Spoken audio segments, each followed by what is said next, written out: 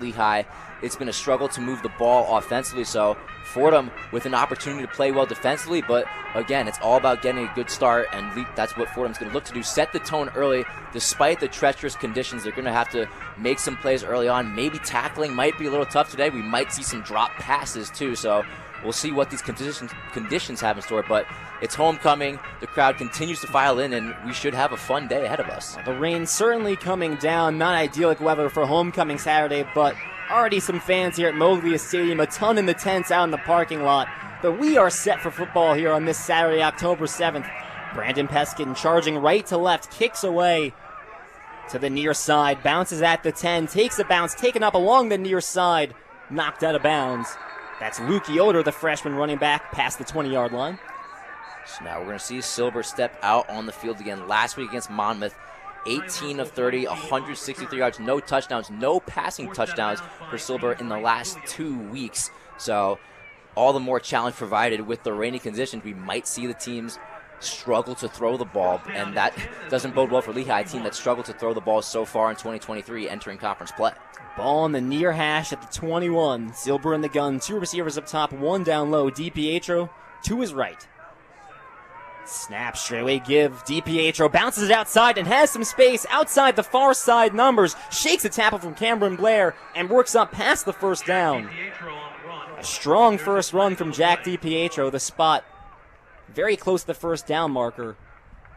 A really nice run to start here, but it did look like Matt Jaworski got almost thrown to the ground in the backfield trying to make a tackle, and it looks like that's what they're calling. Let's not get ahead of ourselves. There is a flag in the backfield, offensive holding, so a strong first one for Jack DiPietro, the senior running back, but a penalty negates that first run.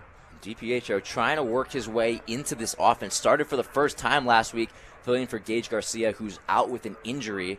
So DiPietro looking to have more of a role in this offense. They've been mixing both DiPietro and Yoder out of the backfield, so expect the same mix today for Lehigh. Lehigh back to their own 10-yard line, 1st and 20. Snap near side give. DiPietro up the right side hash, has some space, stumbling past the 25. A gain of about 18 yards, sets up 2nd and short. So we've seen a couple of nice runs for Lehigh early in this game from DiPietro, and for Fordham, they allowed a lot of yards on the ground last week against Georgetown, so you'd like something to be addressed there, but so far, Lehigh's done a nice job running the football.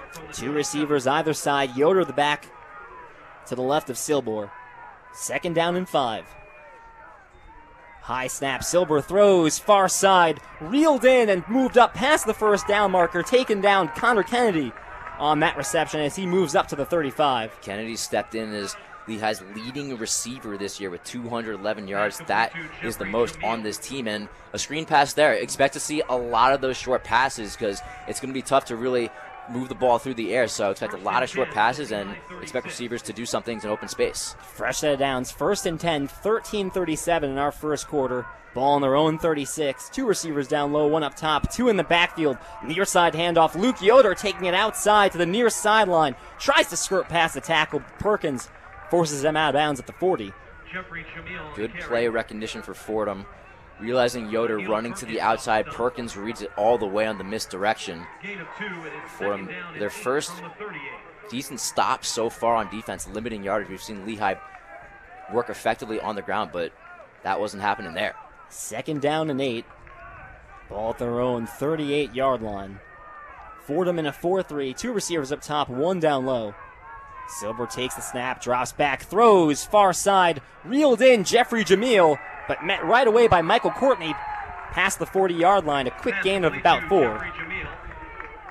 Gain of about 4 going to set Lehigh around the first down marker, so a big play early on. Fordham, a chance to get off the field. We saw a couple times early where Georgetown was extending drives and kept moving the ball down the field and into Fordham territory. Fordham, a chance to correct that with a big stop coming up. 3rd down and 3, needing the 46. 2 receivers either side. Yoder the back to his left.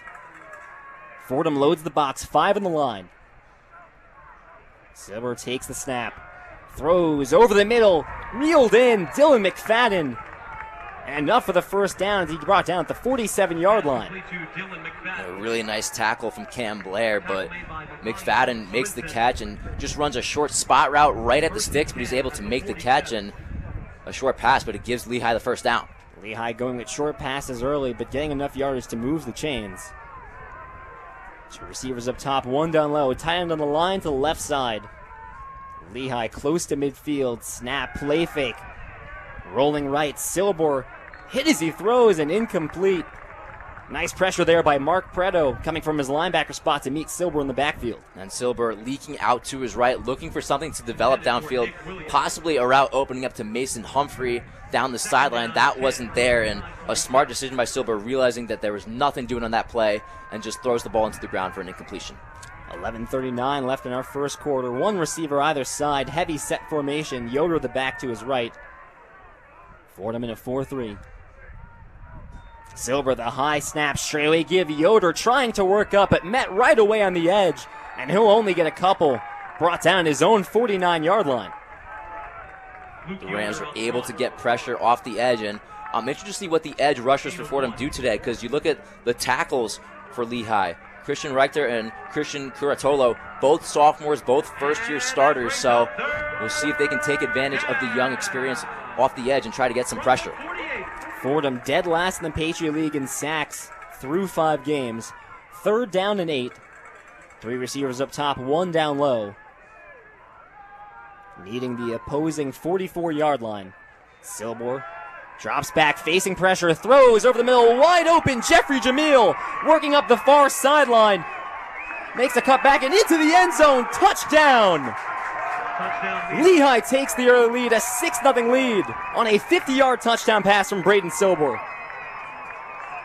Fordham brought pressure. They sent Mike Courtney in on the blitz, and that left the middle of the field open for Jamil, and there was no one within 20 yards of him, Lou. He was off to the races from there, just had one man to beat, and now Lehigh opening drive, scoring a touchdown. Not the start Fordham was looking for, and we talked about the conditions potentially playing a factor, but Lehigh doing a good job throwing the football.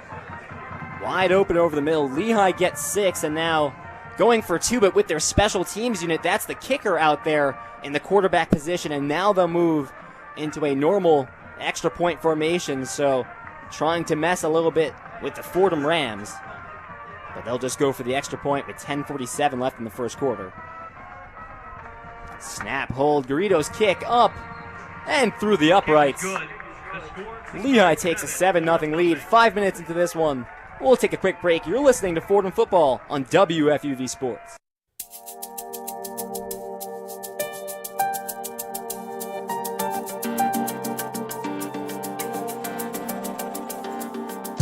Hey everybody, I'm Lou Orlando. And I'm Brian Rabacs. We're your 2 broadcasters for the 2023 Fordham football season. Follow along as CJ Montez, MJ Wright, and James Conway look to lead Joe Conlon's Rams to a Patriot League title. You can listen to us all season long on 90.7 FM and WFUVSports.org. WFUV Sports, the flagship station for Fordham football.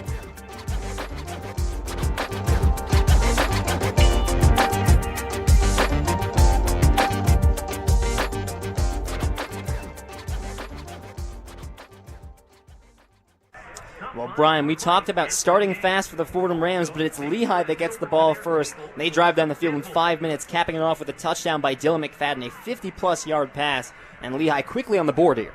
It kind of reminds you of how last week started against Georgetown. The Hoyas had their opening drive, and they scored a touchdown to make it 7-0 early on. And you look at that 3rd down, Fordham at around midfield, Lehigh still in their own territory. They had a chance to get off the field on 3rd down. They were not able to do it. So you're looking at Lehigh and Silber extending the drive, and that just kept the defense possibly getting a little tired as the drive keeps going on, and you see an easy touchdown to McFadden. No one was near him in the middle of the field, so maybe a miscommunication of blown coverage, but once again, comparing Georgetown to Lehigh, both similar starts with both teams scoring on their opening possessions. And Brian, I think especially with the rain coming down, I think we kind of expected maybe a run-heavy game for both teams, but Lehigh comes out throwing the ball, and first it's dink and dunk quick passes, and that sets up the big deep pass for Dylan McFadden right open over the middle. And this is not a team that's known to throw the football really effectively. They've struggled all season long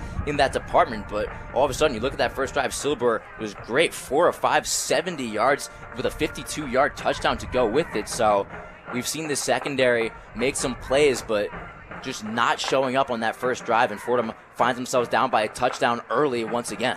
And you turn the attention to a Fordham offense that, especially the last couple weeks, first halves haven't exactly been their strong suit. Only 7 points in the first half against Georgetown.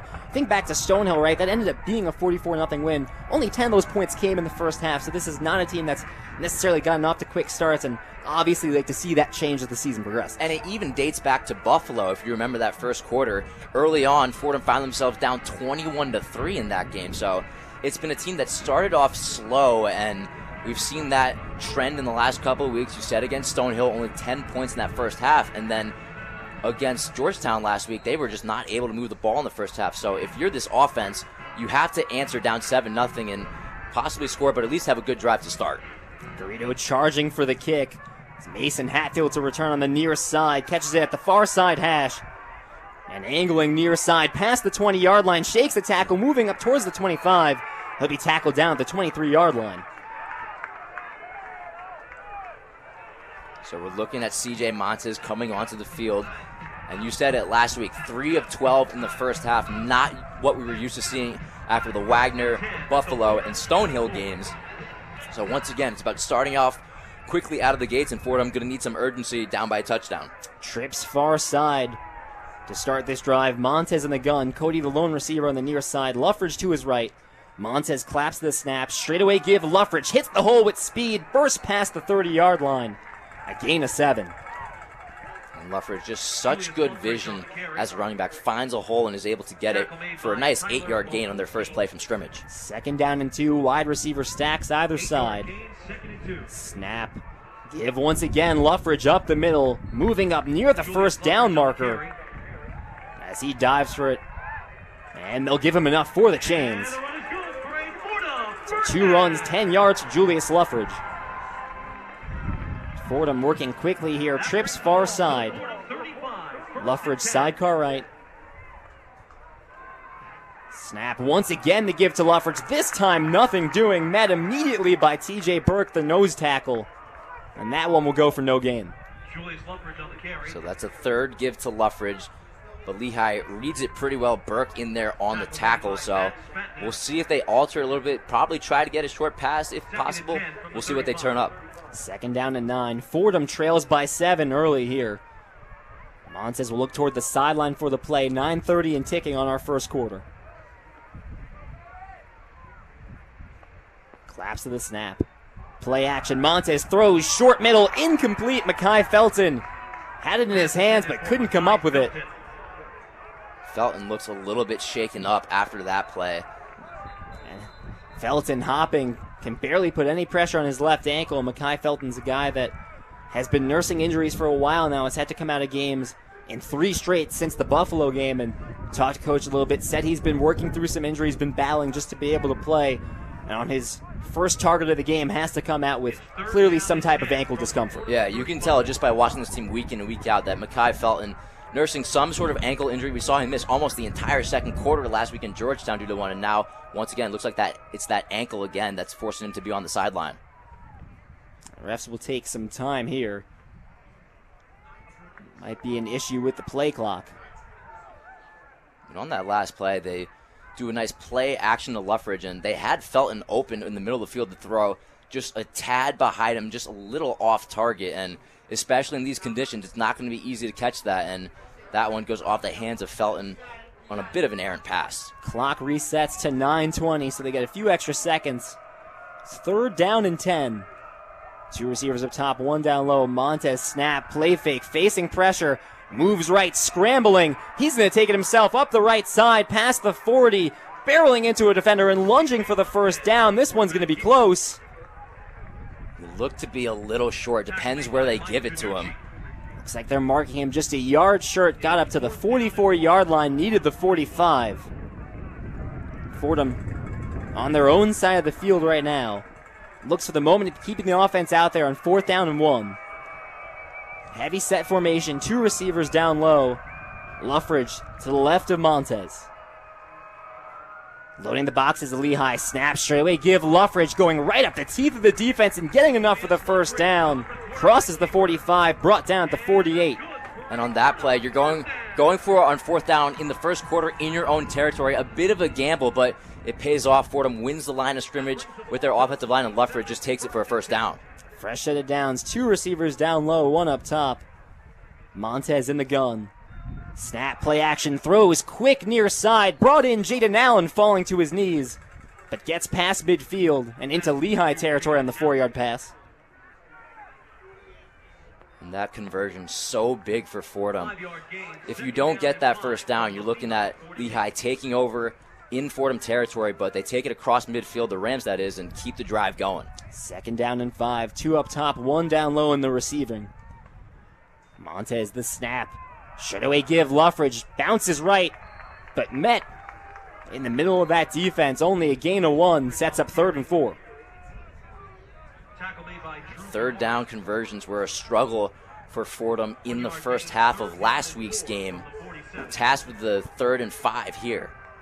2 receivers either side, 3rd down and 5. Montez play action, facing immediate pressure, and brought down. Andrew Sharga with the sack. And Lehigh, a team that's been known to sack the quarterback, gets to CJ Montez on 3rd down and 5, and that should force the punting unit out there. Lehigh brings 2 extra rushers, and Sharga, if you're watching that pre-snap, he times it up perfectly and gets through the line right away, and Montez has the ball, and Sharga is right in his face, and there's no way Montez is getting out of that pressure. He has to take that sack. A big play for this Lehigh defense, and Fordham's forced to punt the football away. It's 6:55 and ticking on our first quarter. Fordham has to punt their first drive of the ball game. Hazlitt stands at his own 30. The snap, but a whistle on the snap, and this play will be blown dead.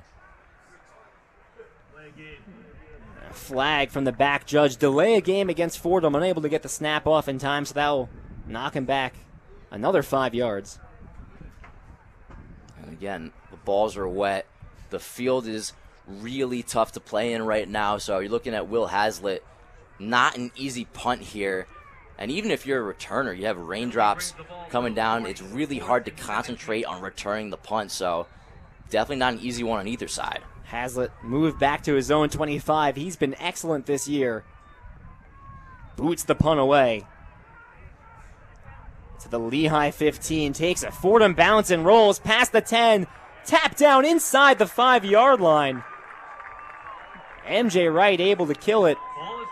And Lehigh will start this drive from their own 2. It's a really nice play on special teams for Fordham. First of all, a great punt from Hazlitt, but a really nice job from Wright, recognizing that it's taking a Fordham bounce, but it was going towards the end zone pretty quickly, so Wright has to get in front of it. He's able to stop it, and it looks like they're going to mark it at around the 3-yard line, so unenviable starting field position for Lehigh, pinned right inside their own 5 and at their goal line. 6:33 left in the first quarter. It's Lehigh 7-0 lead for Fordham's homecoming game. We'll take a quick break. You're listening to Fordham Football on WFUV Sports.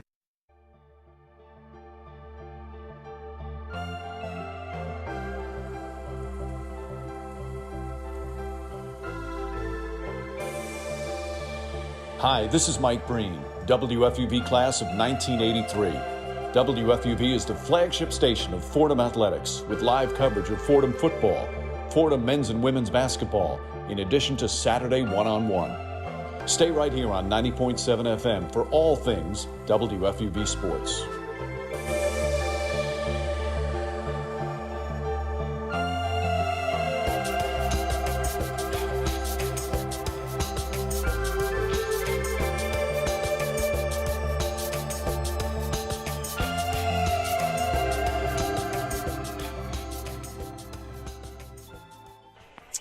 WFUV Sports bringing you Fordham football. Lou Orlando, Brian Rabacs, Will Talon, our on-site producer.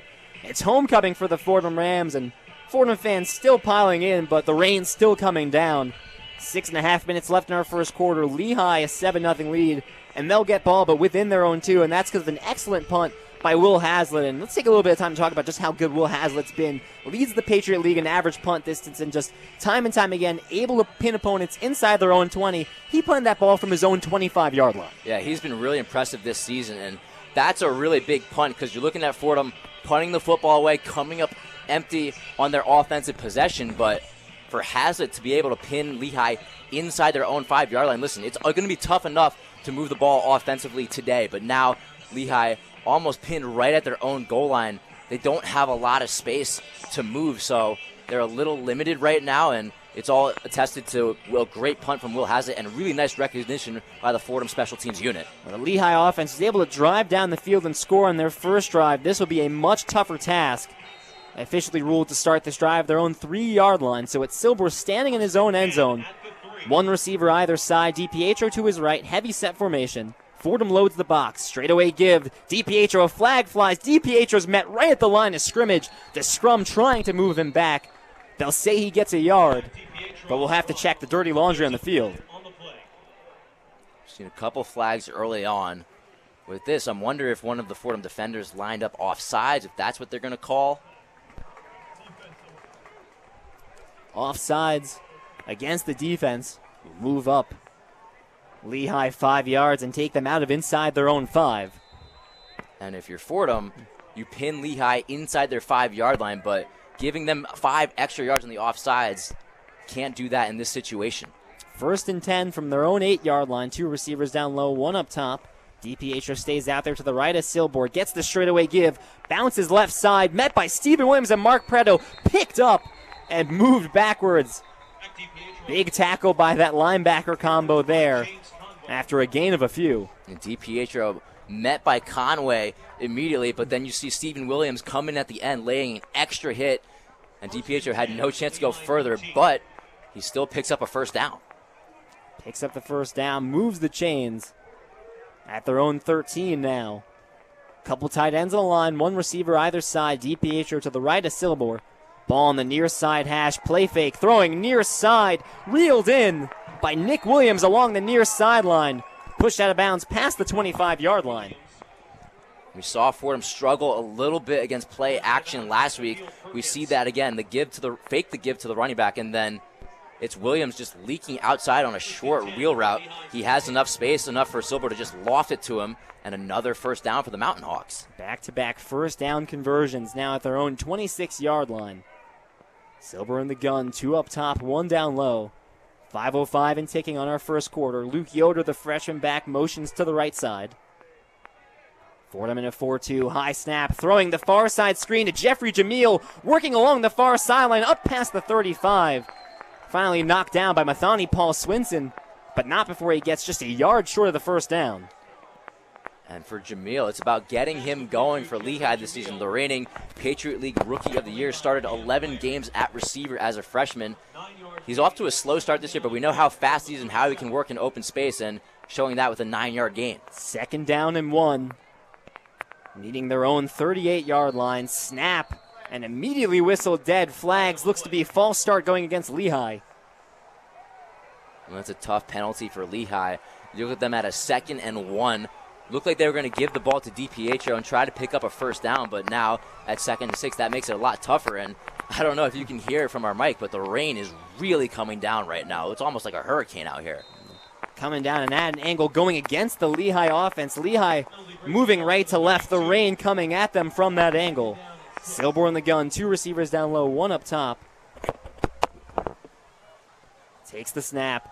Looking middle, throws middle, incomplete. A huge hit from Stephen Williams, knocking Martin Laham off track from that ball. What a hit by Stephen Williams. Yeah, Laham just running a slant route, and he had some open space, but the issue is Stephen Williams comes in and lays a big hit, knocks the ball loose. That's exactly what you're looking for as a defensive back. So Williams comes in, a big hit, forces incompletion, and sets up a 3rd down for the Mountain Hawks. 4:09 left in our fourth quarter. In our first quarter, it's 3rd down and 6 for the Lehigh Mountain Hawks. 2 receivers either side. Silber in the gun. Snap. Facing pressure from the 3-man blitz. Steps up. He'll look to run himself along the left side, but going nowhere. Taken out at the legs by James Conway after a gain of 4. And that sets up 4th and short for this Lehigh offense at their own 36-yard line. And poor blocking up front for this Lehigh offensive line. You mentioned Fordham only sending 3 rushers, but they're able to get through and force some pressure on Silber. He has to dance outside the pocket, try to run for a first down, but unable to do it. And Fordham, their first defensive stop of the day, forcing a punt. Ben Banks, Alta Cruz out to punt for the Lehigh Mountain Hawks. It's Cole Thornton set to return at the Fordham 20-yard line. Altacruz on his own 20 as well. 3:25, boots the punt away. Bounces at the 30, takes a Lehigh bounce inside the 20, still rolling, and finally out of bounds. At the Fordham 10, a nice punt by Banks Altacruz. We've seen a couple of nice punts on both sides. Now Banks Altacruz gets a nice punt. It goes a good amount of distance, and Fordham going to have to work from inside their own 10-yard line after a punt on their first drive. And Fordham, at least based on that first drive, clearly going to lean on Julius Luffridge in that game.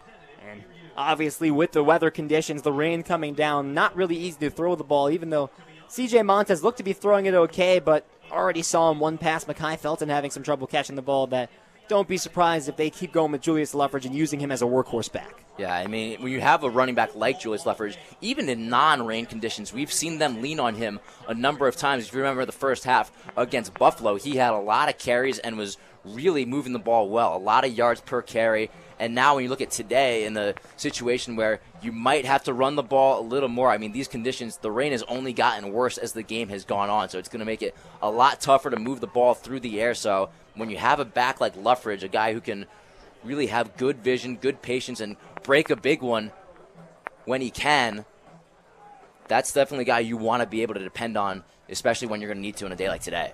You know, we talk about the Fordham offense getting off to slow starts in first quarters, first halves. Well, tough to score if you don't have the ball, and what Lehigh's done is they've basically doubled Fordham in time of possession so far. Lehigh, nearly 8 minutes of possession. Fordham only 3.5. 3 minutes and 16 seconds. Fordham getting the ball in the first quarter for just the second time in this game. And this is another thing that we saw last week against Georgetown, time of possession. We saw the Hoyas really extending a lot of drives early on in the game, and what it resulted in was a total skew in time of possession. You look at Georgetown, 39 minutes of possession, Fordham just 20. So when you leave the defense out on the field for much longer, it creates a lot more pressure on them, forces the offense to have more urgency. So we're seeing that trend come up once again today against Lehigh. Fordham's going to have to correct it if they want to get back in the win column. The Fordham offense will try out there. They'll start this drive with ball on the far hash at their own 10-yard line.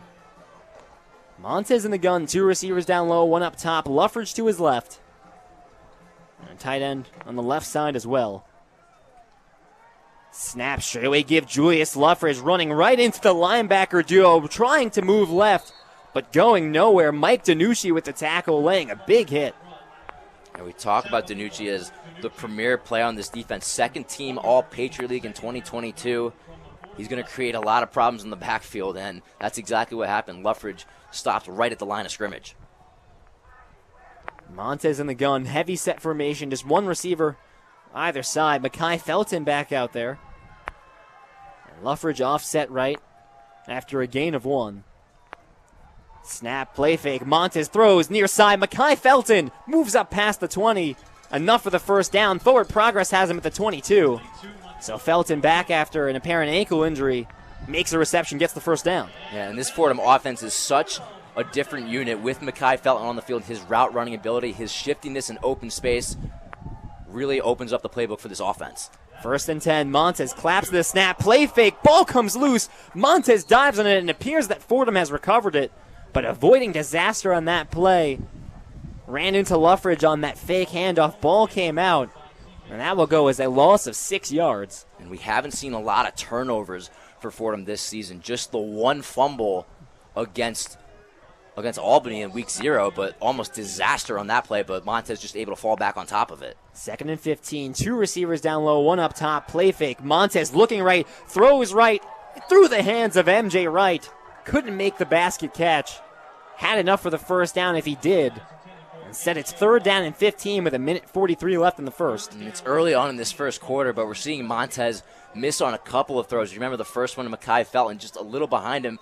This one, he had enough space for MJ Wright, but just out of his reach, and it goes off his hands. Empty backfield, 2 receivers on the far side, 3 on the near side for Montez. 3rd down and 15, needing their own 32. Montez claps to the snap, throws quick near side. Julius Luffridge working up along the near sideline, jukes past the defender, gets the first down, still going, stumbling past the 40-yard line. Eventually brought down, but not before a huge gain of 23 yards. Lehigh brings the pressure.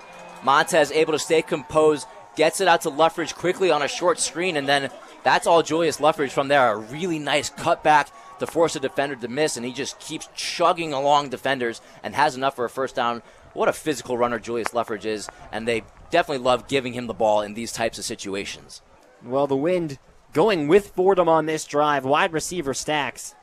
Snap, play fake, Montez evading pressure, now scrambling left. He'll look to keep it himself along the near sideline. Sends himself out of bounds, shy of midfield at the 49-yard line. But able to pick up a few and make this second and manageable. Clock ticks under a minute in our first quarter. And we didn't see Montez use his legs much, if at all, last week against Georgetown, but on that play, good recognition. No receivers open down the field. He decides to take it himself and gains about 5 yards. Trips far side, 40 seconds and ticking on our first quarter. Fordham Rams a yard short of midfield. Montez motions Luffridge to his right. Takes the snap, straight away give Luffridge, bounces past the 50, and works up to the Lehigh 48, about a yard short of the first down.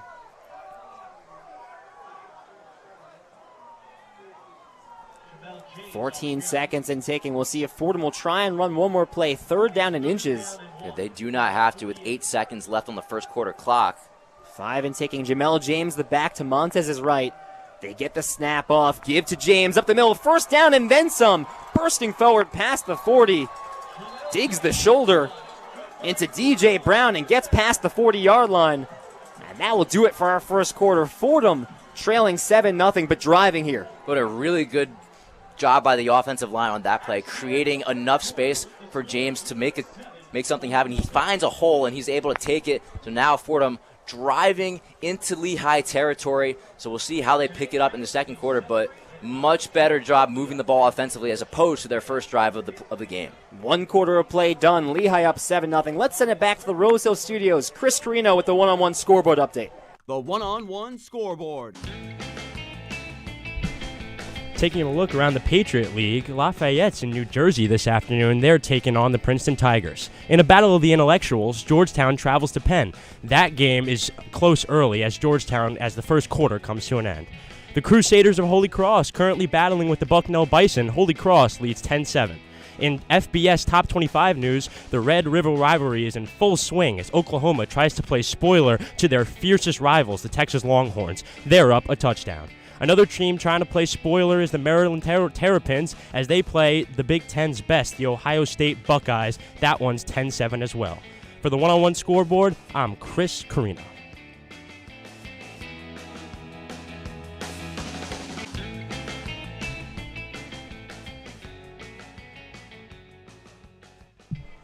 One quarter of play done. This is Fordham football on WFUV Sports. Lou Orlando at Brian Rabacs. It's Fordham trailing 7-0. Their second straight conference game after dropping their conference opener to Georgetown last week. For Lehigh, this is their first conference game of the season.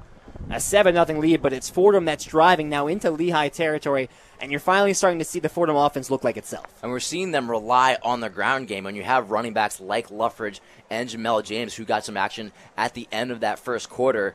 It's a really dependable group back there. So on a day like today where the conditions are seemingly getting worse, you're going to have to rely on your running backs, and they've been up to the test. And if any of our listeners were at the Stonehill game, that was also a really rainy conditions, but today it is so much worse. The rain is really heavily coming down. There's a lot of wind too, but Fordham, if you want to look at a positive, the wind is going in their direction, so it makes it much easier for Montez to throw the football. So we'll see if he tries to make a play to MJ Wright or Mekhi Felton. We know the connection he's had with Garrett Cody in recent weeks, but we'll see if he's able to do it. But it's really tough today with this rain. Yeah, the rain coming down. This Moglia Stadium, I'd say about 3/4 full, not absolutely packed, but plenty of Fordham fans in the tents listening to our broadcast as it's playing there. Well, you'd have to imagine that if it was a sunny day, most people would be here. We heard that tickets may have been sold out for this game, but they do have the tailgate tents going out there. There's a tent on Eddie's Parade where the game is being broadcasted, so There's a big audience for homecoming. It's a special day, and any Fordham fan is going to tune into this one. It's a big one, especially against a conference opponent, and it's homecoming. You have to be excited. It's homecoming. Shout out to the fans that have come here to Moglia Stadium. A lot of umbrellas, a lot of ponchos, and the rain certainly not showing any signs of letting up. We're set for our second quarter of play. Fordham trailing by 7, but in Lehigh territory at the opposing 42. The opposing 36, excuse me. We'll start off with Montez in the gun. 2 receivers down low, 1 up top, tight end right. Luffridge re-enters to the left of Montez. Fordham now moving left to right. Snap, near side give, Jamel James trying to work off right tackle, but nothing doing. Nice tackle, Tyler Ohalski coming off the side. Lehigh just has a lot of playmakers up front. You look at Dean Colton, the captain, Trevor Harris, and then we've talked about DiNucci. There's a lot of talent in this front 7, and they're doing a good job of limiting Fordham so far in this second quarter after 1 play. 1 yard gain for the freshman Jamel James. 2 receivers up top, 1 down low. James still out there to the left. Snap, play fake. Montez in the pocket, throws left. Diving catch, Mekhi Felton. Is he able to get under it? He did. The refs rule a catch along that far side. A diving grab by Mekhi Felton. Well, you're seeing it right here. So tough to throw the football in the rain, and what should be an easy throw to Mekhi Felton just is underthrown. He has to dive for it. And he has some confusion as to whether or not he caught that ball. You saw members of the Lehigh sideline signaling incomplete. Just a matter of whether Felton was able to get his hands under it. Well, that was going to be a very tough completion, a far side curl route, and Montez underthrows it, so Felton has to come back a few extra yards than he already would have and then dive forward to make that catch, and that's one that you usually don't see that catch made, so a bit surprised, I think, to see them rule the catch on the field. They're going to have to talk things over, but for Felton, on a normal day, that's an easy completion, an easy first down. He had some space with defenders playing about 10 yards off, but with there, not only does he have to make a tough play, he has to come back in front of the chains to make that catch. So even if they mark it as a completion, it's still going to end up being a third down, but obviously still a lot of questions as to whether or not he caught that ball. It's just a matter of, did it hit the ground? Did he get his hands under it? There's a lot of questions surrounding this route, but the refs are going to take every look at this and try to make a correct judgment. I think clearly you can see that the Fordham playbook a little limited today. This year, I don't know that they've gone to the deep ball as much as they had in previous years with Tim DeMorat, but even with, I would say, as few as they go deep, probably even less today. A lot of short routes, a lot of running the ball up the middle with Luffridge and Jamel James, and you can tell that that's the strategy coming into this one and still here in the second quarter. Less today, and you're also seeing it if we're to believe that they have receivers banged up, MJ Wright and Mekhi Felton playing a little bit hurt. It's going to make it so much tougher for these receivers to get open down the field and create the big plays that we saw against Wagner, but obviously the conditions don't help and receivers struggling to get open, and this secondary of Lehigh doing a nice job so far, letting Fordham take whatever they can underneath. And that's what it's going to be, that type of day. This Lehigh defense, we talked about it a little bit, led by Mike DiNucci, the senior linebacker, led the Patriot League in sacks and tackles for loss last year.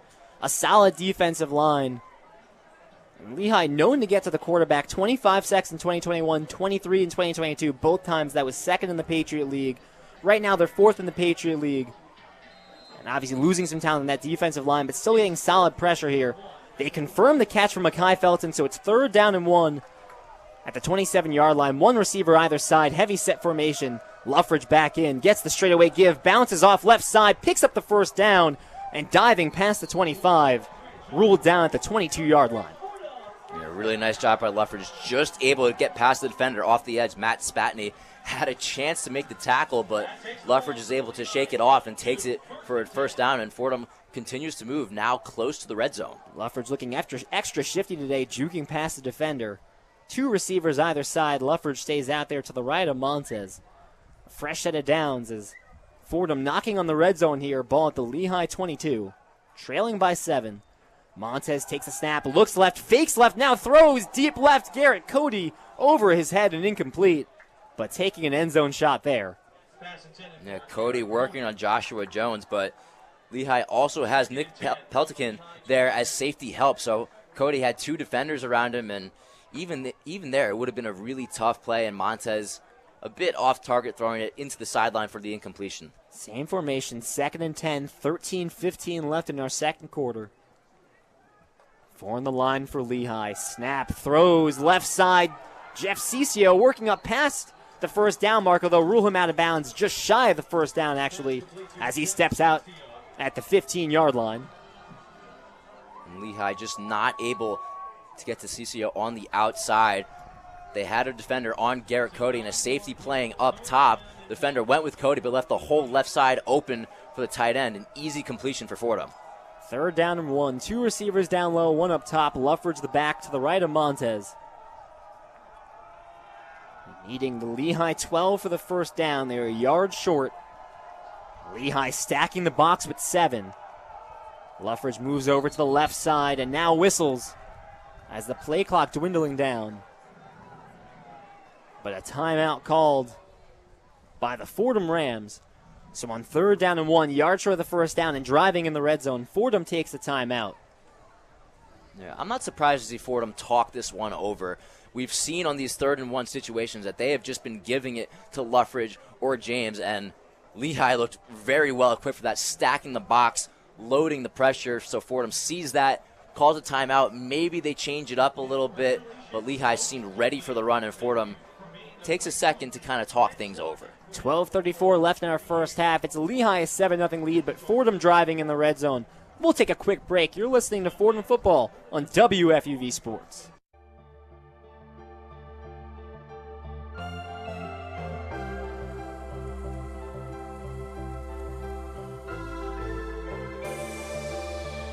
Hi, this is Mike Breen, WFUV class of 1983. WFUV is the flagship station of Fordham Athletics with live coverage of Fordham football, Fordham men's and women's basketball, in addition to Saturday one-on-one. Stay right here on 90.7 FM for all things WFUV Sports.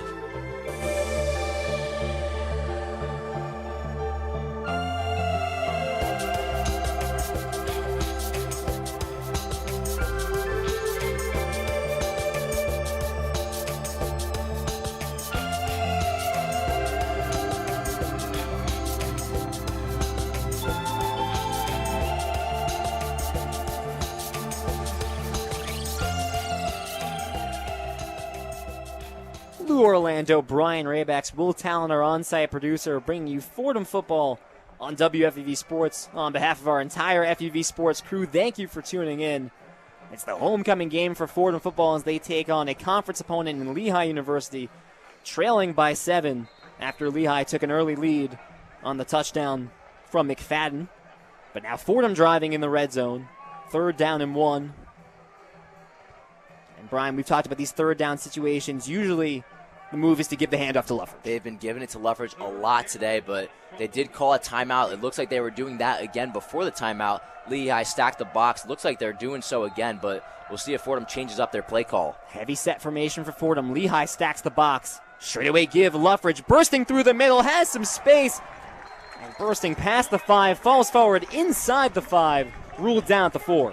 Lehigh stacks the box, and the line is still able to create a lane for Luffridge. So not only does he get to the first down, he takes it up a lot more inside the 10-yard line, setting up a 1st and goal for this Fordham offense. Same formation for Fordham, 12-10 and ticking on the first half. 1st and goal from the 4. Montez in the gun, takes the snap. The give to Luffridge, right side. Keeper Montez dives for the end zone. Touchdown Fordham! CJ Montez brings the Rams within 1 on that read option, keeps it himself, and dives in on the far side. So we've seen early on in this game, Lou, Fordham really relying on their running backs, forcing Lehigh to be ready for it. They certainly were there. The issue is Montez makes a really nice read, ends up keeping it. The left side is open. He's able to take it in for the touchdown, and a really big score for Fordham, who really needed to answer down by a touchdown. Now an extra point away from tying the game and possibly the offense settling into this game. CJ Montez, the first rushing touchdown of his Fordham career. It's Peskian in to tie this game at 7. Snap, the hold, kick clears the line, right through the uprights. Fordham even at 7 with 12:02 left in our first half. And that drive, led by CJ Montez, capped off by CJ Montez on that QB keeper. And I think the big thing about that drive was Fordham was able to extend it now to a point where they're winning the time of possession, 8:22, so they kept the drive going, and like you said, a lot of it is from C.J. Montes. We saw him make a couple of nice throws, hit some open receivers, but the ground game was just incredible, getting the big gains when they needed them, and even those 3rd-and-1 situations, we saw them rely on their running backs, and they were able to pick up first downs, and then they're able to take it all the way into the red zone, and then we see Montes keeping himself. So it's not just the running back. C.J. Montes doing it with his legs as well. And Brian, we've talked a little bit about the transition from Tim DeMorat to C.J. to C.J. Montes. Obviously, two very different quarterbacks. Tim DeMorat, a pocket passer, a guy with a really good arm. C.J. Montes brings a bit more athleticism to that game, and you've seen the read option become a major part of what Fordham does, and obviously results in the touchdown. But C.J. Montes' legs, I think you see it on that drive with his ability to scramble, escape the pocket, make something out of nothing. It's just a new wrinkle in this Fordham offense that they haven't had in years past. And this is an FBS talent, so you're looking at C.J. Montes. We knew coming into the season that he could run the ball, but seeing his arm talent too and the way that he's been able to pick apart some defense, still leads the Patriot League in yards and touchdowns and has been really smart with the football this season. No interceptions, but then he's also able to do stuff like that where he's able to run so easily. You're comfortable with him taking it across the line of scrimmage into open space, and on that touchdown, nobody on the left side, and Montes walks in. Those were things that you weren't seeing last year with DeMorat at the helm. Tim DeMorat obviously set numerous Fordham records with his amazing arm, and I think the deep pass has become less of a facet of the Fordham offense, but I think what this new style of offense has showed you is that they don't necessarily need the deep ball at all times, that you can still have sustainable drives, kind of dinking and dunking 10, 15-yard passes, a steady run game, and that's really what Fordham's relied on all year. They've had the deep ball occasionally, but it's not something they've relied on. And Fordham obviously recognizes that C.J. Montes is not the same player as Tim DeMorat, so they've done a nice job of designing this offense to work to his strengths. And we saw it last year with DeMorat. There was a lot of deep strikes, but this year there's a lot of shorter passes and a lot of more lanes for them to run the football. So they're designing the offense for a way for C.J. Montes to be the most successful in it, and we've seen that for the most part this season. The Fordham offense has been hard to stop, and we saw them get off to a slow start today, but answered pretty quickly with a touchdown. Well, Fordham back even at 7, 12 minutes left in our second quarter. Set for the ensuing kickoff. Peskin, pooch kick towards the near side. Fair catch at the 25-yard line. And that's where Lehigh will take over on their third drive of this ball game. And after a very successful first drive that ended in a 52-yard pass to Dylan McFadden, second drive not so much. Fordham defense stiffens up a little bit and able to force a punt. And Lehigh just 6 plays on the second drive, only going 33 yards, so they do have to punt the football. But Fordham, if you're the defense, your offense has tied this game, gotten you back into it. Now it's time to keep that going, get a big stop, and give the offense a chance to take the lead and give them the football back. Silber in the gun, 2 receivers up top, 1 down low. DiPietro the back to his right with the line showing strong right. Snap, Silber rolling right off the snap. Meandering throws on the run, nearly intercepted, but knocked down either way. Mike Courtney in coverage there, right in front of the receiver and knocking the pass down. That's a really dangerous throw from Silber. That's one where he really has to be smarter with the football. There's no reason to force that ball to Kennedy. You have it to the sideline where you can just loft it out of bounds and throw it away, but he targets Kennedy and almost ends in disaster with an interception from Courtney. Formation flips to the near side. Ball in the near hash. Snap. Quick throw near side. Jeffrey Jamil the catch at the 30. Working up towards the 35. He'll get there. It'll be close to see whether or not he got the first down. First down marker right at the 35-yard line. And they'll say Jamil picked it up. A 10-yard reception. And Jamil's so fast and so good in open space. We've seen them design that play to him a couple times there. He gets a block from Kennedy down low and is able to take it 10 yards for a first down. And that's the type of player that Jamil is known to be. 2 receivers up top, 1 down low. DiPietro the back to the left of Silber. Snap, right side give. DiPietro working up past the 40, still going as he shakes the defender and brought down a yard short of the first down at their own 44-yard line. Strong running by DiPietro, using his lower half. Yeah, it really is, and taking defenders with him. A lot of yards after contact for DiPietro, and we know that this running back room, there was going to be some testing and some figuring things out with Garcia out with an injury, but DiPietro and Yoder had a solid week as a tandem last week against Monmouth, and so far today they're doing a nice job. Heavy set formation, just one receiver either side, 2 tight ends in the line. Snap, right side give, DiPietro right in to the right side of that defense and making the tackle, Sam Burkle. DiPietro able to fall forward for the first down, but just barely. Sam Burkle right there to meet him, but just a short gain, but enough for the first down. So Lehigh moving the ball, picking up a couple of first downs on this drive. So we'll see if the Fordham defense is able to respond, but you have to like what this Lehigh offense is doing. This is a team that struggled to move the ball a lot this season, so if you're that coaching staff, you like what you're seeing today. Heavy set formation, ball on their own 46, first down and 10.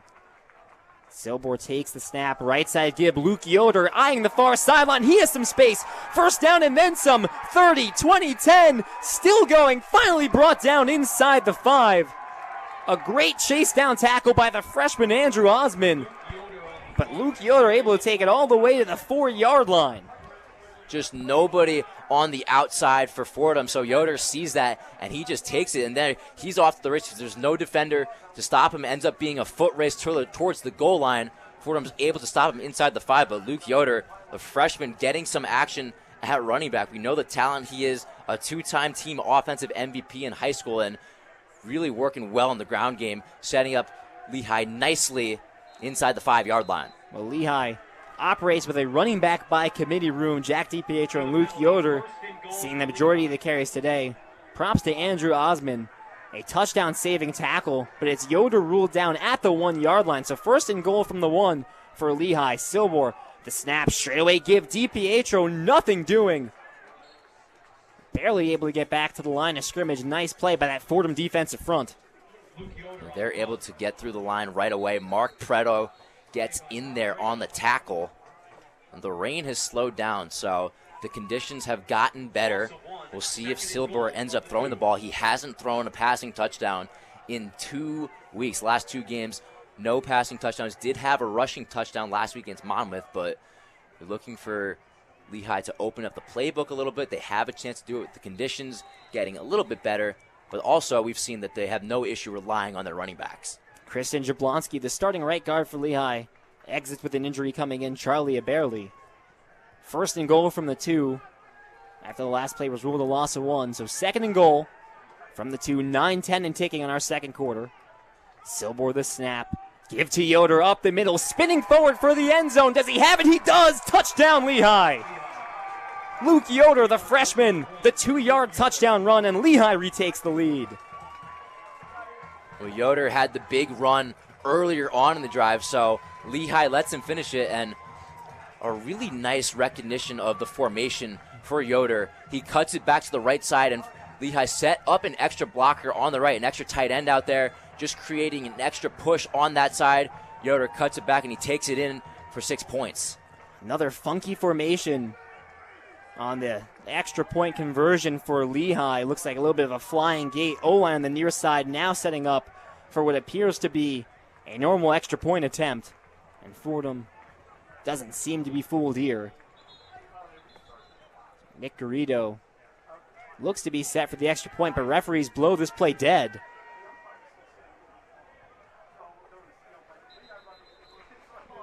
Whistles have killed this play.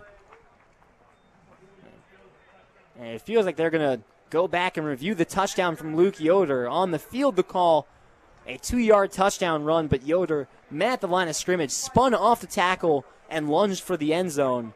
And obviously that a bang-bang play, so they're going to take a further look. It was very close. It matters where does the ball cross a plane and when does his knee go down. He looked to be stopped right around the goal line, so it really could have gone either way. We don't have the best view up here, so the referees are going to look at this and try to make a correct judgment. But for right now, you have to remember it was called a touchdown on the field, so we'll see if there's enough to overturn and if they keep this Lehigh offense on the field. You know, going back to that drive and the big play that set up that touchdown from Yoder, the big run, 51-yard run for Luke Yoder that gets them down at the 1-yard line. That's something we've seen the last couple weeks. Going into Georgetown, Fordham had the best rushing defense in the Patriot League. Then they let up 221 yards on the ground against a very good running Georgetown team, but you think back to the 70-yard run from Naeem Kearney and just all the success that Georgetown had on the ground. And I think seeing a little bit of that from Lehigh, already 89 rushing yards, the big run from Yoder, and just not a ton of containment on the outside. Yeah, the defense, we've seen them allow a lot of back-breaking plays and plays that go for big yardage. So you mentioned the 70-yard run that Naeem Kearney had in the third quarter of last week's game against Georgetown.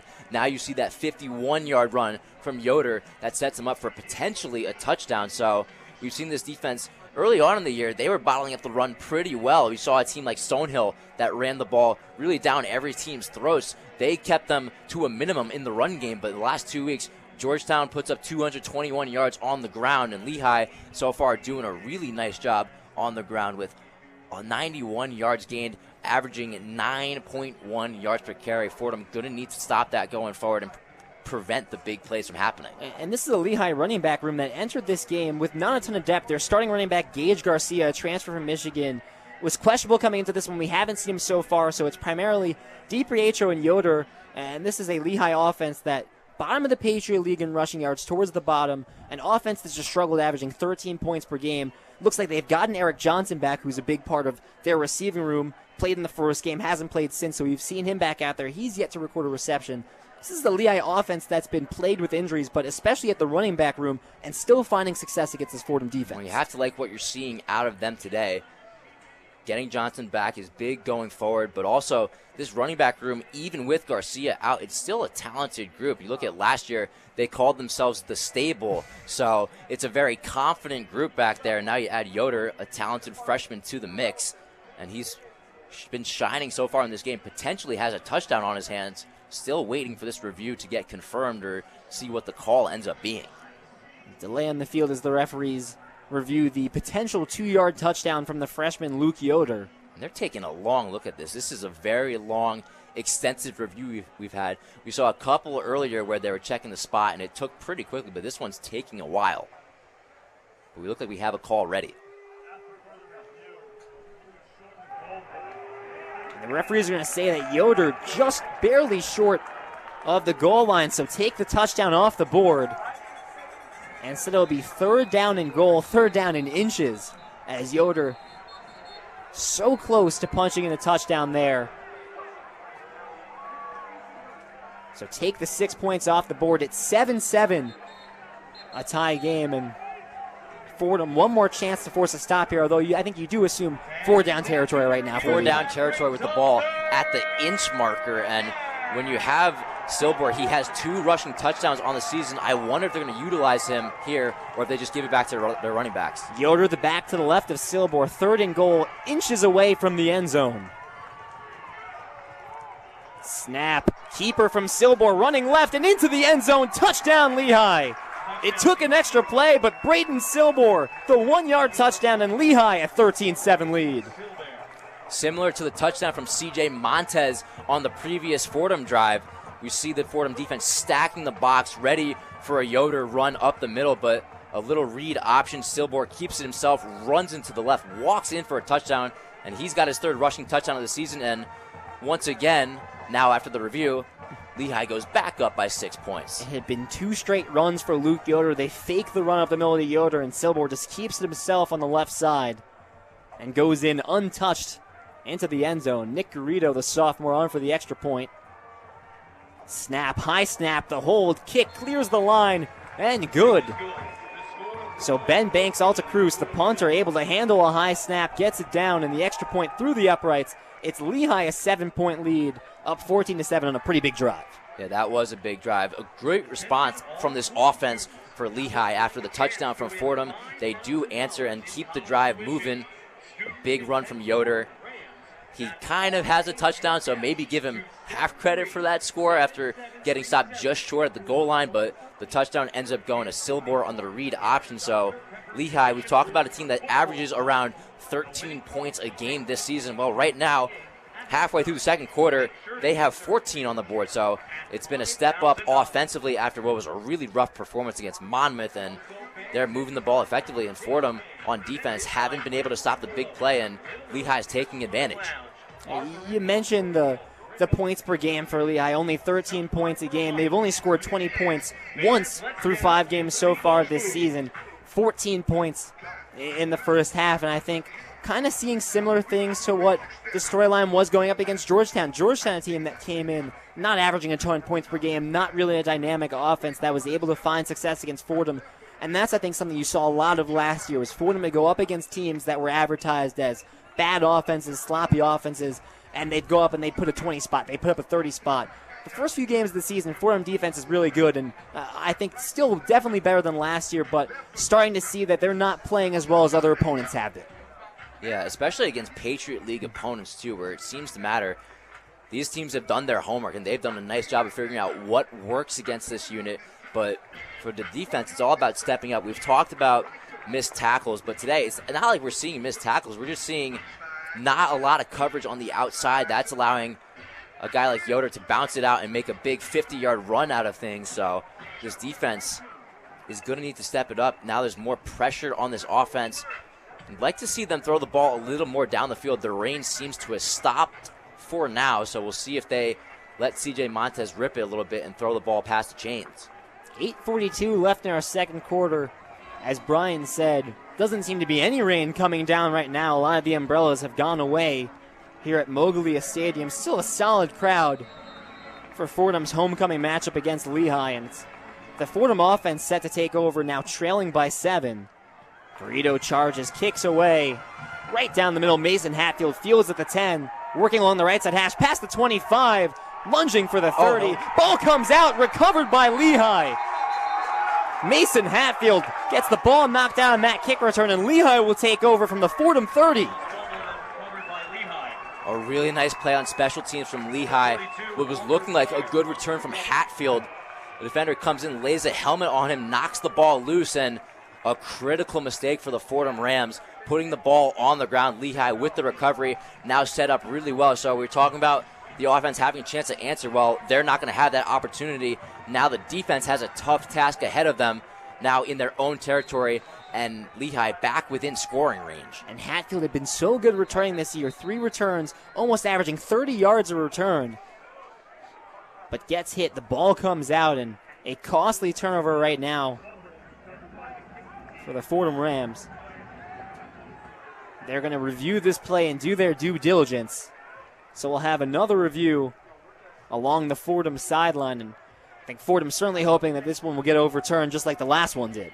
Yeah, I don't know if you can afford a mistake right now like that in this situation. You're coming off your defense, allowing a touchdown. You need to give your offense a chance, right? And they looked like they were going to have solid starting field position, but now the fumble, and they do confirm that it was a fumble. Very quick review there. So Hatfield puts the ball on the ground, but a chance for Lehigh to take advantage, see if they can get some points off of turnovers. And if they can make this a 2-touchdown game, you have to feel really good about where this team is at, especially with the way that they've struggled early on this year. So Lehigh offense right back out there after a 70-yard touchdown drive.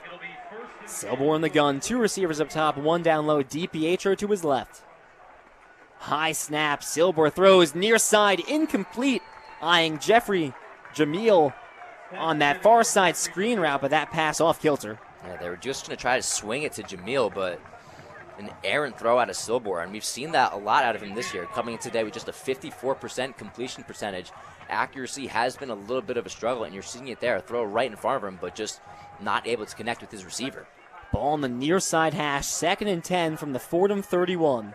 1 receiver either side, straight away give DiPietro, tackled in the backfield by Mark Pretto. That will go as a loss.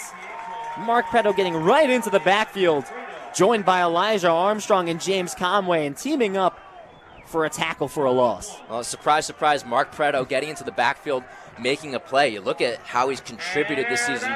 13 tackles last week in the loss to Georgetown, 37 on the season. He's been a big playmaker as a sophomore, and you see that right there with a big stop behind the line of scrimmage.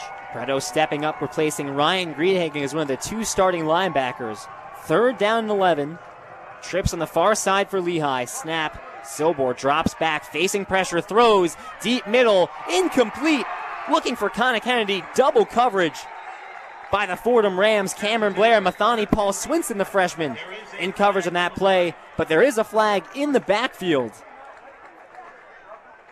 We'll see what this is, but a really nice play by Paul Swinson, the freshman, in coverage. This is going to be a foul for unnecessary roughness on the hit against Silbor. Silbor hit as he threw. They're going to call that play for roughing the quarterback. And instead of either a 4th down and long, a punting situation, Lehigh gets 15 free yards and a first down. And now they're inside the red zone for Fordham 18. These are plays that just can't happen. You have a big stop on 3rd down, but roughing the passer keeps the drive going. Snap, Silbor give up the middle to DiPietro, fighting for every yard. And he'll be able to get one, was met right at the line of scrimmage. And just referring back to the penalties, Lou, we saw last week in Georgetown, it was a struggle. We saw a lot of offsides penalties that negated a lot of 3rd down stops for this defense. Now you get a big play, had a chance to force a 3 and out, but now it becomes a 15-yard gain, and Lehigh's able to move it, continue to go into the red zone. Just a really crucial mistake that you have to be able to eliminate. 7:13 in the second quarter. Snap, play fake, Silbor looks right, throws right, caught, Jeffrey Jamil into the end zone, touchdown Lehigh. Lehigh takes a 2-score lead, Jeffrey Jamil's first touchdown of the game. 17-yard touchdown reception. Well, they've been going to Jamil a lot today, and he's been making this Fordham defense work there. He's just running a short crosser to the front pylon. He has enough of a step in front of a defender. He's able to make the play and take it across, and we know the speed that Jamil has, reigning Rookie of the Year in the Patriot League, and he's having a big game today on offense, and now Lehigh finds themselves up by potentially 2 touchdowns if they can get this extra point. Another funky formation for their special teams unit, but it will just be the standard extra point attempt for Nick Carrino. Perfect today. This is a 3rd attempt. Snap, the hold, kicks up, and through the uprights.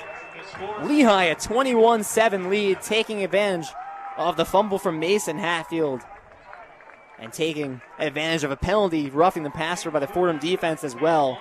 So Jeffrey Jamil, as you said, the reigning Patriot League Rookie of the Year, coming into this season. Maybe at this point in the first few games, Connor Kennedy's been the leading receiver for this Lehigh team so far, but it's Jeffrey Jamil showing out 5 receptions, 50 yards, and a touchdown.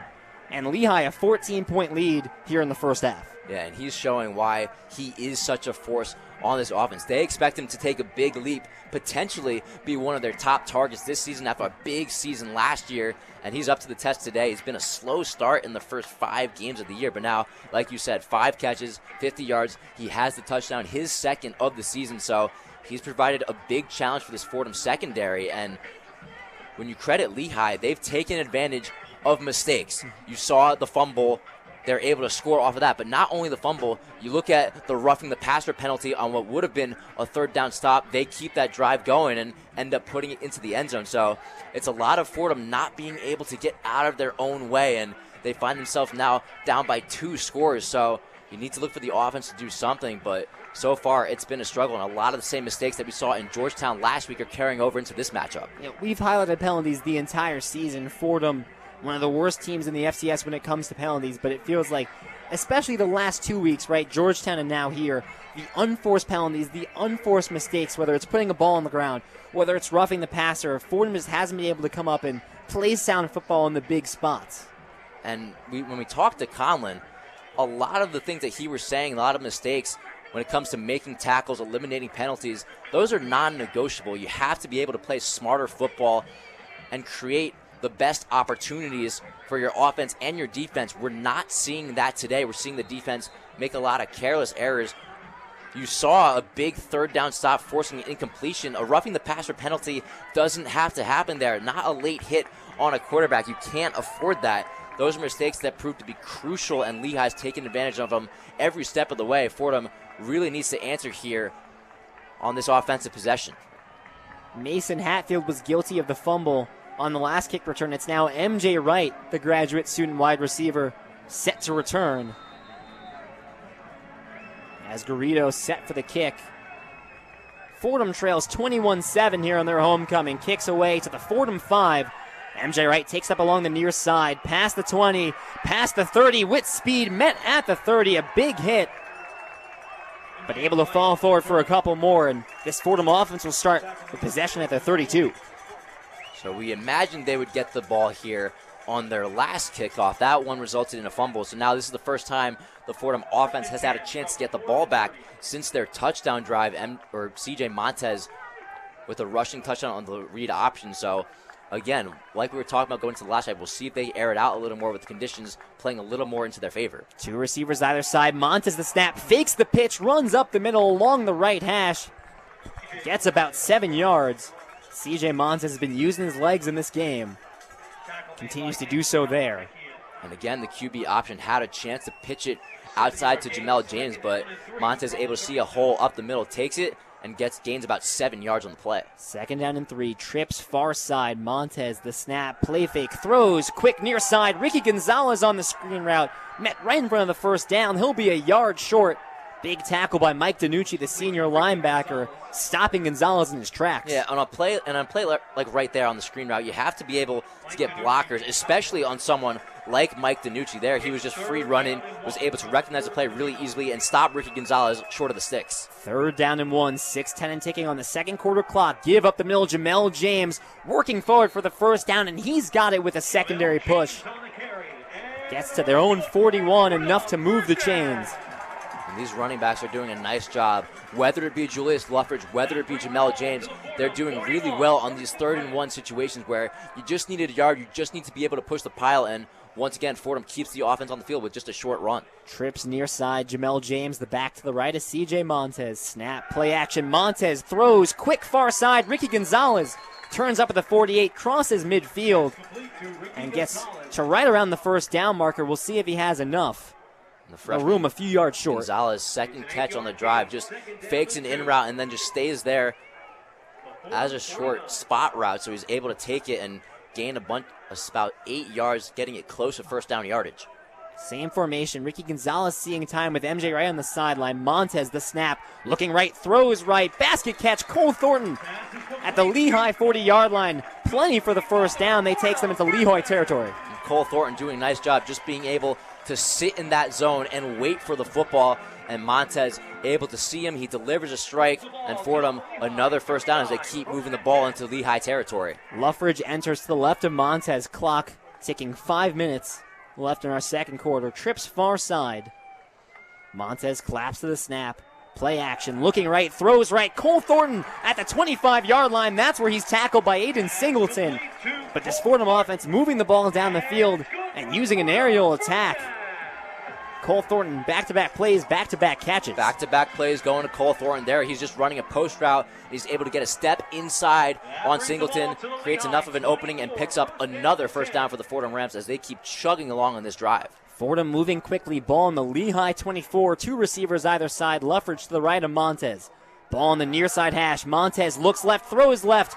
Waist-high catch, Mekhi Felton. Gets inside the red zone out of bounds at the 17-yard line. Yeah, just a quick out route there from Felton, and Montez knew where he was going all the way with that football, so him and Felton seemed to be on the same page. Felton wasn't looking for the ball initially, but the second he breaks that route to the sideline, he's there and he's ready for it. So a nice play recognition there, really nice communication, and a nice completion for about 7 yards. 3:55 and ticking. 2nd down and 4. 3 receiver tight end set. Snap, play action. Montez throws near side through the hands of Mekhi Felton. Would have had the distance for the first down, but Mekhi Felton's second drop of the game. Now 3rd down and 4. And for Fordham, down by 2 touchdowns, 3 minutes, 46 seconds left to go in the quarter. You'd imagine this is 4 down territory. Now on 3rd down, we've seen them have a lot of 3rd and short situations. This one's about 3 yards, so it opens up the playbook a little more. It looks like they're going to go empty backfield, so if they're going to do it, they're going to be doing it through the air. 3 up top, 2 down low. Luffridge coming across in motion, and now we get flags and a timeout from Lehigh. So on 3rd down and 4, a big 3rd down here at the end of this first half. Lehigh will take a timeout, talk things over. We'll stay right here. It's Fordham trailing 21-7.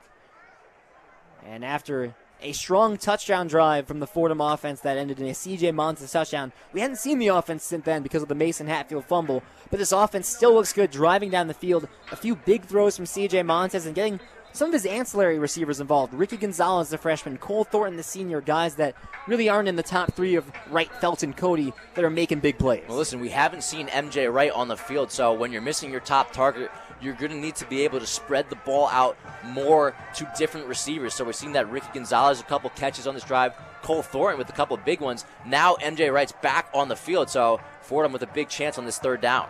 Empty backfield, 3 up top, 2 down low. Montez throws near side. Julius Luffridge has it for the first down, moves up inside the 10, tackled at the 8. But Julius Luffridge, another nice reception for him out of the backfield. Lehigh brings the pressure, so a quick screen to Luffridge. No one's there to cover him at the line, so he just has enough space for first down, and Fordham keeps moving, set up, 1st and goal. Same formation, 1st and goal from the line. Luffridge motions near side, now into the backfield. Montez a clap, and now he'll look for the play call, trying to get Lehigh to jump. 3:13 and ticking on our first half. Fordham trails by 14. Montez, the snap, give up the middle. Luffridge bursting forward and gets to the 2-yard line. Touchdown saving tackle by Mike DiNucci. DiNucci, this team leader in tackles, just saves a touchdown, able to trip up Luffridge at his shins. 2nd and goal from the 3. 2 receivers either side. Luffridge to the right of Montez. Snap. Give to Luffridge up the middle. Driving into the end zone. Crosses the plane. Touchdown Fordham. Julius Luffridge pounds it in for the score. And Fordham trails 21-13. And if you're the Fordham offense, you needed that touchdown. Things have not been going their way as of late. 2 straight touchdowns allowed by their defense. A crucial fumble that led to a touchdown. So the offense doing a nice job moving the ball down the field really effectively, spreading the ball out to a number of different receivers, and Luffridge, the running back, capping off with a big touchdown, cutting this to a 1-possession game. Brandon Peskin in for the extra point. Fordham trails by 8. This to make it a 7-point deficit. Snap the hold. Kick is up. And perfect through the uprights. Fordham trails 21-14 with 2:36 left in our first half. And Brian, just an impressive drive by that Fordham offense, right? It starts with the aerial attack, then you get inside the red zone and using Luffridge both as a receiver and a runner to get the score. Well, you look at the offense, and we've mentioned how the defense has let up 2 straight touchdowns, but the offense didn't have a chance to get the football back down by a score because of the fumble. So now their last 2 drives, both touchdowns, a 90-yard drive the first time around. This one, a 70-yard drive, and you look at Montez really finding more comfortability as the game has gone on. We saw a really rough first half last week against Georgetown. He looks a lot better, 11 of 15, 111 yards, and has been sacked just 1 time. So they've done a nice job protecting him. He's been able to have time in the pocket, finding a number of different receivers, Ricky Gonzalez and Cole Thornton getting involved, and obviously relying heavy on the running backs today. Julius Luffridge caps it off with a touchdown, and now a chance for the defense to regroup. They could have solid starting field position, so a chance to make up for the past 2 drives. Peskin charges, kicks away, far side, bounces out of bounds, and that will be a flag for kicking out of bounds. Lehigh will start this drive from their own 35. Excellent field positioning, and that's what we talk about. Fordham just can't get out of their own way sometimes. You get the touchdown drive, you're down 7, 2.5 minutes left in the half. Kick goes out of bounds, and all of a sudden you gift Lehigh great field position. Well, we just mentioned a chance for the Fordham defense to be a little more relaxed, have a chance to have better starting field position with a regular kickoff. But now with that going out of bounds, it's going to set Lehigh up at the 35-yard line. So a chance for Fordham, even the little things, to create a better position for themselves, and they're just not able to do it. Another penalty that Lehigh has a chance to benefit off of. Silber on the gun, 2 receivers either side. Start this drive from their own 35 with 2.5 minutes left in the first half. Snap, straightaway give. Luke Yoder bursting up the middle with speed. Lunges for the first down. And looks like he's going to have it. A 10-yard run by Luke Yoder, and man, how explosive is he? He looks really explosive, and he does a nice job. Fordham sends in pressure from the right side. James Conway had a chance to make a tackle. He's just able to get around him, and another first down for Yoder, who's having a great day running the football. 1st and 10 from their own 45, same formation. A little bit of a flinch from the D-line. Silber drops back, throws far side, incomplete. Intended receiver Mason Humphrey on that near side flag route. And Humphrey runs a nice route, a little double move. He's able to get a step and a good throw, and you're able to have Humphrey make a basket catch, pick up plenty for a first down, setting him up at around the 30-yard line, but just a tough throw, a tough miss there from Silbor, resulting in incompletion, and it's going to be 2nd and 10. Trips near side, 2nd down and 10. Silbor takes the snap, facing some pressure, throws over the middle, tipped by Jackson Barletta, nearly intercepted by Mathani Paul Swinson. A diving attempt, it falls incomplete, but still the pass deflection by Jackson Barletta, the linebacker in coverage there. Sets up 3rd and 10. And Silbor looking for Kennedy over the middle. A really nice job by Barletta. He got up there. He had to jump to tip that ball. He's able to get a hand on it. It falls incomplete. Now a chance for Fordham to get off the field on 3rd down. Haven't been successful with it today, but a chance to change that here and get the offense your ball. Empty backfield needing the opposing 45. Snap, Silbor, a 5-man blitz, throws far side through the hands of Eric Johnson. It's the first time he's targeted Johnson today. And quickly, 4th and 10 for the Lehigh offense with 1:54. They're going to have to send out the punting unit, and Fordham will have a chance to tie this game before we head into halftime. Well, we talked about how does the Fordham defense respond. They allow a first down, but they don't break as a result of it. They're able to take advantage of some errant passes from Silbor, so they're able to force a stop. Now Fordham, 1:54 left on the first half clock with 2 timeouts. They have plenty of time if they want to march down and score before the half. Banks Altacruz out for his 2nd punt of the game. Boots it away. Fair catch by Cole Thornton at the Fordham 15. That's where Fordham will start this drive. 1:48 left in the first half. Fordham back-to-back drives, back-to-back touchdowns. And we'll have some time here to try and get another touchdown drive. And keep in mind, they do get the ball to start the second half as well. And if they're able to punch it in here, it would be monumental for this team. If they're able to play the way that they did early on and then go into the halftime locker room tied up, I think you will take that if you're Joe Conlon and the rest of this Fordham coaching staff. They're going to have to go 85 yards here set up at their own 15, but their last 2 drives, they've had to go a long way, and they've been able to do it. 90 yards and then 70 yards on the previous 2 touchdown drives. So we'll see if Montez is able to get the ball to his receivers. They do have 2 timeouts, so we'll see how they use them. 1:48, 2 receivers either side. Snap, Montez throws far side. Mekhi Felton will go out of bounds at the 21-yard line. That stops the clock. A quick gain of 6. And they had Garrett Cody running upfield, but the attention goes there, and then Felton just has a quick out route to the sideline. The zone defense will give Fordham that, so taking advantage of the routes underneath and creating opportunities. Same formation. Montez gives to Luffridge up the middle. Some space here, rumbling past the 30. Brought down at the 35-yard line by Bryson Edwards. Not before a 15-yard gain from Julius Luffridge. Fordham moving here, 1:37 and ticking. 2 receivers either side. Montez takes the snap, facing blitz, throws into the backfield. Julius Luffridge can't handle it. Falls incomplete. 2nd down and 10. Yeah, and that's one that Julius Luffridge is going to say every step of the way. He needs to catch that ball. Had some open space on just a short screen route and a short pass, but it just goes right off his hand. So a tough error, tough mistake there. Fordham had a chance for a first down, but not able to convert it. And even 90 seconds left in the first half. Montez takes a snap, looks right, throws left to Luffridge. Luffridge can't handle the pass again. So twice C.J. Montez targeting Julius Luffridge on a swing pass out of the backfield and 2 incompletions. 2 incompletions, and those could be drive killers. Fordham has another chance with a 3rd down coming up. And if you're looking at this Lehigh defense, they have a chance to make a stop here, and potentially they can get the ball back with a couple timeouts and still 1:25 to play in the half. 3rd and 10, Fordham the ball on their own 35. 1:25 left in the first half. 2 receivers either side. Lehigh sends 5. Montez able to evade the first blitzer. Now scrambling right. Throws on the run. MJ Wright gets the feed in. A 15-yard grab at midfield, and that will move the chains. What a play by C.J. Montez, escaping the blitz from Tyler Ohoyski, and now Ohoyski is down on the near side 35. Lou, I don't have any idea how C.J. Montez was able to get out of that sack. They send in Ohoyski on a blitz. He has no one to block him, but Montez able to somehow get out of it, work his way across the field back to the right side, and a nice job from MJ Wright, too, kind of deking the defenders a little bit, making it look like he was blocking, but also be ready for the football to be delivered. So Fordham picks up a first down, but now You're hoping that Ohojski's okay coming off of that sack attempt. He is still down on the field and receiving medical attention.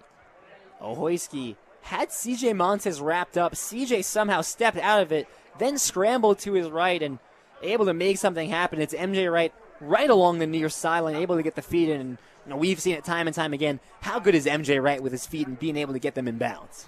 It's been really impressive. And normally, even if you're an elusive quarterback like CJ Montez is, almost any quarterback is going down when you have that kind of pressure and a rusher coming right at you like that. But Montez somehow is able to magician his way out of it, and then he's able to deliver a strike to MJ Wright. So Fordham, a big third down conversion. They're able to get a 3rd down and 10, completed for a 1st down, now set up at midfield, still with 2 timeouts on the clock. So that was a big play. You needed one, and CJ Montez certainly stepped up in that big spot. The sophomore linebacker Tyler Ohojski being helped off the field, walking with some assistance. Looks like a left leg issue. But we're set to return to action here on the field. Minute 15 left in the first half. Fordham's at midfield with a fresh set of downs, trailing by 7. Wide receiver stacks either side. Montez play action, facing pressure, throws sails out of bounds. Eyeing Cole Thornton 2 yards ahead of the line of scrimmage, but right into the backfield was that Lehigh pass rush. Yeah, Dean Colton was able to get through the line, and Montez immediately needs to try to get the ball to Cole Thornton. Unable to do it, might have thrown it away. Nonetheless, incompletion with the pressure that Lehigh was given up front. Minute 12, twin receivers either side. Luffridge offset right. Snap, Montez facing pressure, shifts up in the pocket, running left.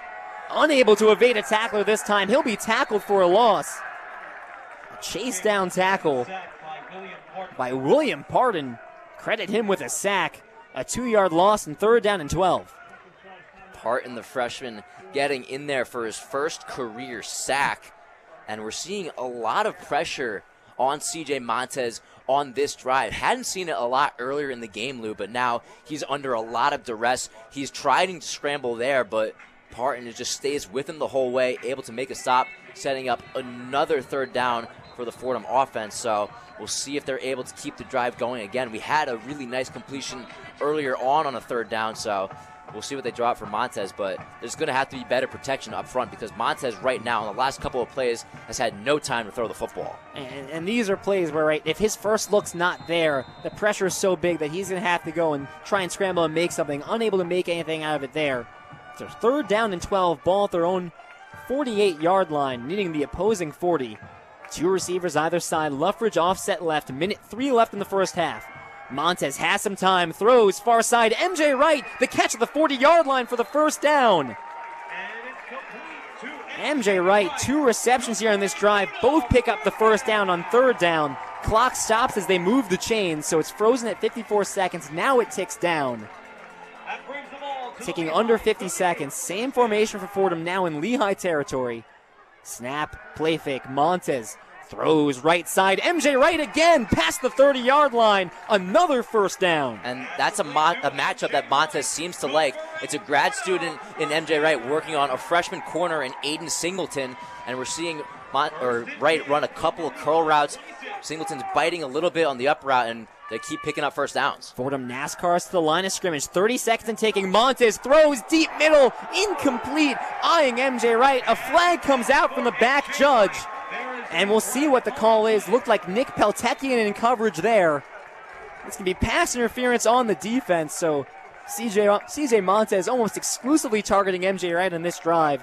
3 receptions, now draws a defensive pass interference. I mean, you're not going to like a defensive pass interference if you're Lehigh, but almost there, you might call that a smart penalty because almost if there's no contact made from Patelkian to MJ Wright, Wright's walking in for a touchdown. He had the whole middle of the field wide open. The safety Patelkian's able to recognize it at the last second, just gives him a bump. So it's a pass interference penalty, and it gives Fordham a 1st down, but potentially saves a touchdown at the end of the half. 24 seconds left in the first half. Fordham has the ball at the Lehigh 11, just 1 timeout. You talked about MJ Wright running curl. All of a sudden, he's in a post route wide open in the middle of the field. So Peltekian does what he can, calling for the defensive pass interference. Fordham 11 yards away from the end zone, 1st down and 10. Snap. Montez looking left, moves up. He'll look to run, jukes a tackle, but able to get a hand on him is William Parton once again making an impressive play in the backfield. Yeah, and Montez went down hard there. Was taken down right from the ankles, just falls down right on his back. That's not a hit you want your quarterback taking. So there's another timeout called here. 17 seconds left, so Fordham, no timeouts remaining. They stand right now at around the 9-yard line, so they're going to have time to get a couple of plays before the end of the half, but now it's getting really crucial. You're going to have to score points, and if you can, I think this is definitely territory for Will Peskin to get a field goal to end the half, because remember, Fordham is getting the ball in the third quarter to start second half of play. Well, Montez able to get 2 yards on that last play, but a touchdown-saving tackle by William Parton. And you said it, Brian, you either have to be throwing to the sidelines here to get out of bounds, you have to be going for the touchdown, and hey, you're 9 yards away from the end zone right now, might as well shoot for the end zone. Fordham trailing 21-14, 17 seconds left in the first half. A touchdown could potentially tie this game. Refs will blow a whistle and delay the inevitable snap. It looks like we're set to resume. And we're seeing trips on the right, so I wonder if they set some sort of pick route to get a receiver open on the right side. And now more whistles from the referees, and finally a timeout from Lehigh. So maybe a little bit of gamesmanship. Lehigh 2 timeouts to use, and they'll use one of them here. So we'll have to make you wait a little bit longer for this play. Still 17 seconds left in the first half. It's second down and 8 with Fordham at the 9, but really only looking at a couple more plays that Fordham has to try and score. Fordham's only going to have, realistically, on second down, 2 chances unless they choose to go for it on fourth down. So it depends what they do here. You'd have to imagine they're going to be throwing the ball either to the end zone or to the sideline to get a quick stoppage of the clock. 17 seconds, no timeouts. And again, this trips formation on the right side. So we'll see if they run some sort of pick route to create an opening for Felton right or Cicio on the right side, before with a chance to score before the half. It's Cicio on the line, Felton and right off the line. Snap. Montez looking right, sits in the pocket, now scrambles right, facing some pressure, throws on the run, and just throws it away out of bounds. Nothing open. So 9 seconds left in our first half. And we'll see if Fordham wants to run one more play, trailing by 7 and 9 yards away from the end zone. Really nice coverage from Lehigh on that right side. That's where Montez wanted to go with the football, but neither Felton or Wright are open. So Montez tries to leak out, tries to get a defender open at or the receiver open at the last second. He can't, and makes a smart decision to just throw the football away with nothing open in the end zone. Well, now we've just got your standard trips on the near side. Still Wright, Felton, and Jeff Cicio. Lone receiver on the left is Garrett Cody. Third down and 8, ball on the Lehigh 9. Snap. Montez looking left, throws left. Garrett Cody incomplete. A lot of contact on the play. Cody wants a foul. He won't get it. Tight coverage from Aiden Lassiter. And with that, that brings around 4th down and 8. And Joe Conlon will send out the kicking unit with just 5 seconds left in the half. Oh, a bold throw there from C.J. Montez, trying to trust Garrett Cody to fight through the coverage and make a play running a fade route to the end zone, but not able to convert it. And I like this decision from Conlon to kick the field goal. It's an easier field goal with the conditions not as bad, and a chance to get 3 points before the half. This a 27-yarder, but before the snap, a timeout called on Lehigh trying to ice Peskin. And might be fortunate that they did, because the snap from Walker Atkinson skipped in to Will Hazlitt, so Fordham will have a chance to try that for real.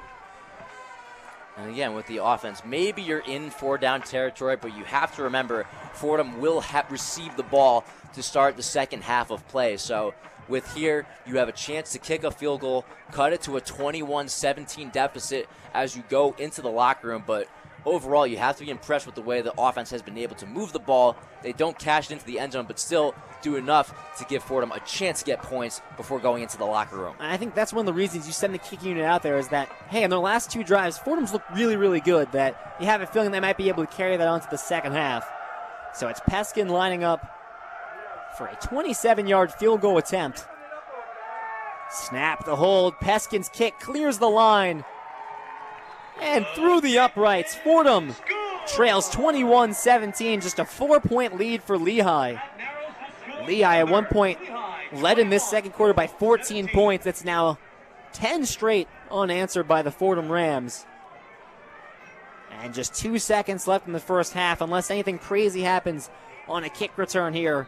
Fordham will head into halftime, only trailing by 4. And sure, you'd like to take a lead or a tie game into halftime, but all things considered, not a bad way to go in. Well, we've seen both the offense and the defense wake up for Fordham at the end of this first half. I mean, look at these last 3 drives for this Fordham Ram team, and they've been really extending drives too. You look at 15 plays, 11 plays. This last drive with the field goal, 14 plays. So they've done a nice job continuing drives, picking up first downs, going into Lehigh territory, and the offense has done enough to battle back, and they find themselves down by 4 entering halftime, barring any sort of miracle on this kickoff.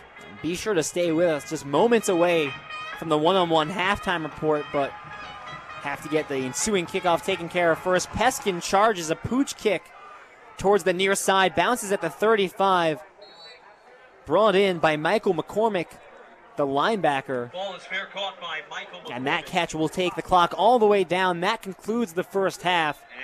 So Fordham goes into halftime trailing 21-17, but a really strong effort in the second quarter from the Fordham offense. Yes, the fumble from Mason Hatfield, but other than that, the Fordham offense looking really, really good in that second quarter.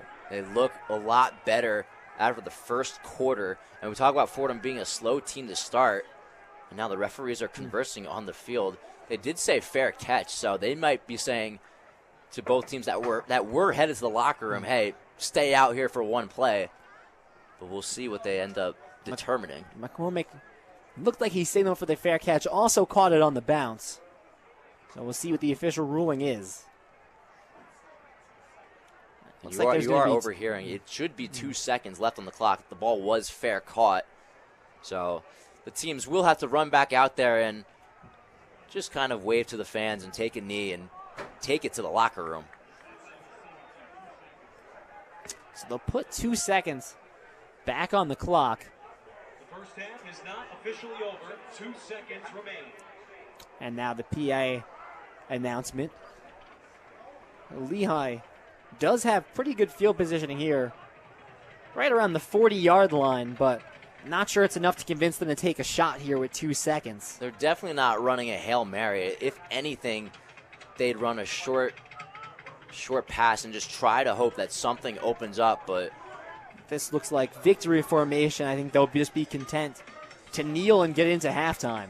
There's still some communication between Silbor and the Lehigh sideline. They don't seem sure as to what play they're going to run, how they're going to take it. You're seeing Silbor set up with 3 backs in the backfield. A lot of miscommunication going on with just this last play of the half. 20 seconds on the play clock, 3 backs in the backfield. Silbor will just go to a knee, and that does conclude our first half. And as me and Brian were just saying, Fordham goes in trailing 21-17, but you see a lot of promising things from the offense in the first half. Well, you have to. I mean, you look at C.J. Montez, the slow start last week.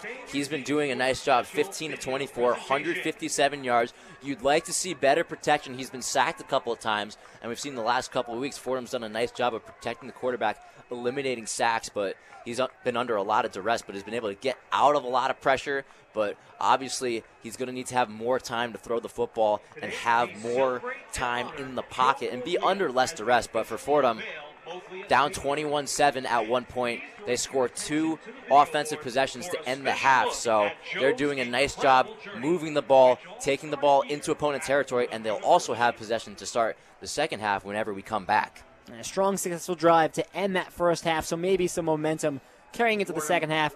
That will do it for our first half coverage. Let's send it back to the Rose Hill studios. Jack Warner and Chris Carrino with the one-on-one halftime report. The one-on-one halftime report.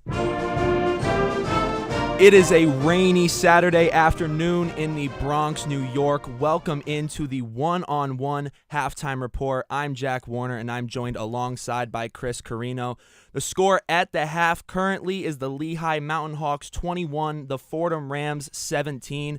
A back-and-forth affair of sorts. Fordham really allowing Lehigh to capitalize on several mistakes. We have a lot to get into, analysis and all things Fordham football, but not before we send it over to Chris Carrino for the one-on-one halftime report. The one-on-one scoreboard.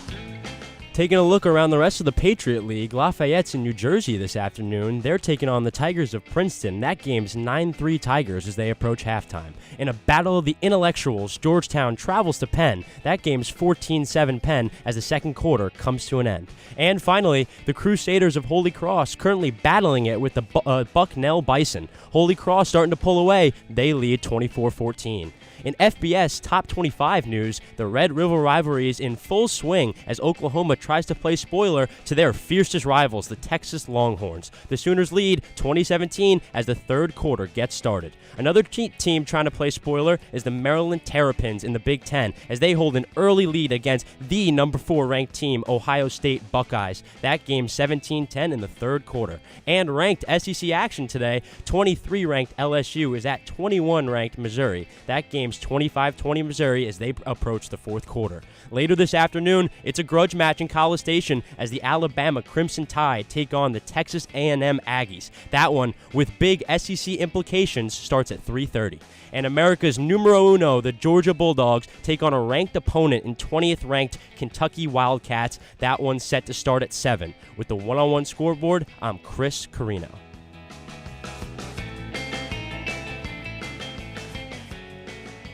Now, Chris and I definitely have some things to unpack from this first half of action between the Fordham Rams and the Lehigh Mountain Hawks. But before we do that, we do have a lineup of some important highlights to go over before we get there.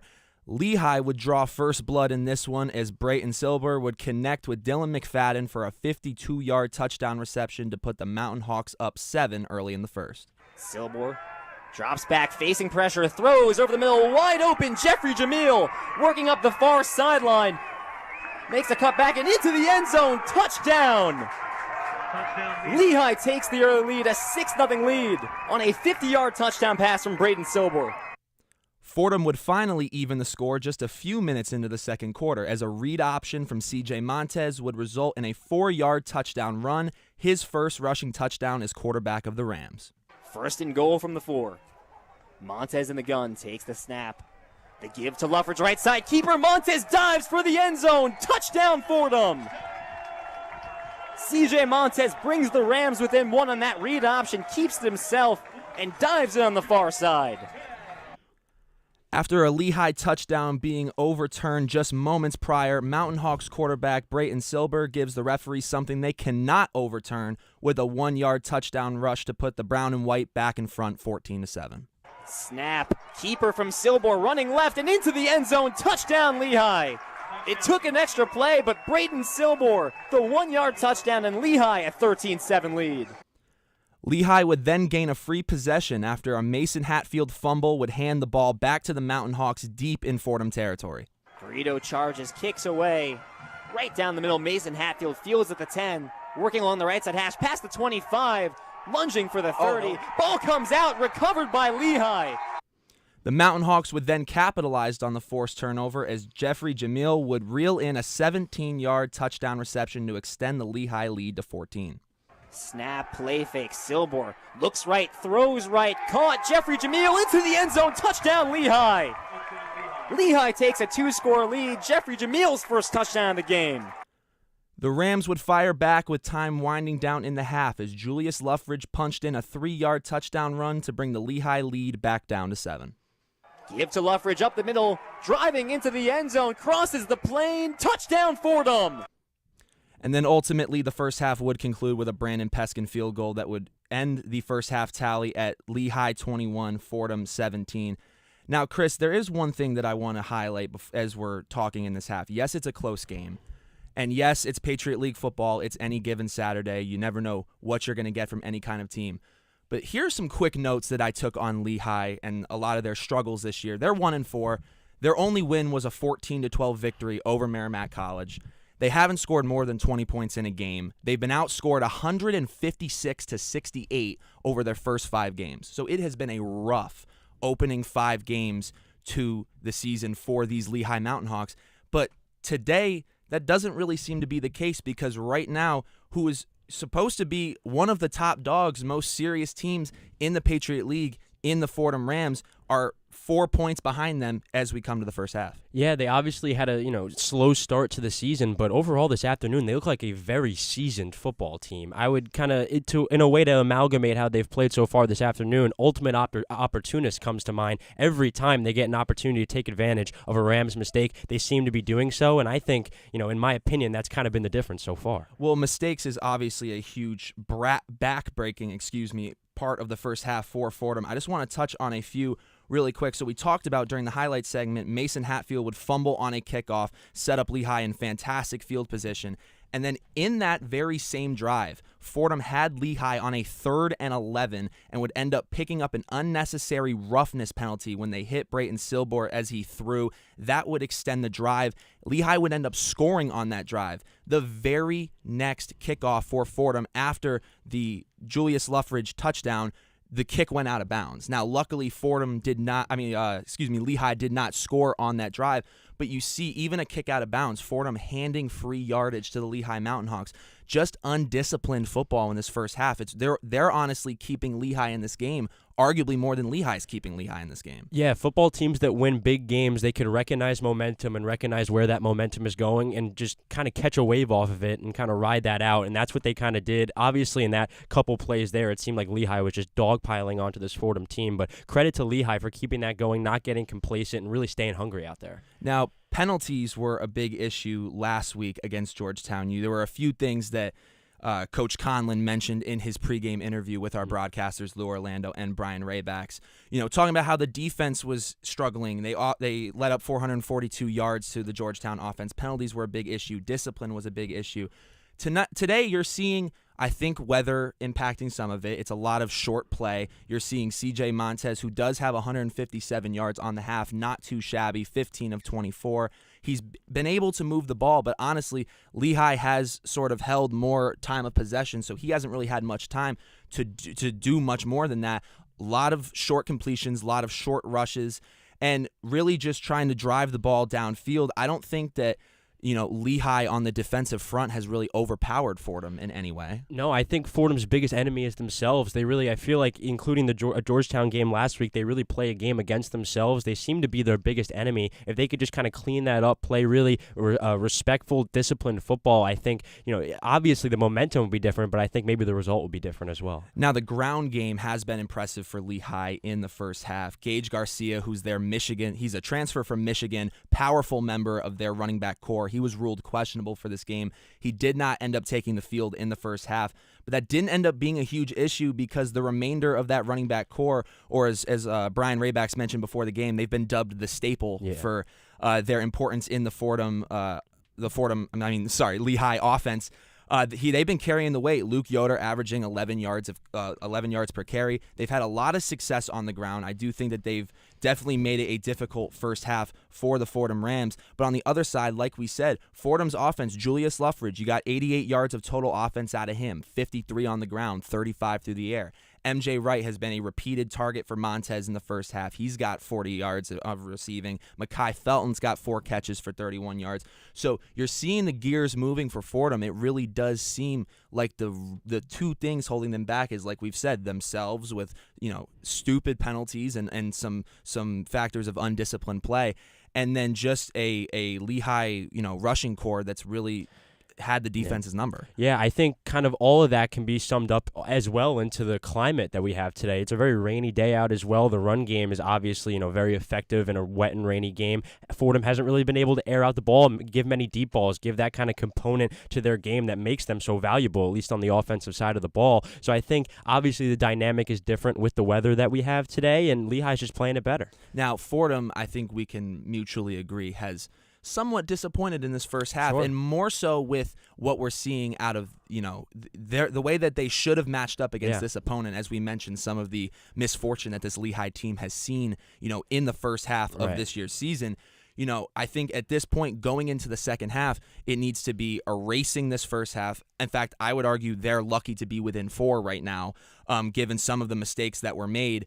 What do you think is the key focus for Fordham in this second half to try to shut down the Mountain Hawks and not lose back-to-back to 2 bottom tier teams statistically in the Patriot League. Yeah, I mean, when we kind of look at this team, obviously last year, a very exciting year for this program, and then the Buffalo win, one of the biggest wins maybe in this program's history. It seemed like everything was on the up and up for this Fordham football program, and now it's kind of gone into the wayside. They need to find that identity that made them, so effective early in the year this year and pretty much all of the season last year. Obviously, today's homecoming. They don't want to lose on this special day. They got to put that first half behind them, similarly to my first update, and they need to just push forward and just really commit to the entire, program of it all, including the climate, really running the ball, maybe even having a deep threat as well, just maybe mixing it up. I think maybe, honestly, they're a little too predictable right now. That Lehigh defense seems like they're all over every kind of, big play that Fordham's trying to make, so maybe a mix of unpredictability along with just consistency, I think, can get Fordham back in this game. No, Chris, I completely agree, and I think the two things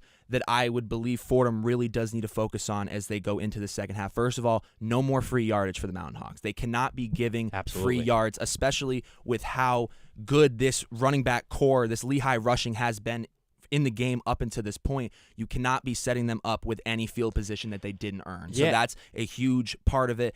And then second of all, they need to be able, I think both honestly circulate around the rushing core for Lehigh, because I think offensively Fordham hasn't had too bad of a first half. I do think in the second half this Fordham defense needs to identify and suffocate and shut down that Lehigh rushing core, because honestly there's been two receiving touchdowns for Lehigh. Yes, most of it due to the field position set up by the rushing core. So defense is, I think, going to be, as long as Fordham can continue, as long as C.J. Montez can continue to have the consistency that he had in the first half in the second, if his main targets so far in today's game in Luffridge and M.J. Wright and Mekhi Felton can continue to be options down the field, I think this is the defense game to lose. Yeah, I mean, I think the overall goal for this Fordham team in the second half is just to play a second half of football that they're proud of, whether that shows on the scoreboard, doesn't show on the scoreboard. Like I said before, not being as predictable and a level of consistency when it comes to making mistakes, I think that's kind of a great recipe for how Fordham can maybe get back in this game today. And one last thing, it seems as though Fordham has had a bit of a bad habit of playing down to opponents. It seems that there's been a lot of first halves, to open up this season. Mm-hmm. It really does tell you something, though, about the unpredictability of college football. That several of these games we went into these games thinking Fordham is going to have their way just because we read Fordham's record or we read Fordham's stats and then we read the other team's stats. I opened this halftime show by telling you some of the, with this game, misleading stats with Lehigh, because obviously what the stats show you is they've had a rough season. What this game has shown you is they're staying neck and neck with Fordham. Yeah, it's interesting you say that, playing to their opponent, because it really seems like every game they play is close and down to the wire. That could add to the fatigue of a football team. We might have saw that a little bit on the defensive end in the first half for this Fordham team. They definitely looked a little bit gassed, and just getting a little bit more of that energy back and just kind of getting back in this football game on a morale level is really what's important for the Rams. So that is going to just about do it for the one-on-one halftime report. We send it back to Moglia Stadium, where Lou Orlando and Brian Rabacs will take you through for the second half. Jack and Chris, thank you so much for that halftime report. Back with you from the press box here at Moglia Stadium. They actually just honored Joe Moglia as we were waiting. Obviously, this is the first year of the rebranding, renaming the stadium Moglia Stadium. Still Jack Coffey Field, but the stadium has been renamed. But let's get into this game, a homecoming game. It's Fordham trailing 21-17. Obviously, some promising things you see in that second quarter, but I still think a bit reason to be disappointed. As Jack mentioned on the halftime show, Fordham has a tendency to play down to opponents. And you look at this Lehigh team that's on a 3-game losing streak, outscored 106-44 in that stretch, and we just haven't seen Fordham play up to a caliber that would constitute beating them by a wide margin. We've seen them play well against FBS teams. We saw them play a really close game against Ohio last year, and they even beat Buffalo this season, but they do have a tendency of, like you said, playing down to their opponents, and we've seen it kind of come up a couple of times over the years. Look back to last homecoming against Albany. Albany was a 3-win team last season, but Fordham was once again trailing them at the half. Now you have a 1-win team in Lehigh this season, projected to be one of the worst teams in the Patriot League, and you've shown a lot more promise at the end of the second quarter, but you still find yourself trailing at halftime. So a lot of the earlier mistakes looks like they've gotten cleaned up, but they've still put Fordham in a hole where they're trailing entering the second half of play. I think let's give our fair share of credit to Lehigh, right? Braden Silber has looked fantastic in the pocket. This is a sophomore quarterback that's taken over, and Dante Perry was the quarterback last year for Lehigh. He's now the backup to Silber, so they had enough faith in Silber to have him start over last year's starter. And Perry didn't have a bad season last year, threw for over 200 yards, 12 touchdowns. But they put the faith in Silber. He's looked really nice. They made a lot of really nice throws. And I think I've been really impressed with what he's done so far. And the key for Silber is trying to limit the interceptions. That's what's really been killing him this season, where they just haven't been able to move the ball well when there's turnovers. He came into this game with 4 touchdowns to 6 interceptions. Still stands that way with no passing touchdowns thrown. But we've seen him be smarter and more accurate with the football today. Really, other than the one near interception that Mike Courtney had in the first half, he's been really smart with the football, hitting his open receivers, and doing a nice job. So we've been talking about needing Silber to limit the turnovers to keep Fordham or keep Lehigh in these games. Well, no turnovers for Lehigh in this game so far, and they lead at halftime.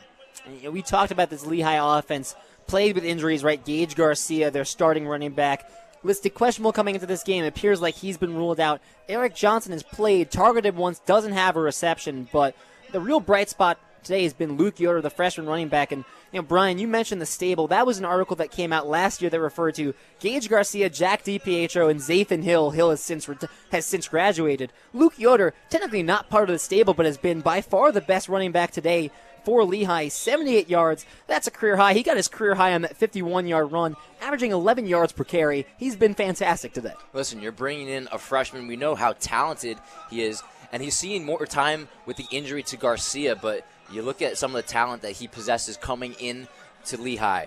He was an all-state, all-county player in high school. He won 2-time offensive MVP at his school, so he's done a really nice job. We knew he was talented, and he's showing that now against a Fordham defense. And you mentioned career high in rushing yards, did it just on that 51-yard run alone. So he's been doing a really nice job out of the backfield, and we knew that Lehigh was going to mix it up a little bit with DiPietro and with Yoder, but today it looks like they're riding on Yoder, and he has answered the call in every step of the way.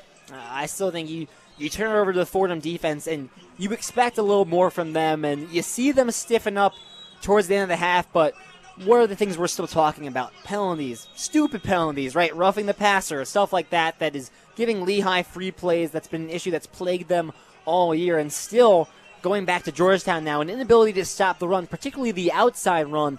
Fordham really hasn't done a good job of staying the edge, and that's been something that has plagued them through the first half that I think you'd like to see get tightened up here in the second half. You would like to see it get corrected. You'd like to see more pressure off the edge. Look for someone like Matt Jaworski to make a play, but obviously there hasn't been enough doing in that department early on in the first half. It's allowed Yoder to have some big runs, so defensively, Fordham's going to need to make some adjustments. They have a halftime locker room where they can gather the information, what's worked so far, and we talked about that a little bit with Coach Conlon when we met with him yesterday, just evaluating what's working in the first half, what are you seeing, what adjustments need to be made. So we saw a little bit of that needed for offensively last week. Now the defense is going to need to make some changes and try to stop the run. I think you look at that defensive line, right? Fordham coming into this game, 4 sacks in the year, dead last in the Patriot League. Lehigh's a team that's been known to rush the passer, had 8 coming into this game. They've gotten pressure on C.J. Montez.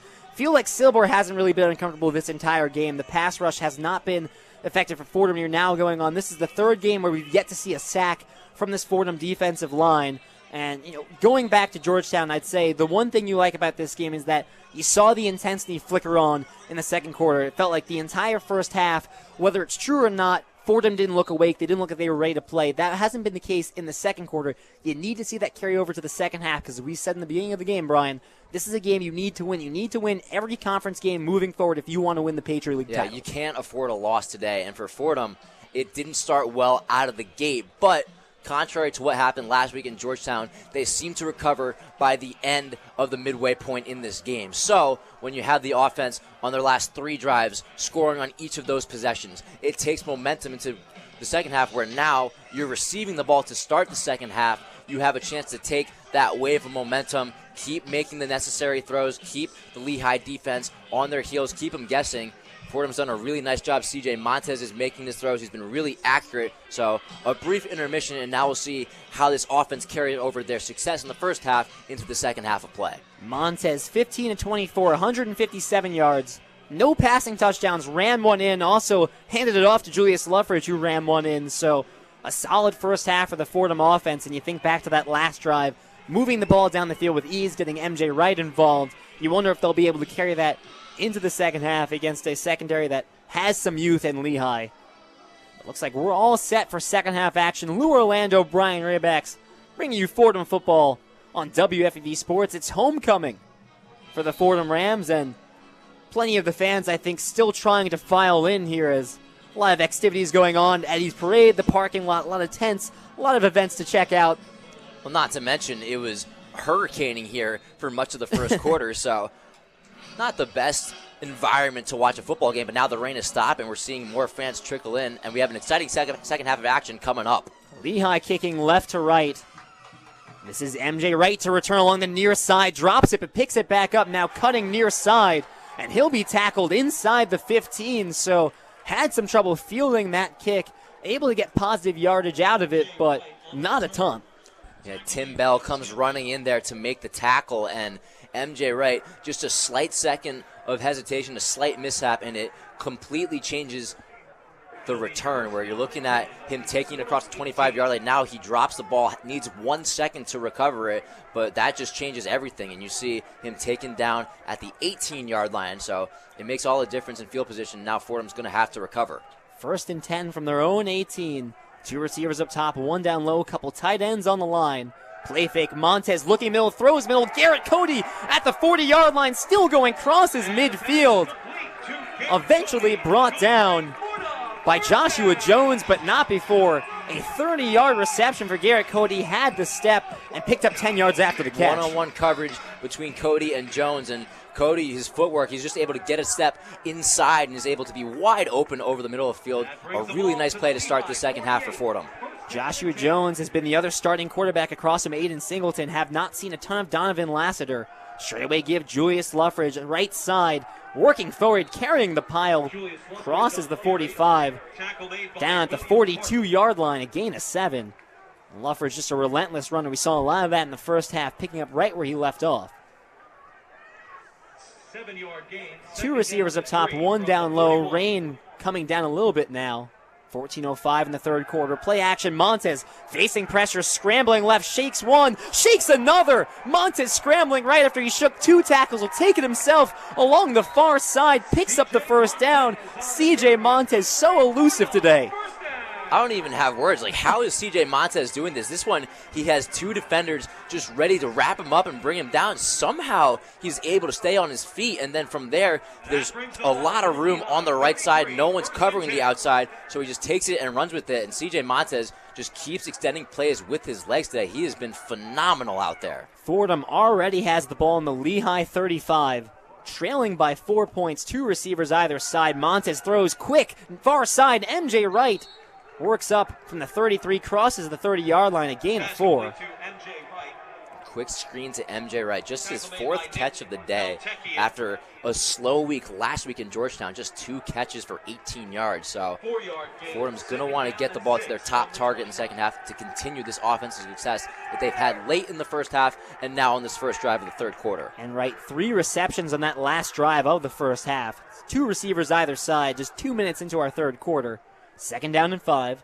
Snap, shall we give Julius Luffridge angling left and working past the 25-yard line.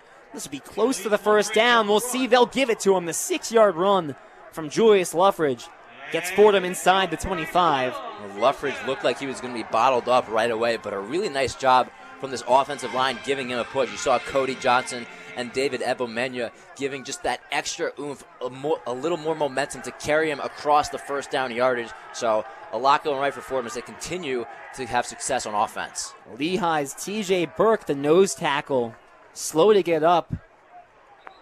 There's been a quick break whistled here as Burke able to get up to his feet and walk under his own power to the Lehigh sideline. Well, that's a big presence going off the field for Lehigh. Burke, a sophomore, has appeared in every single game in his first 2 years at Lehigh. So we'll see how they're able to adjust to it. Trenton Joyner is going to fill in there at the defensive tackle position. But Fordham, a chance to make something happen with one of the best defensive players for Lehigh on the sideline. 1st and 10 from the Lehigh 23. Quentin Joyner comes in. Montez throws far side. MJ Wright on the screen pass, shakes one tackle, moves up inside the 20. An impressive job by MJ Wright, able to shake the tackle from Nick Peltekian, who came in with a full head of steam. Yeah, Peltekian came in there flying full head of steam, and somehow MJ Wright's just able to stay upright. He takes it for a couple of yards, but just a really physical play that could have ended badly. 2nd and 6, 11:50 left in the third quarter. 2 receivers either side. Fordham officially in the red zone at the 19. Montez throws far side. MJ Wright again, the sliding catch. Past the first down. Ruled down at the 11-yard line. Moves the chains. Fordham once again moving with ease. Or you're seeing Lehigh guard against Montez taking a shot to right in the end zone. So they give him the route underneath, and he picks up a first down with ease. Wide receiver stacks either side. Ball in the far hash. 1st and 10 from the 11.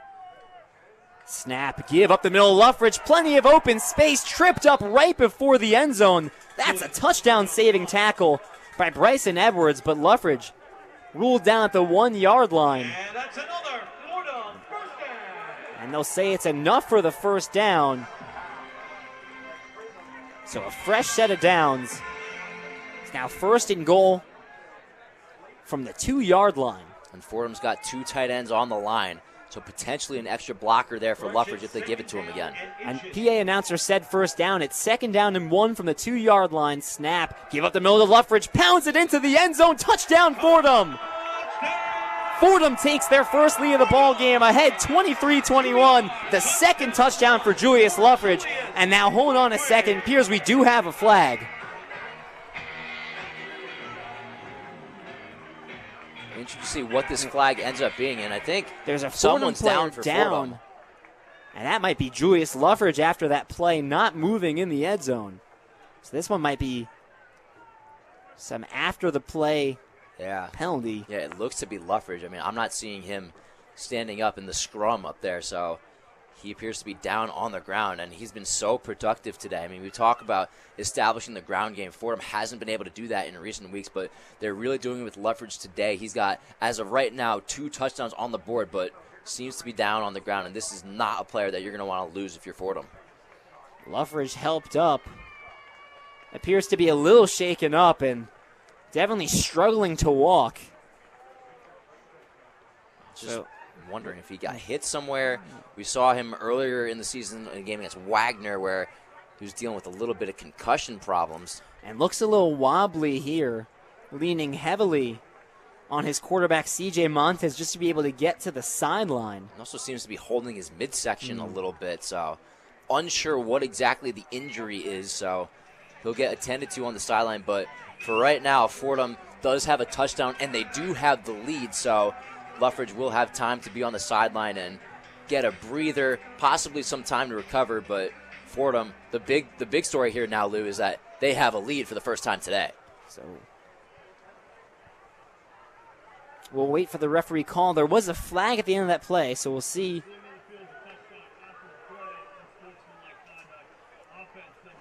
Unsportsmanlike conduct going against Garrett Cody. Yeah. So we'll see what that affects. Looks like they're going to... they'll have that go to the kickoff. Seems to be a normal PAT distance for Peskin, so looks like Lehigh, like you said, Lou, allowing that to happen on the kickoff.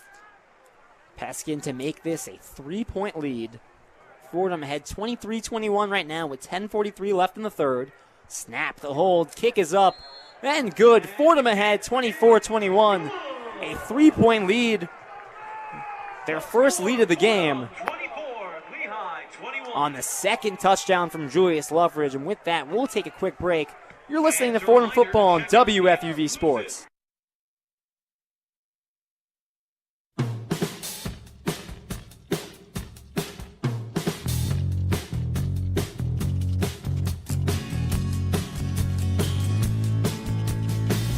What's up, guys? I'm Julia Moss. And I'm Will Talent. and we're two of your hosts for one of WFUV's football podcasts, NFL Friday. Tune in every Friday for all news and updates around the National Football League. Also, we'll be making our picks of the week around the league on every episode. Check out NFL Friday wherever you get your podcasts to catch the action.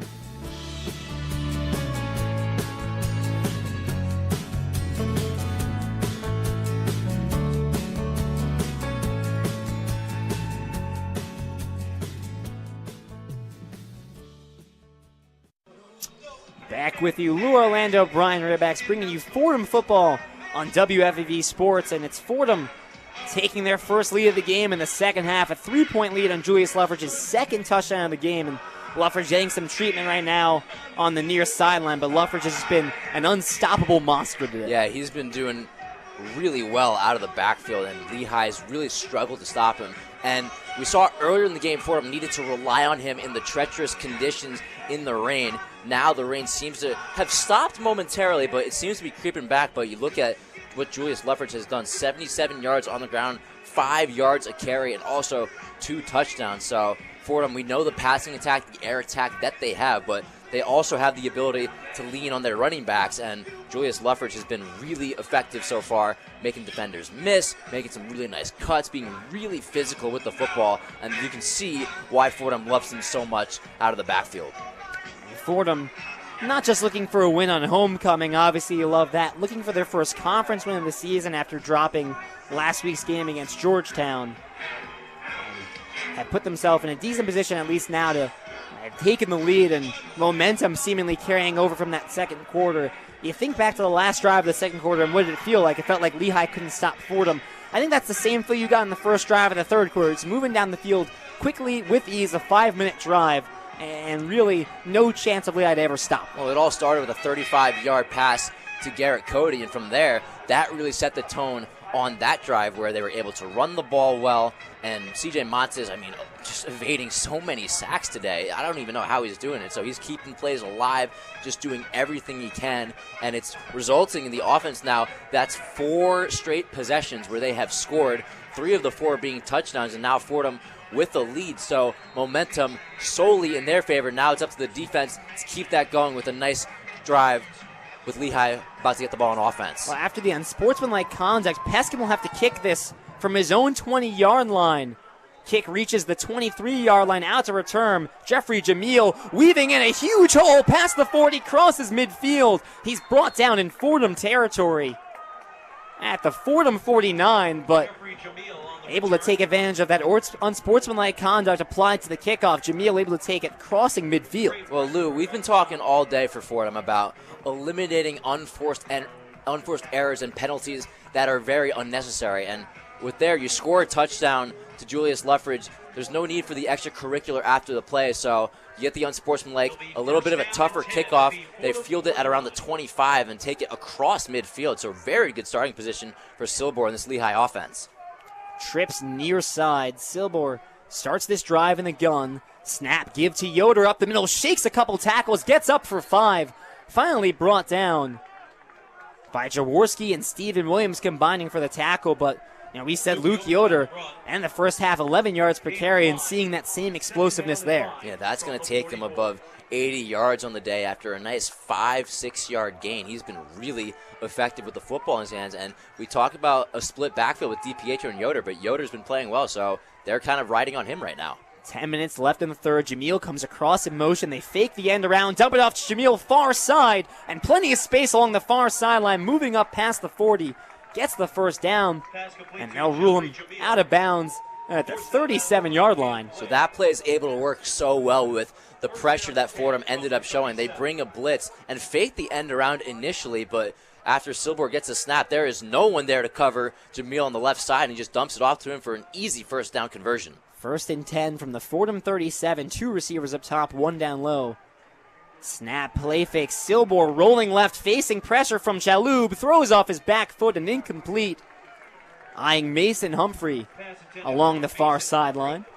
But nice pressure by the Fordham defense. They had Humphrey down the field, but that was covered. And then there was a crossing route to Nick Williams, the tight end, that just wasn't able to be converted. Fordham really had that play covered up in all facets, so Silbor, no choice but to throw that ball away. Second down and 10, 9:31 left in the third.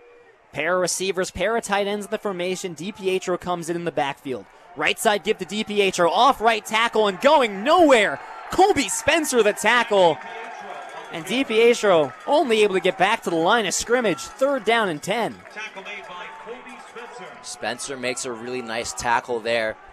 Limits a gain, so now a 3rd and 10 coming up for Lehigh. We haven't seen a lot of long third down conversions for this Mountain Hawks offense, so a little bit of trouble. We've seen talk about the fans filing in with the rain slowing down, so we'll see if the crowd gets loud, and we'll see how Silver does with some pressure. 3rd and 10, needing the 27-yard line. Two receivers either side. DiPietro to the left of Silber. Snap. Silber drops back, throws right side, sliding grab by Connor Kennedy, shy of the 30-yard line. And that will put Lehigh 4 yards short of the first down. Here comes a decision for Kevin Cahill. Not really in field goal range, but at the 31-yard line, they're looking to keep the offense on the field. So 4th down play coming up for the first time today for the Mountain Hawks. 4th down and 4, 8 minutes, 20 seconds left in the third quarter. Empty backfield, 3 receivers up top, 2 down low. Silber in the gun, takes the snap, looking left, facing pressure, throws off his back foot, knocked away. Great coverage by the freshman Andrew Osman.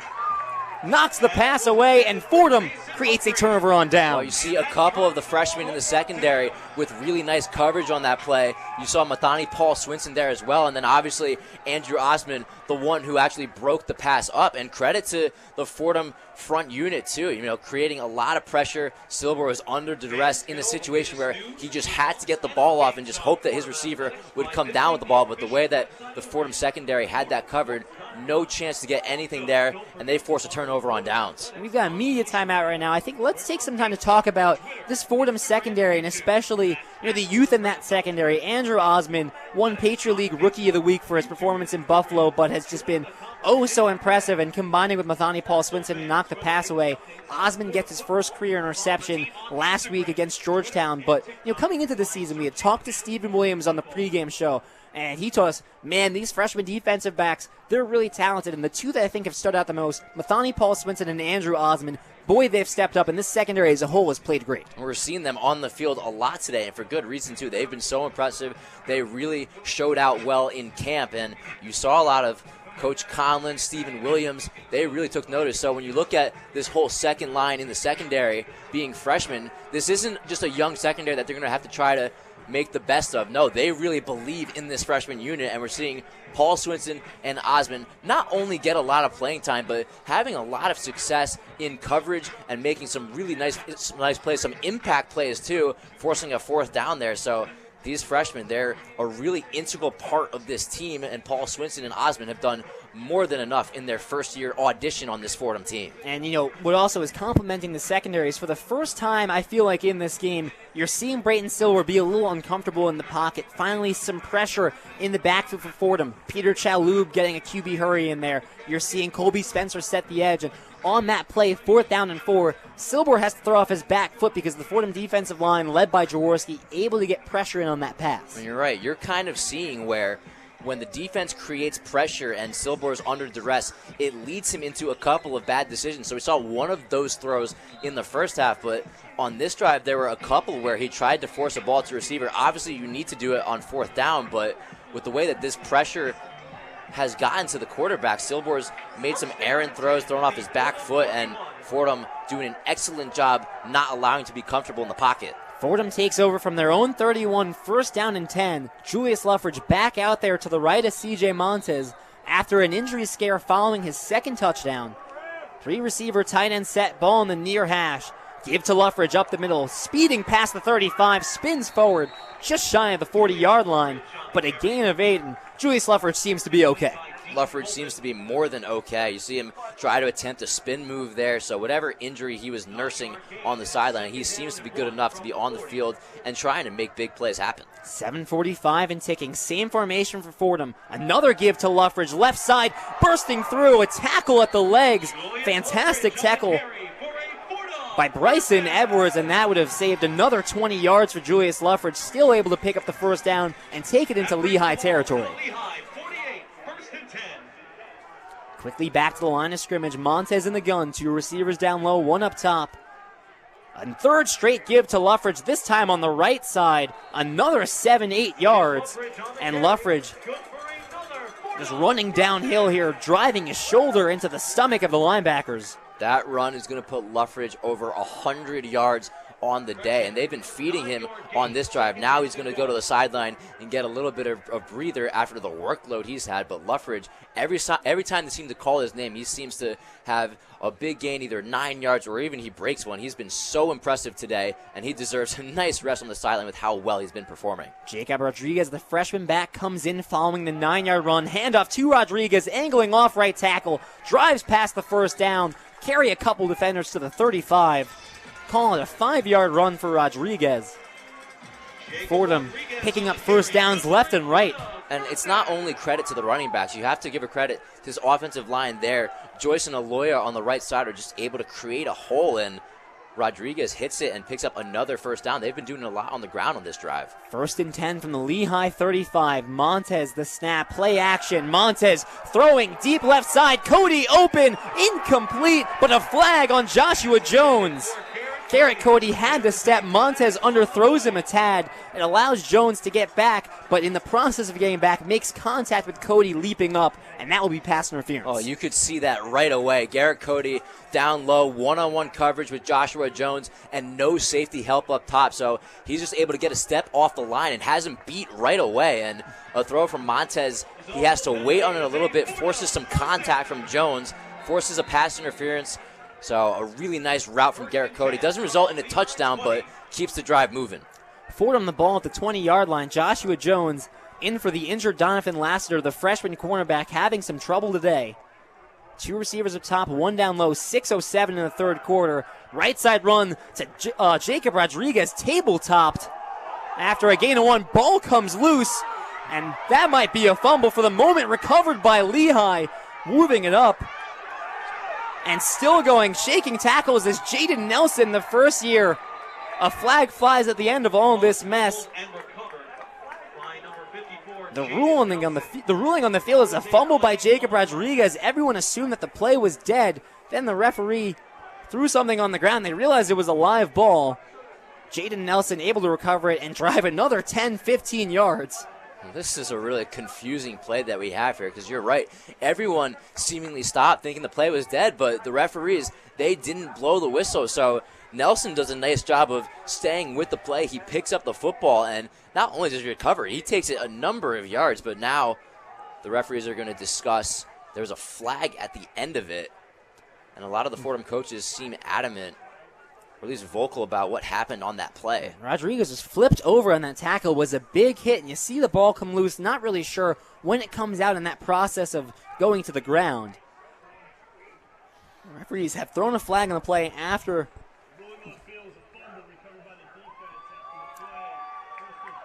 They're saying ruling on the field is a fumble recovered by Lehigh, and then a foul after the play on Ryan Joyce for unnecessary roughness. So not only is that a turnover on Fordham right now, the penalty would tack on 15 yards. Now they will go and review this play, but as it stands right now, that is a huge, huge error for the Fordham Rams. This is a big review coming up. I mean, the momentum in this game, I mean, you're looking at Fordham driving into the red zone, once again having a chance to keep it going and almost put Lehigh away, go up by 2 scores and just score on your 5th straight possession. But now a fumble, and not only that, but a big return from Nelson after the play. So now the Fordham offense is staying out there on the field. I'm not sure that they don't believe that this isn't a fumble, but I mean, you think about how this drive started, run after run after run with Julius Luffridge picking up first downs, running so much, gets over 100 yards in the game. They give him a breather, put in the freshman Jacob Rodriguez for the first time today, has 1 carry, and then on his 2nd carry of the game, the apparent fumble. But it seems that with the way that everyone reacted on the field, not only Fordham, but Lehigh too, they didn't seem to move very much, but Jaden Nelson recognizes, hey, there was no whistle, so I better stay with this play and pick up the football. So that's what happened, and the ball bounced around a little bit. Jaden Nelson ends up coming away with it, and there was just a lot of confusion on the play. People seem pretty adamant that Rodriguez was down, but it all comes down to the replay, and the referees once again have a big review on their hand and a big play coming up in this game. This call is going to really impact how the rest of this third quarter goes for both teams. And you have to think, if this call stands, you go back to that conversation of Fordham just can't play clean football to secure these wins. It would be their second fumble of the game, the first one coming in the first half on a kick return from Mason Hatfield. And I mean, you look at this play in totality, not just the fumble recovery, the unnecessary roughness after the play. This play stands. Lehigh's taking over with ball in Fordham territory. Yeah, Lehigh brought it up to around the 40-yard line, but a 15-yard unnecessary roughness penalty would take you up to about the 45 and in Fordham territory, like you said. But this seems to be a close route. The referees are taking a long look at this, making sure they get this call right. And it's a big call, too, so they really need to take a look at this. But the call on the field is fumble. So with that, you need irrefutable evidence that the call needs to be overturned. Just a lot of confusion still going on. You see Coach Conlon talking to one of the officials. A lot of clarification needed. Where did Jacob Rodriguez go down? Did an elbow hit before the ball came out? A lot of questions that need to be answered. So Fordham, they're either going to have the ball in the red zone and Rodriguez is going to be marked down, or they're going to have their defense needed to make a big stop in their own territory. You watch the Fordham sideline, I'm not sure that they know which way this is going to go, because you have the offense still standing out there. You have the defense that's starting to stretch and get ready. And really taking a long time with this review, and I think it makes a ton of sense when you consider just how confusing this play was.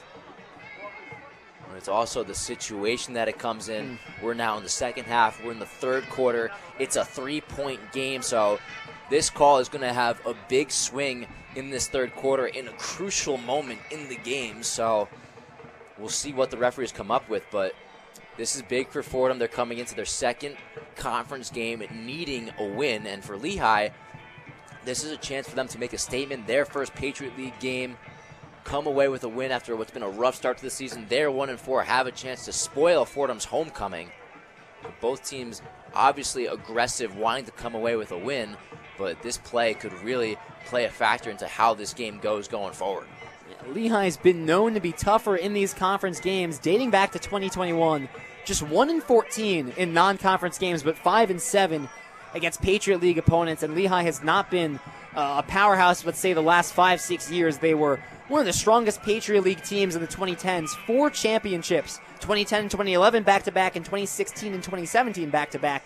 But following 2017, it's been 5 straight losing seasons for Lehigh. This year they appoint head coach Kevin Cahill. It's his first year. It's a guy that's very close with head coach Joe Conlon.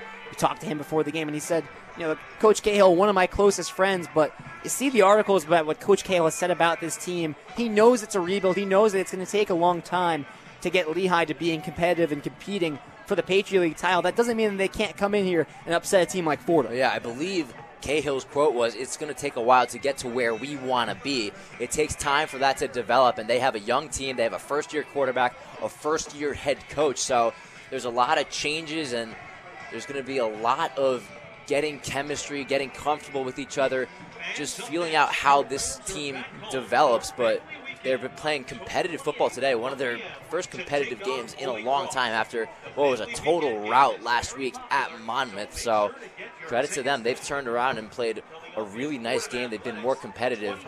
And again, the referees are still looking this one over. This is one of the longest reviews I think we've seen this season. Yeah, this is quite a long one. I think let's keep talking about Coach Kevin Cahill, because I think there's a lot of things to be impressed with, especially coming into this game, how prepared they were for Fordham. And you look at Coach Cahill, well, some overlap with Fordham, right? Coach with head coach Joe Conlon and associate head coach Art Aselta. Conlon said the three of them got together, got some dinner, but coaching together at Yale from 2013 to 2017, Cahill actually took over Coach Conlon's position after Conlon left for Fordham. And after a lengthy review, this is a fumble and a turnover. The fumble by Jacob Rodriguez, the penalty after the fact. Lehigh will take over. And just a monumentous swing of momentum coming 5 minutes and 11 seconds left in our third quarter. Lehigh taking over. right now. Ball at their own 38. I don't think Coach Conlon liked the ruling on that fumble. You saw him talking to the officials almost with a remark of disgust, like he can't believe it. That's a really crucial fumble to have in that situation, and you see... They'll walk up the penalty here, so into Fordham territory at the Fordham 47.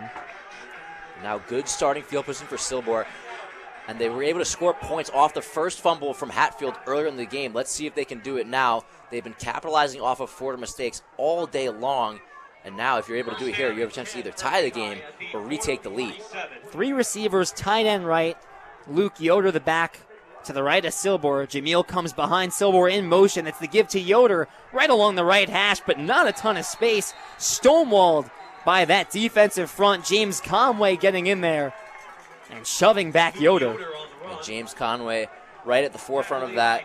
One of the premier players in the Patriot League, second in tackles, 40 coming into today. And he's been a little quiet. We haven't called his name a ton today, but making his presence known on that play right there. Some time added to the play clock after the review. 5:20 and ticking.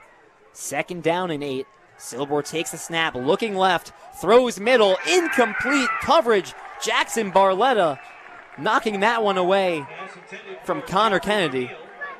Yeah, really tight coverage from Jackson Barletta there. It was just wrapped all over Kennedy, playing physical, not giving Silbor much of an opening to throw the football to him. So Barletta, we saw him with a tip ball earlier on in the first half, now making a big play in coverage, and another 3rd down opportunity here for the Fordham defense. 3rd down and 8, needing the Fordham 37, trips far side.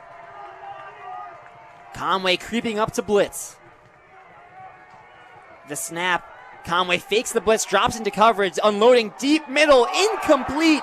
Connor Kennedy able to get a hand on it, but the ball comes loose. A penalty in the backfield. Matt Jaworski talking with an official, and this might go against Fordham. You have to be really concerned, and that's what it's going to be. It's another roughing the passer penalty against Matt Jaworski. So you have a 3rd down play. Silbor under some duress, but he makes a nice throw over the middle, but I believe it's Barletta just being able to get a hand in there. Kennedy not able to fight through the concentration. So for the moment, it looked like Fordham had a big 3rd down stop, and now, once again, negated by an unforced error with a roughing the passer penalty. The penalty moves Lehigh up to the Fordham 30. That's their Fordham's 2nd roughing of the passer in this game. Play fake, sending blitz, wide open. Nick Williams working up the far sideline, breaks a tackle, finally knocked out of bounds inside the 5, and now another flag, and this could go against Fordham once again. Possibly a late hit out of bounds, and you're seeing the Lehigh offense kind of starting to feel themselves. The energy seems to be coming up. You see Williams with a nice little celebration almost after that play with his teammates. So Lehigh is founded on offense in this drive. They're taking advantage of some Fordham mistakes, and they keep moving the ball there. Fordham brought some pressure from the left side. That created that side of the field to be open for Williams to run a wheel route.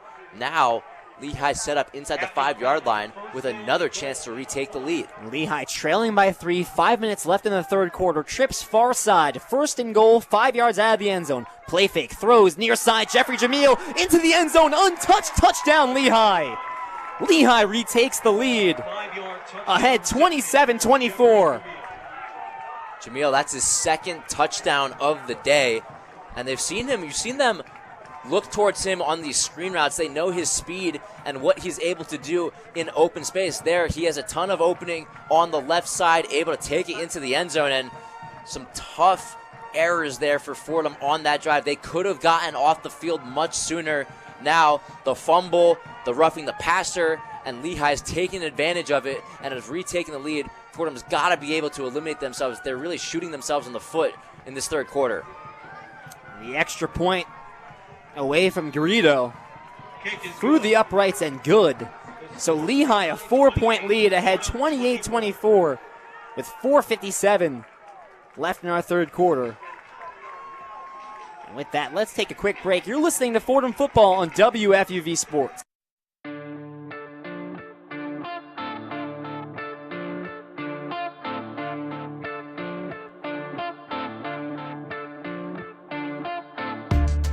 What's going on, guys? I'm Jack Warner, one of your New York Rangers beat reporters for the 2023-2024 NHL season. I'll have you covered all season long as New York looks to bring a Stanley Cup back to the Big Apple in Peter Laviolette's first season as head coach. Follow me on Twitter at Jack_Warner23 for live game updates, post-game media availability, and all things Blue Shirts.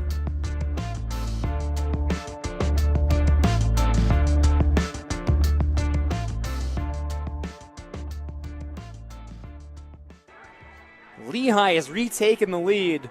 4 minutes, 57 seconds left in the third quarter. Lou Orlando, Brian Rabacs bringing you Fordham football on WFUV Sports. It's Fordham trailing by 4. As here's the kickoff from Carrino. Spiraling kick to the far side 10. MJ Wright takes it at the 15, working up near the 30. He'll be tackled just short.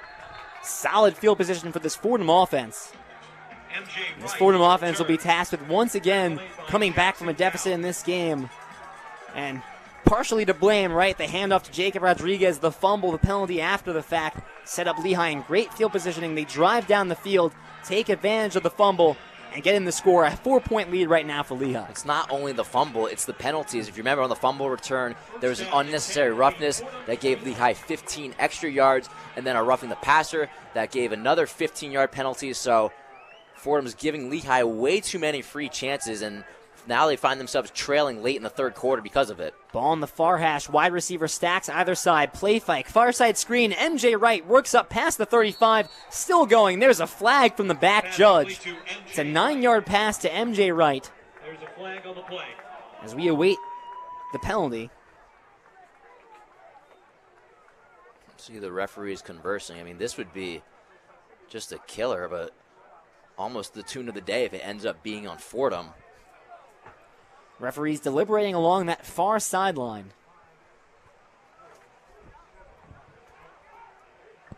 That penalty did come in from the back judge almost right when MJ Wright was getting tackled. Yeah. You wonder if there's a block in the back, a hold. They appear to be walking it back as the Fordham offense already drifting back. It's going to be a block in the back. Takes them back half the distance to the goal. And this is the 9th penalty of the day for Fordham, so they just haven't been disciplined all day long, and now you have a solid gain where you can take it up to around the 27-yard line. Now you're all the way back at your own 18 with a long way to go for a first down. After the penalty, 2nd and 21 There's from the 18. They're saying right now 2nd and 21. Although the first down marker on the field has first down, so it's first down and 21 from their own 18. Snap, Montez sits in the pocket, throws, wobbling spiral far side, brought in Garrett Cody at the 20-yard line. A deep pass to only get 2 yards out of it there. Oh boy, that was a dangerous throw from Montez there. Jones came in and made the tackle, but if he's looking up at the football, he has a chance to read that perfectly and almost pick that off and take it in for 6. So Montez a throw he'd like to have back, and Fordham catches a slight break. 2nd down and 17. Twin receivers either side. 3:50 and ticking in our third quarter. Snap, play fake. Montez steps up, throws, near side. MJ Wright hauled in at the 35. And that 10-yard reception will set up 3rd down and 5. Pass complete to MJ Wright. So Fordham able to get a lot of the yardage back. That one goes for about 11 or 12 yards. Sets up a 3rd down conversion. So we'll see what they end up doing. And a lot of panic now from Montez. Very adamant with the play call. Trips far side. Luffridge, one of the receivers out there. Empty backfield for Montez on 3rd down and 3. Needing the 39-yard line. Montez claps to the snap. Lehigh sends 5. Near side screen. Julius Luffridge able to catch and work it up to the first down marker. But was he ruled down before of it? It's really close. There was a lot of bodies right around Julius Luffridge. It almost looked like Lehigh was going to swarm him, but right now they're giving him the first down. And Fordham moving quickly, 2:50 and ticking. Wide receiver stacks either side. Straight away give Julius Luffridge a speedy run there up the middle to the 45. Finally brought down by T.J. Burke. Now an injured Fordham lineman. That's their center, Cody Johnson, down. This is not someone that you'd want to lose. A senior, started 8 games at center last year, has been the full-time starter this season, and communication between center and quarterback really important and this would be a really tough blow to lose with Johnson down and being attended to by the trainers. And Fordham's already had to deal with some injuries on their offensive line. Ryan Joyce, senior captain and second-team All-Patriot League last year, has been in and out of the lineup with some injuries. The good thing for Fordham is you have a lot of depth in your O-line, a lot of junior and senior offensive linemen, but you don't like to see any of your starters have to come out. And so right now it's Kevin Laughlin, the sophomore from Wyckoff, New Jersey, practicing some snaps. Went to high school with our very own on-site producer, Will Talent. And Cody Johnson still getting looked at in the middle of the field, and seems to be jogging off, so I think it might be a hand injury. He's got his right fist closed, and obviously right fist very important for snapping the ball, especially as a center. So he'll come out keeping that right hand very close to his chest. The good thing for Fordham is that they have been picking up first downs, and they haven't been easy. Lehigh's been playing physical on defense on this drive, but Julius Leffridge, he had a screen on that third down conversion, just kept chugging through defenders, making it really just powerful and tough to bring him down, and we saw that on the first down run too. 2nd down and 4 from their own 46. Low snap. Montez handles it, throws far side. MJ Wright past the 50. Caught at the 47-yard line, enough for the chains. Another pass to MJ Wright, another first down. That's something we've seen a lot of today. We've seen a lot of quick strikes to MJ Wright today, too. Not playing press coverage is Lehigh. They're playing off, so Wright has a chance to get a route underneath, and he has enough for the first down. Clock ticks under 2 minutes in our third quarter. That's the 8th reception for MJ Wright today. 2 receivers either side. Play fake. Montes facing pressure. Throws middle. MJ Wright through his hands. Some coverage from Nick Peltekian, but MJ Wright had a chance to get his hands on that ball, and I feel like it just went right through him. Yeah, they took a shot there. MJ Wright running a short post route over the middle of the field. Good job by Peltekian just keeping up with him and staying tight in coverage, but they did have a chance. MJ Wright looked like he was able to potentially get a hand on it. Montez would have had to put that in a perfect spot with how tight the coverage was, but I appreciate them taking a shot down the field, trying to make a big play out of what's been a lot of quick strikes and kind of ground and pound offense for Fordham today. 2nd down and 10. Ricky Gonzalez comes in for MJ Wright. Ball at the Lehigh 47. Play fake. Montez hits, he throws over the middle. Nearly caught by Garrett Cody in triple coverage, but Cody working back to the ball. None of the Lehigh defensive backs looking for the ball. That very easily could have been an interception. Yeah, listen, I know C.J. Montez has been trusting Garrett Cody a lot as of late, but that was a dangerous pass. So they had one-on-one coverage down towards the bottom of the sideline and had safety up top, and he didn't see the linebacker coming in, so triple coverage could have been a disaster if we had a Lehigh defender looking for the football. Fordham wants a offsides on Lehigh. They won't get it. Minute 40 left in the third. 3rd down and 10, needing the 37. Empty backfield for C.J. Montez. Snap, 5-man blitz from Lehigh. Montez steps up, dump off over the middle. Julius Luffridge at the 40, moving up past the first down. Julius Luffridge making things happen. Just a quick curl route over the middle and able to get the first down with his legs. And really good coverage down the field from Lehigh. None of the receivers were able to get open, so this is a situation where Montez sees Luffridge underneath and just needs to have the ball in his hands and see if he can power his way to a first down like he's known to do, and he certainly does. Keeps the drive going. So a fresh set of downs. Fordham at the Lehigh 36. Minute and 5 left in the third quarter. Fordham trails by 4. Snap, play fake. Montez throwing again, scrambling right to avoid pressure. Throws on the run. Ricky Gonzalez nearly makes the catch, but smothered, and a flag flies. Looks to be against Aiden Singleton for the tight coverage. Yeah, they're going to look like they might get Singleton there for pass interference. But Patelkin came over and seemed pretty adamant that flag shouldn't have been thrown. But already walking it up, Montez takes an end zone shot for Ricky Gonzalez. And the penalty, defensive pass interference, gets Fordham up to the Lehigh 21. 1st down and 10, 54 seconds left in the third quarter. Luffridge the back, offset left, trips near side. Play fake, Montez throws short near side. Garrett Cody at the 21, trying to work up to the 20. All he'll get is a yard. The tackle by William Parton. And just really good recognition there from the Lehigh defense. Fordham tries to catch him off guard with a quick screen, but you saw Parton and DJ Brown, the freshman, right there to make the tackle. So a really nice job of recognizing that screen and not letting it break in a big way. 30 seconds and taking on our third quarter clock. Trips far side. Ball at the Lehigh 20. Montez takes the snap on the left hash, sits in the pocket, now scrambles, evades the tackle, rolling right, throws, on the run. Ricky Gonzalez goes through his hands, trying to make that catch along the sideline. Instead, incomplete and a 3rd down and 9. And Montez's first couple of looks looked like he wanted to take an end zone shot. First read was to Garrett Cody, then looked for Jeff Ciccio running towards the end zone, but nothing was open down there. Just tried to fit it into Ricky Gonzalez, who was open around the 5-yard line. If Montez recognizes him sooner, he maybe gets a completion off, but just unable to do it. Empty backfield for C.J. Montez. 13 seconds left in the third quarter. Fordham trails by 4. Ball on the left hash. 3rd down and 9, needing the 11-yard line. Montez takes the snap, looking right, throws right. Ricky Gonzalez the catch, short of the 1st down by a yard. Ruled down at the 12 and needed the 11. Clock will tick down in our third quarter. When we come back, Fordham has a heck of a decision to make. Wow, this is going to be a big call coming up here from Joe Conlon. So you're at a 4th down and maybe half a yard. So definitely within distance to get the 1st down, but it's a 4-point game. You could kick a field goal, make it a 1-point game, but a big decision coming up here at the start of the 4th quarter. So you definitely want to stay tuned because this could be a big 4th down play coming up for the Fordham Rams. Fordham trails Lehigh 28-24 as we enter our final quarter. Let's send it back to the Rose Hill Studios. Chris Carrino with the one-on-one scoreboard update. The one-on-one scoreboard. Taking a look around the rest of the Patriot League, Lafayette taking it up to Ivy League's own Princeton in Jersey. They're currently in a tight one. It's 10-9 Leopards in the third quarter.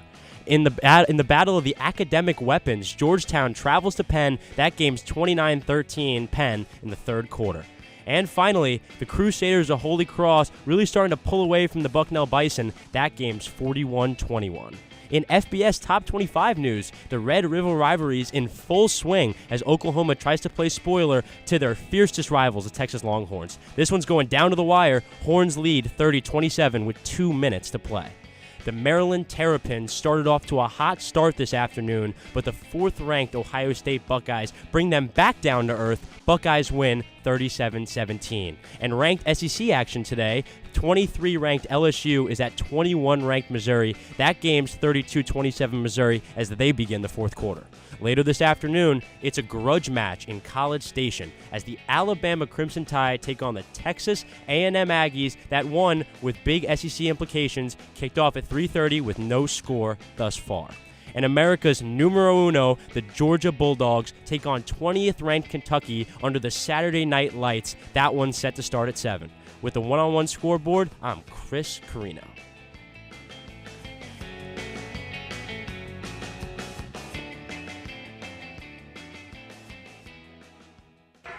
Thank you, Chris. Lou Orlando, Brian Rabacs, Will Talon, our on-site producer. It's Fordham football on WFUV Sports. We enter our final quarter of play. Fordham trails by 4 to Lehigh on homecoming, and we get thrust into a very, very interesting predicament. 4th and inches for Fordham at the Lehigh 12. Do you take the field goal and trail by 1, or do you go for it? I have a sense they're going to go for it. It depends how much Coach Conlon wants to trust this defense. Fordham just a yard away from the 1st down. They could kick a field goal, but they would still be trailing. But we've seen them earlier in this game on 3rd and 4th downs utilize Luffridge, and he's been able to get about a yard. The offensive line has done a really nice job of getting some nice pressure up front. But here's the thing. Cody Johnson, the center, went out with an injury. So now one of your starting linemen might not be on the field for this play. So it's about what do you end up doing? Do you just give it to Luffridge again? They have a chance to do a read option with Montez. But again, it's all about should they choose to keep the offense on the field. It looks like they are, and it does look like Cody Johnson is back on the field at the center position. And Julius Luffridge out there to the right of C.J. Montez. This Lehigh defensive line has not been able to stop him in short yardage situations, and no T.J. Burke out there right now for them. So one receiver either side, heavy set formation, strong right for Fordham. And Garrett Cody all alone on the left side with non-press coverage. 4th down and 1, the snap. Luffridge shakes the tackle, diving for the 1st down. This is going to be awfully close. The referee running out right along the 1st down marker, and no official ruling yet. Luffridge shook a tackle in the backfield, able to dive up for the 1st down, and this is going to be really close, Brian. Lou, this is going to be really close, really dependent on where they spot the ball. I mean, look at the Lehigh sideline. Everyone stepping onto the field seems pretty adamant that Luffridge did not get there.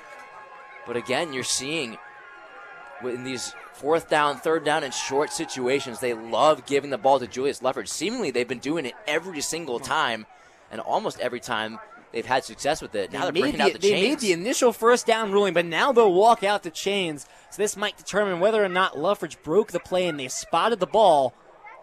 Oh, it doesn't get much bigger. This might be just short. They're going to overturn the call. Julius Luffridge short on 4th down and 1. Lehigh takes over on their own 12, leading by 4, and Fordham not able to get the 1st down. The aggressive play backfires. I'll tell you what, this Lehigh defense put in a really tough spot there in a situation where they need to make a play, and we've been talking about this front unit for Lehigh, the pressure up front. We look at Spatney, Burke, Colton, and Harris on the line. A lot of talented players, not to mention Danucci and Oyashki on the linebacker position. So they have a lot of talent there. They're able to create pressure, and Luffridge, who's gotten a lot of 1st downs in that situation all day, not able to do it at the start of the 4th quarter. Silber in the gun. Jamil comes across in motion. Play fake. Wide open over the middle. Mason Humphrey caught at the 40, moving past midfield. Tackled by Nahil Perkins at the 35. But a huge pass takes Lehigh right into Fordham territory. Simply put, that's a totally blown coverage from the Fordham secondary. I mean, you have Humphrey just running down the field. Nobody is covering him. No one's open. So obviously Silber sees him. He's able to hit him in stride very easily with no defender there to cover him. Just a totally blown coverage to start this 4th quarter on defense for the Rams. 2 receiver, 2 tight end set. Ball at the Fordham 33.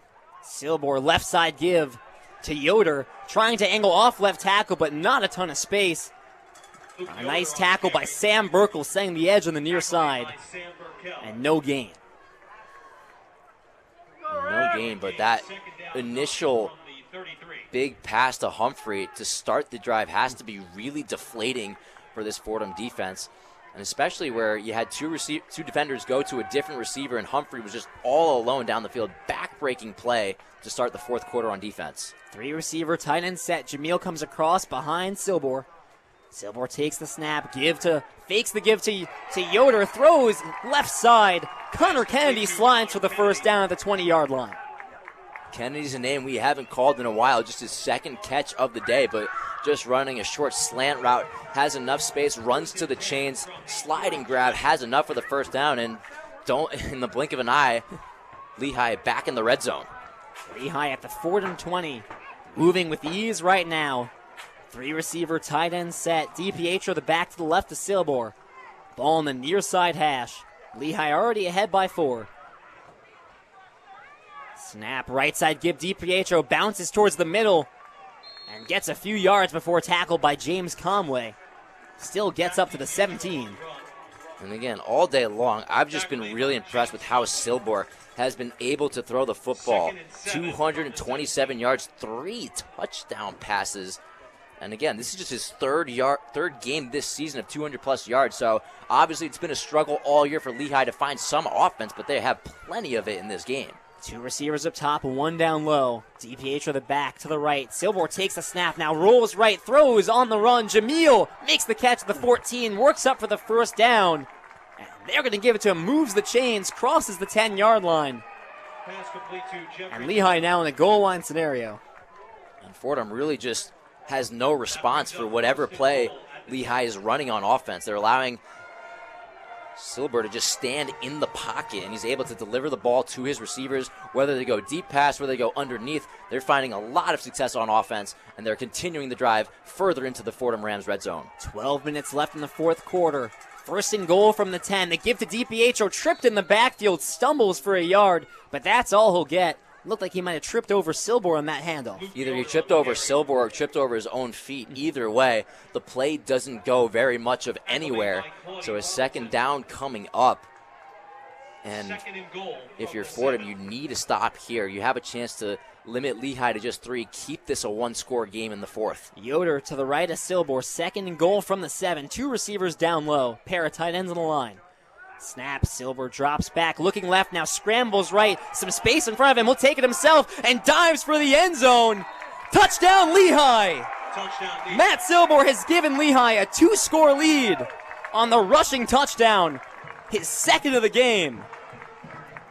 7-yard touchdown. Well, how about Brayton Silber today? I mean, he's done an awesome job, not only throwing the ball, but really fearless running there. And half of that touchdown, I think you got to credit a lot of that's Connor Kennedy just setting up a nice block on the outside, giving Silber enough room to run across the goal line. Another rushing touchdown for Silber. He's been having a great day, responsible for all 5 of the Lehigh touchdowns, and now they take a 2-score lead. With 11 minutes and 21 seconds, it's a 10-point lead for Lehigh as we await the extra point. Garrido's kick is up and good. Lehigh ahead 35-24 with just 11:20 to play in this game, and Fordham in danger of dropping another conference game, Brian. Well, they find themselves down by 2 possessions in the fourth quarter, so it's certainly an uphill battle. And we've seen the offense have chances in this second half. You saw them, they've moved the ball into Lehigh territory on each of their drives. The problem is they're not scoring anymore. You saw on the drive in the third quarter, they got into the red zone, but there ended up being a fumble from Jacob Rodriguez. Now you get towards the goal line on this side of the field in the fourth quarter, but they're not able to get a huge fourth down. So they've been moving the ball, but they haven't been able to keep the offense on the field. A couple of turnovers, and Lehigh's taken advantage of seemingly every turnover that Fordham has given them. Now they lead by 2 scores in the fourth quarter, and now you're in a situation where you're the Fordham offense where you almost have to be perfect. You can't make a mistake. You can't afford to have any miscommunications, any penalties, anything of that sort. They really need to lock in on offense because they're at risk of losing their second conference game to start the season and really letting this whole 2023 year slip away. They really need to come back, corral themselves, and have a chance. Give the team a rest of a chance the rest of the way to win this game, because this game is so important for how the rest of the season is going to go. Brian, we said at the beginning of this game, Fordham cannot afford to lose a second conference game right now. If you want to win the Patriot League title, you are banking on an undefeated run in conference play the rest of the way, and that means upsetting Holy Cross, currently ranked 6th in the nation. Holy Cross, a team that might not lose to a single conference opponent this year. And if Fordham opens up their season with 2 conference losses to, mind you, Georgetown and Lehigh, 2 of the bottom teams in the Patriot League, you might as well kiss the Patriot League title goodbye. I mean, this is a team that you were looking at in Fordham. You saw how talented they looked out of non-conference play, beating an FBS team, really putting the Patriot League on notice. But now they've entered conference play and they've come out a little sluggish, and they're making a lot of mistakes that we're not used to seeing them making. We saw the defense play well early on. Now they seem to be letting up some big drives, and a team that really hasn't moved the ball on offense at all for the whole season. And we're talking about a Lehigh team that scored 20 points twice this year, but never scored 30 points. Now they have 35 points on the board. Silber, a quarterback who's not really known to be a pocket passer, they haven't had a lot of success throwing the football. He's got 3 touchdowns, not to mention 2 rushing scores to go with it. So Silber's been having an awesome day, taking advantage of this Fordham defense, and now a chance for the offense. You really need to score here, at least get it to 1 possession, because the clock is ticking with 11 minutes and 21 seconds to go. Garrido charges for the kick, kicking right to left. MJ Wright to return at the near side 10. Takes it up past the 20, the 25. Lunges for the 30, a flag from the back judge. And we'll see which way this goes. Well, on a kick return, usually if you see a flag thrown, it's going to be on the return team in some capacity. And again, we're talking about Fordham needing to eliminate penalties. This is not the spot where you want to have a play come back 10 or 15 yards, whether it be a hold, some sort of block in the back. This would be a really ill-timed penalty, especially with the way this game has gone as of late. Fordham trailing by 11 and already 9 penalties for 88 yards as we await the ruling.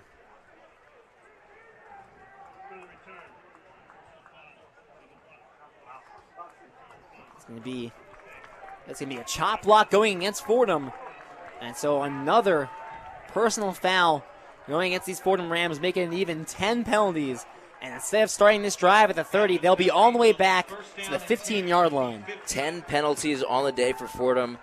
It's cost them about 100 yards on the day, so they're giving way too much to Lehigh, putting them in a lot of good spots, and the offense now has a long way to go. So all the more of the test coming up Montez the snap, 11-16 left in the fourth quarter. Right side give to Julius Luffridge, running past the 20-yard line. Picks up 6. And we're going to see Fordham possibly work a little quickly here. They're going to need to try to get a score as quick as possible. Time ticking now, under 11 minutes. It's an 8-yard gain for Luffridge, 2nd down and 2. Same formation, trips on the far side. And DJ Brown, the safety, showing blitz from the left side. Montez able to recognize it. Montez the snap, play action, facing some pressure, steps up, throws, deep left seam, Cole Thornton caught the 45, moving into Lehigh territory, brought down at the 30. Cole Thornton, the 40-yard reception, completely flips the field, and Fordham all of a sudden in Lehigh territory. A huge catch for the senior Cole Thornton. Saw him get some action at the end of the first half. Now a big play, his longest reception of the season, and possibly no better time for it. Fordham needed a big play, needed a jolt of energy. Well, they have it right here and now set up at the 27-yard line of Lehigh. The 49-yard reception from Cole Thornton. Trips near side. Cody, the lone receiver, to the left. 1st down and 10. 10:05 and ticking on our final quarter of play. Montez the snap.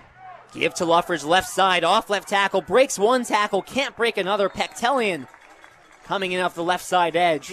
But Luffridge able to move up for a few. And you keep just looking at Julius Luffridge running the football, and his ability to make the first man miss is just incredible. You saw a couple defenders diving at him. He's making a lot of nice cutbacks, able to make what could have been a stop at the line of scrimmage, now a 3-yard gain. Same formation, 2nd and 7, 9:35 and ticking. Montez low snap, facing blitz off the edge, throws right side, MJ Wright at the 23, moves up inside the 15, hurls a defender, taken down at the 15. Fresh set of downs. And Lehigh just doesn't cover the flat. You had Felton running a route to the end zone, tight end running over the middle, so MJ Wright's just left all alone in the flat. Montez takes it, and Wright able to get more yardage after the catch, sets up a 1st down. Montez, 316 passing yards on the day, trips far side, 1st and 10 from the Lehigh 14. It's MJ Wright, the lone receiver, to the near side. Snap, Wright facing pressure once again. Montez throws near side, MJ Wright, touchdown Fordham! MJ Wright, his 10th reception, his first touchdown of the game, and Fordham's back within 1 score. And great of CJ Montez to recognize that, recognizes the matchup. It's a graduate student receiver in MJ Wright against a freshman cornerback in Aiden Singleton. One-on-one coverage against MJ Wright. They have him just run a nice fade, try to get to the back pylon, beats him. So Fordham takes advantage of a favorable matchup. They've been working towards him all day. A huge touchdown drive for the Rams. Now sets them back up within 1 score. Trailing 35-30. And I think Fordham's going to send out the offensive unit and go for 2 here to cut this to a 3-point lead. Yeah, you have to do this here. Get it to at least a field goal. And once again, MJ Wright alone down at the bottom here against Aiden Singleton, the freshman. Heavy set formation, 1 receiver either side. Luffridge offset right of Montez. 8:50 in the 4th quarter. Head coach Joe Conlon electing to go for 2, down 5. And now we have whistles. And this is going to be a timeout, a Fordham timeout, the first of 3 in this second half. Fordham will take some time to talk this one over, but, Brian, we talk about with 11 minutes, 20 seconds, going down by 2 scores, a 3-minute drive, thanks in large part to that 49-yard reception from Cole Thornton, and then a big 27-yard reception from MJ Wright. Fordham Fordham able to get back within 1 score and drive down the field quickly. Not only did you need to score on that drive, but you needed to use as little of the clock as possible. So really impressive for the Fordham offense. A 2-minute, 26-second drive where they're able to go 85 yards with a couple of deep passes. So a really efficient and effective drive for the Fordham offense. And again, you have this 2-point conversion coming up. And it looks like Lehigh's changed the matchup at the bottom. Now they're sending Joshua Jones to cover right in the far sideline. Ball on the far hash. Cody comes to the near side in motion. Luffridge the back. Montez takes the snap. Flips forward for Jeff Ciccio. Powering into the end zone. 2-point conversion. Fordham, they're back within a field goal. Some trickery there from the Fordham offense. Montez scrambling right, shovels forward for the tight end, Jeff Ciccio. Fordham back within 3, 35-32. Yeah, a really nice design play there. Allen starts the play on the left side of the line, and Montez rolls out to his right. Looks like he's going to look for a receiver on the right side, but Allen ends up just running across the line, a little shovel pass. He's able to work his way through there and gets a huge 2-point conversion. So just when you think it's looking bleak for Fordham, they come marching right down the field. They scored not only the touchdown, but also the 2-point conversion. And now it's a field goal game with still plenty of time, 8 minutes, 50 seconds left to go in this one. And Brian, right, a lot of reasons to be down on this team, especially the last couple of weeks. The loss to Georgetown, trailing by 11 with 11 minutes left in the fourth quarter. But drives like that from this offense are what suck you back in, and now the attention turns to this defense that's really struggled to stop Braden Silbor. Silbor accounted for all 5 touchdowns today for Lehigh. And what have we said all day? Lehigh entering this game, averaging 13 points per game. They put up a 35 spot. With 8 minutes, 50 seconds left in this game, you need a stop from your defense. And a stop was non-existent on the last drive where you're looking at it. Lehigh was able to go 88 yards in just 7 plays. So Silbor, thanks to a couple blown coverages, was able to find his receivers for some big gains. Now, for the Fordham defense, you have to be able to regroup. You have to be able to communicate better in coverage, knowing who has what man off the line of scrimmage. And this is a really important drive defensively. It's your homecoming game. Moglia Stadium seems to be filing in a good turnout here today. But obviously, the big elephant in the room is conference play, chasing a Patriot League title. A lot of that becomes very unlikely if you lose a second conference game. So Fordham, a tough week against Georgetown last week, a chance to regroup against Lehigh, but they're still trailing in this one, and they're going to need a big stop here.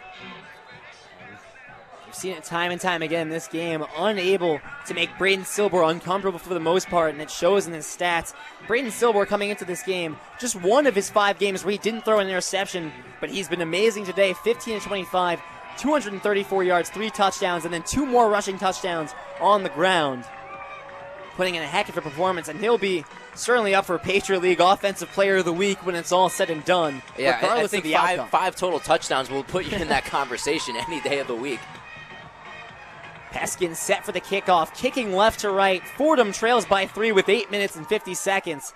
Far side kick will bounce out of bounds, and for the second time today, Brandon Peskin's kickoff goes out of bounds, and that's a penalty. Lehigh starts this drive on the 35, and I'm not going to say the exact same phrase, but let's just put it like this, Brian. Fordham keeps hurting themselves, and they can't stop doing it. They just haven't done a good enough job of eliminating these costly mistakes. And there, Peskin, the second time today where you're kicking the ball out of bounds. Now, Lehigh, again, set up much better in field position, so it's, again, the little things that Lehigh has a chance to take advantage of. Fordham just hasn't been able to eliminate these costly errors. 3 receiver tight end right for Lehigh. Silbor, the snap. Give to Yoder up the middle, bursting forward. A powerful run for 7. And we've seen that from him all game. A 7-yard carry sets up 2nd and 3. Yeah, Yoder coming up close to 100 yards rushing on the day as a freshman. And when the run game is working so effectively, it opens up so much more in the pass game where you can do more play action. And Silbor has really taken advantage of that with 3 touchdowns on the day. Most yardage he's had in a number of games. He's done a really nice job in the pocket. 2nd and 2 from the Lehigh 43. Silbor looks right, throws right, reeled in at the 50-yard line. Mason Humphrey, the grab, and able to get the first down and get to midfield. 1st and 10 at the Fordham 47. Fresh set of downs for Lehigh, now in Fordham territory at the Fordham 47. And again, they've worked their way back into Fordham territory. Fordham just has not been able to keep Lehigh on their side of the field. 2 receivers down low, 1 up top, tight end left, Yoder the back. Jameel comes across in motion, fake the end around. Silbor sits in the pocket, throws left hash, brought in Connor Kennedy at the 40-yard line. A 7-yard pass. And Lehigh getting 7-8 yards with every play. Yeah, that's Fordham running their zone coverage, and Kennedy just finds a soft spot in it. He's able to sit there for a number of seconds, and then Silbor sees him. He's able to deliver the pass for another gain of about 7-8 yards. They keep moving the ball little by little. 7-10 and ticking, 2nd and 3 from the Fordham 40.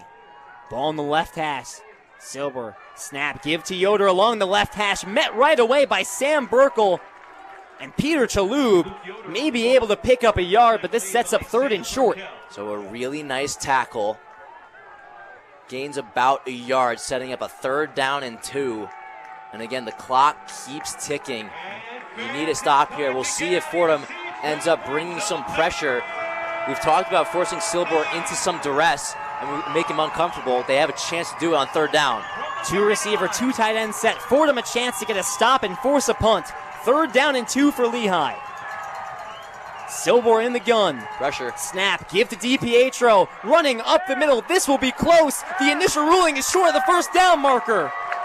Going right into the teeth of that defense. Mathani Paul Swinson, James Conway, and Sam Burkle in for the stop, and right now ruled a yard short of the 1st down. Decision coming up for Kevin Cahill.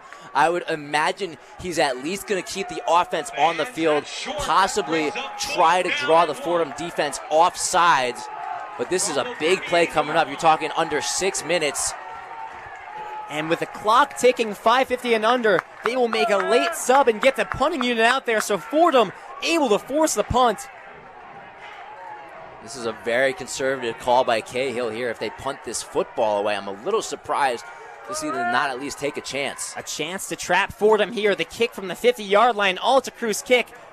Bounces into the end zone for a touchback. Almost had a chance to pin them there. It landed at the 2-yard line, but takes the forward bounce. Fordham takes over at the 20-yard line, trailing by 3 with 5.5 minutes left. Plenty of time left on the clock, and you look at the way that Fordham was able to move on their last drive. They got a lot of big plays of 30-plus yards, 25-plus yards. They were able to move the ball really well, take advantage of a young Lehigh secondary. So look for them to look for more favorable matchups, try to get something that they like, and give the ball to their playmakers. CJ Montez has looked really sharp in this second half. He's completed 70% of his passes today, so another strong performance for him, and the offense has done more than enough to keep this Fordham team in this game. Well, Brian, at Pres Bowl yesterday, we were listening to Olivia Rodrigo, so I got a question. Do you get deja vu? Because taking me back to Georgetown, 5.5 minutes left, Fordham down by 3. They drive down the field, they get the touchdown, but then what happens is Georgetown a couple minutes, and they're able to get the score in the eventual game winner, but kind of getting flashbacks. Fordham was able to get the successful drive last week and take the lead. You wonder how Fordham plays it, right? You have 5.5 minutes. Do you just try and go quickly down the field, or do you try and take some time knowing that, hey, Lehigh might get the ball? First of all, 4th quarter of the homecoming game, Fordham trailing by 3. Was not expecting you to drop an Olivia Rodrigo reference at this point in the game. But did you like it? I did like it. And that's what matters. So for Fordham, offensively, you're looking at, obviously, you need to have another solid drive. You can't punt the football away here, so you have to keep the drive moving. But if you're Fordham, I don't know if you can operate under a sense of we're trying to take time off the clock. You just got to let CJ Montez move the football in the way that he's comfortable with. So we'll see if they give the ball to Julius Luffridge, try to get some big runs out of him. But look for CJ Montez to throw the ball well enough to put Fordham at least in field goal range, but you know they want a touchdown. You know they want to get the lead. Fordham with the chance here. Still a lot of time left on the clock, and I wouldn't worry about taking time off, playing relatively conservative. You have to go very aggressive, and if it means scoring quickly, then so be it. Montez, 330 passing yards at a 70% completion rate. Julius Luffridge, 122 yards in the game. And MJ Wright, 10 reception, 101 yards and a touchdown. That's been the leaders in the Fordham offense. Fordham at one point trailed by 11, but a touchdown drive capped off in a 10-yard touchdown pass to MJ Wright has brought them back within 3 after the 2-point conversion. From their own 20-yard line, Montez, low snap, looks left, throws left, sliding grab, Garrett Cody at the 25. Pass complete to Garrett Cody. 5-yard game, 5:16 and ticking on our 4th quarter clock. Ball on the far side hash now, wide receiver stacks either side. Luffridge the back, Luffridge the give, up the middle, bursting forward, and falling past the 30-yard line, picks up the first down, marked down at the 32-yard line. 2 plays and a first down for Fordham. Yeah, they are moving the football, and giving it to Julius Luffridge again. I mean, you look at him averaging almost 6 yards a carry on a 2nd and 5, doing more than enough to keep the chains moving. 2 receivers either side, ball on their own 32, 4:45 and ticking. Montez, the snap, give once again. Luffridge right up the middle in some open space. Powering forward for about 7 yards, just short of the 40-yard line. Call it 2nd down and 4. Quickly back to the line of scrimmage is Fordham. Same formation. Snap, Montez throws left. Garrett Cody, far side screen. Picking up the 1st down, getting to the 45-yard line. Yeah, quick strike in these situations. Just have to make sure you have enough for a 1st down. And now Cody Johnson, the center, looks like he's injured again. Slow to get up. And this time, this might be a lower body injury, although nope, he's grasping at the hand again. Slow to get up, and looks like that right arm, that's what initially knocked him out of the game. So Kevin Laughlin set to get back in. It looks like he's got some tape on that right elbow, so you wonder if he got taped up on the sideline from before, if he's been nursing that injury. But again, starting center for Fordham out on a crucial 4th down series. Fordham trails by 3, 35-32. 4:10 and ticking on our 4th quarter. 2 receivers either side. 1st down and 10 from their own 45. Montez claps the snap, high snap, he handles it, facing blitz, now scrambles right, open space ahead of him, fakes the pass and takes it himself, crosses midfield, brought down at the 48-yard line, a flag after the play. That's going to be unnecessary roughness and a gift from the Lehigh Mountain Hawks. Yeah, it looks like they're going to get either Danucci or Partrin on a late hit out of bounds. But again, Montez using his ability to scramble, and a lot of what able to create a gain for Montez was a little fake to MJ Wright. He pump faked to Wright. That forced the defender to come up, and then Wright continued to look like he was running a route, so he was able to Deke Singleton, the cornerback, and give more space for Montez to run. He takes it up close to 1st down yardage, but a late hit out of bounds is going to give them more and continue to move the ball into Lehigh territory. Fordham now has the ball at the Lehigh 33 after the run from Montez and the penalty after the fact. Wide receiver stacks either side. Luffridge offset left. 4 on the line for Lehigh. Claps to the snap, another high snap. Montez throws near side. Mekhi Felton spins past the 30 and out of bounds.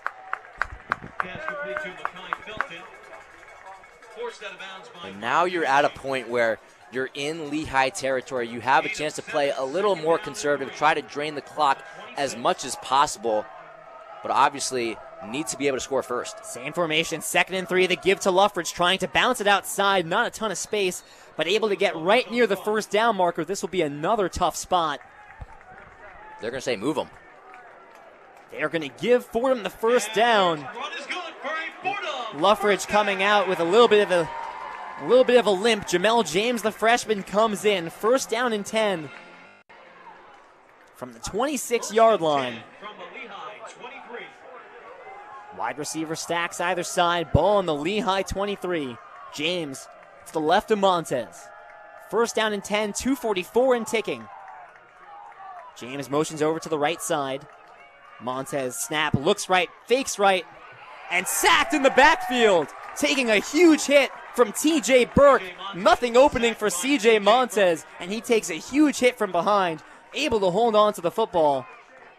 But that will be a big loss of about 6 yards. And really nice job by the Lehigh secondary. So you can almost call that a coverage sack. A really nice job of them not to bite on the pump fake from Montez, and he stands in the pocket for enough time to allow Burke to come in for the sack. 2nd and 16, 2:09 and ticking. Play fake. Montez sits in the pocket, throws left, incomplete. Eyeing Garrett Cody. Didn't have enough on the pass to get it there on that curl route. And all of a sudden you look, 3rd and 16, ball's on the 29. A field goal ties this game. This would be a career high for Brandon Peskin, so I think at minimum, make this a more doable field goal. Yeah, we saw him hit from a career-long 44 yards in Buffalo. This would be 46. This one would be a new career-long, but now you're at 3rd and 16. Maybe try to take a shot underneath. Just get enough yards, and like you said, give him a better range to kick a field goal. 3rd and 16. CJ Montez the clap and a jump from TJ Burke, and this might go against Lehigh. Yeah, that's what the referees are signaling. Either a neutral zone infraction or an offside penalty against Lehigh.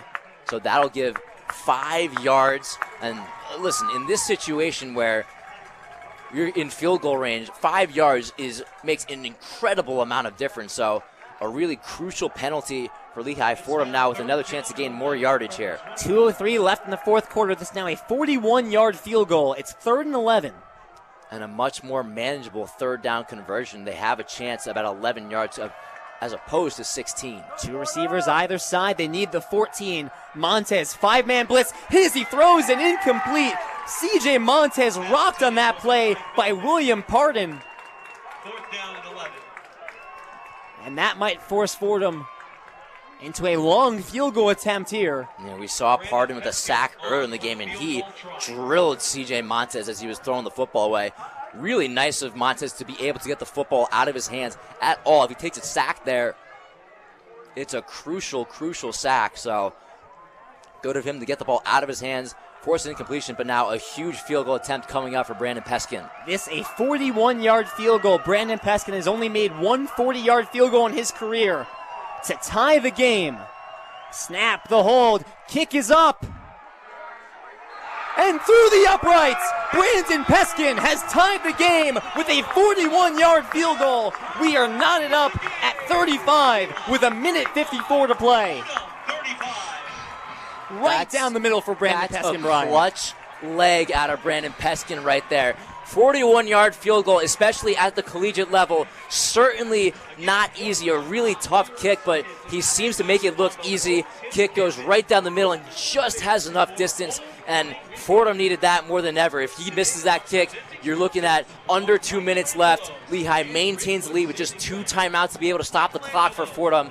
Now you have a tie game on the 41-yarder from Brandon Peskin, a chance for the defense to come up big, but all in all, you have a tie game on your hands, so now you have to make a play, but offensively, a really nice job for Fordham not to panic, not to crumble. They had a couple sacks, some tough situations. Lehigh brought the pressure, but they were able to do just enough, get into field goal range, and a tie game here late in the fourth quarter.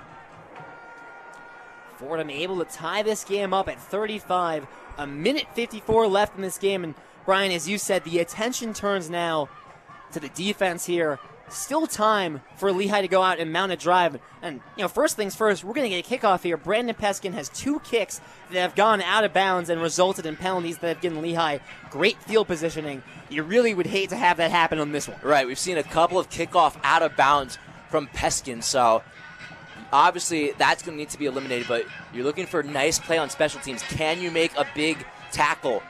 Prevent a big return? You need to do everything, just the small things right in these kinds of situations. So for Fordham, it's a really crucial spot in the game, and we talk about eliminating mistakes. This is not the time where you can have them happen. You have to be extremely disciplined, extremely well prepared. So Fordham, under 2 minutes left, a chance to make a stop. But we also saw in Georgetown last week where Fordham was in one of these situations, in a late game situation on defense. And Georgetown, who really struggled in the second half defensively last week, almost ran down the field nonstop late in the game. And they had a game-winning touchdown drive to go with it. So Fordham have to put last week in the rearview mirror. It's a new week. They have to be able to make a play and limit the movement on offense from the Lehigh Mountain Hawks. All the attention going to this possession, and Brian, I made my deja vu comment a little bit ago. I think the deja vu coming in waves, certainly. And remember on that drive against Georgetown, the secondary kind of collapsing. Peskin charges for the kick. Deep kick inside the 10, brought out by Jamil, angling towards the middle, now trying to get the outside edge, past the 30, tackled down at the 32-yard line. A flag flies at the end of that play, and you have to wonder if this is a penalty against Fordham. You have to wonder. He did take a tough hit there. D. Rice Williams on the tackle. There's some pointing from the officials. Most of the time in kick returns, it is against the receiving team, but the only time that the caveat changes is when there's a big hit. The penalty holding going against Lehigh. So instead of starting this drive at their own 32, they'll be pushed back a ton. So Lehigh kind of suffering from the same thing that Fordham suffered through for most of this game. You think back to that last drive, the big penalties that Lehigh had to allow Fordham to have that big offensive drive, and now seeping into this return. Well, now we'll see how aggressive Lehigh plays it on offense, working from their own 20-yard line. 3 timeouts, a minute 48 left on the clock. Have time if they go aggressive and want to go down the field. Silber in the gun, 2 receivers either side, ball at the Lehigh 20. Snap to give to DiPietro up the middle, met by James Conway after a gain of 5. Conway holding his ground. And we'll see on the run. Are they trying to drain some clock? Force Fordham to use a timeout by any chance? They've relied on their ground game a lot today, but not enough there. Yet about 5 yards. The clock does not stop, and it keeps ticking down. A minute 25. It's 2 in the backfield for Silber, 1 on either side. 2 receivers down low, 1 up top. Snap, play fake. Silber dropping back, facing pressure, throws far side and incomplete. Some miscommunication. A flag flies. There wasn't a receiver anywhere near the ball, and you have to wonder, is this intentional grounding? It's really going to come down to, first off, what the penalty is. If they're looking at intentional grounding, was Jamil in the area? They sent him in motion. He tried to run a wheel route, but Fordham covered up really well. And it looks like this one's going against Fordham. The penalty going against Fordham will gift Lehigh a first down and move them up a chunk. Now Lehigh working from the 40-yard line.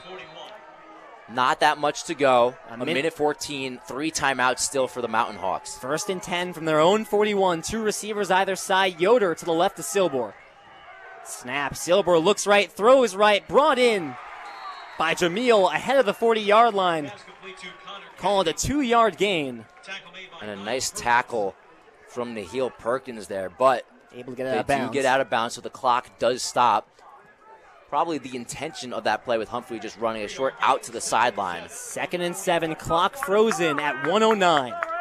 2 receivers either side, Yoder to the left of Silber. Ball on the 44. Snap. 5-man blitz from Fordham, throwing right, and another reception by Jamil, and ahead again, heading out of bounds past the 45. But this does set up a 3rd down and 4 on another 3-yard reception.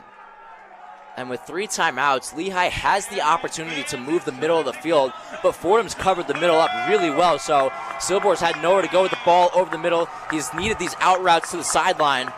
And now a 3rd down coming up. Trips near side, 3rd down and 4. Fordham looking for a stop. Silber takes the snap and an immediate whistle and a timeout called by Lehigh. They'll use one of their 3 timeouts, maybe just trying to see what look they were going to get from Fordham defensively.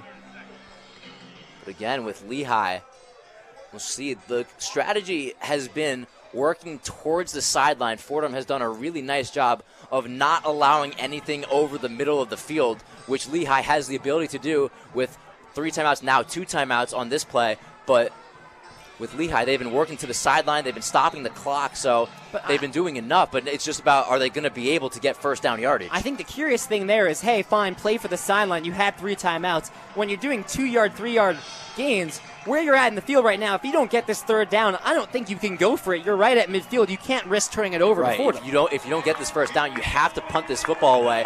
But the crowd's getting really into it. It's a big 3rd down, game on the line. Let's see if the Fordham defense comes up with a stop. Trips near side, 3rd down and 4. Fordham looking for a stop with a minute and 4 seconds left. Fordham sends 4. Silber sits in the pocket, throws near side, incomplete, knocked out by Cameron Blair. The pass intended for Jeffrey Jamil. He had the first down distance, but Cameron Blair, the hit stick, and knocks it out. We've been waiting for big plays out of the secondary, Lou. Cameron Blair had one last week. He had an interception against Georgetown. That would have been a completion with plenty enough for a first down, about 2 yards across the chains, but Blair does a really nice job.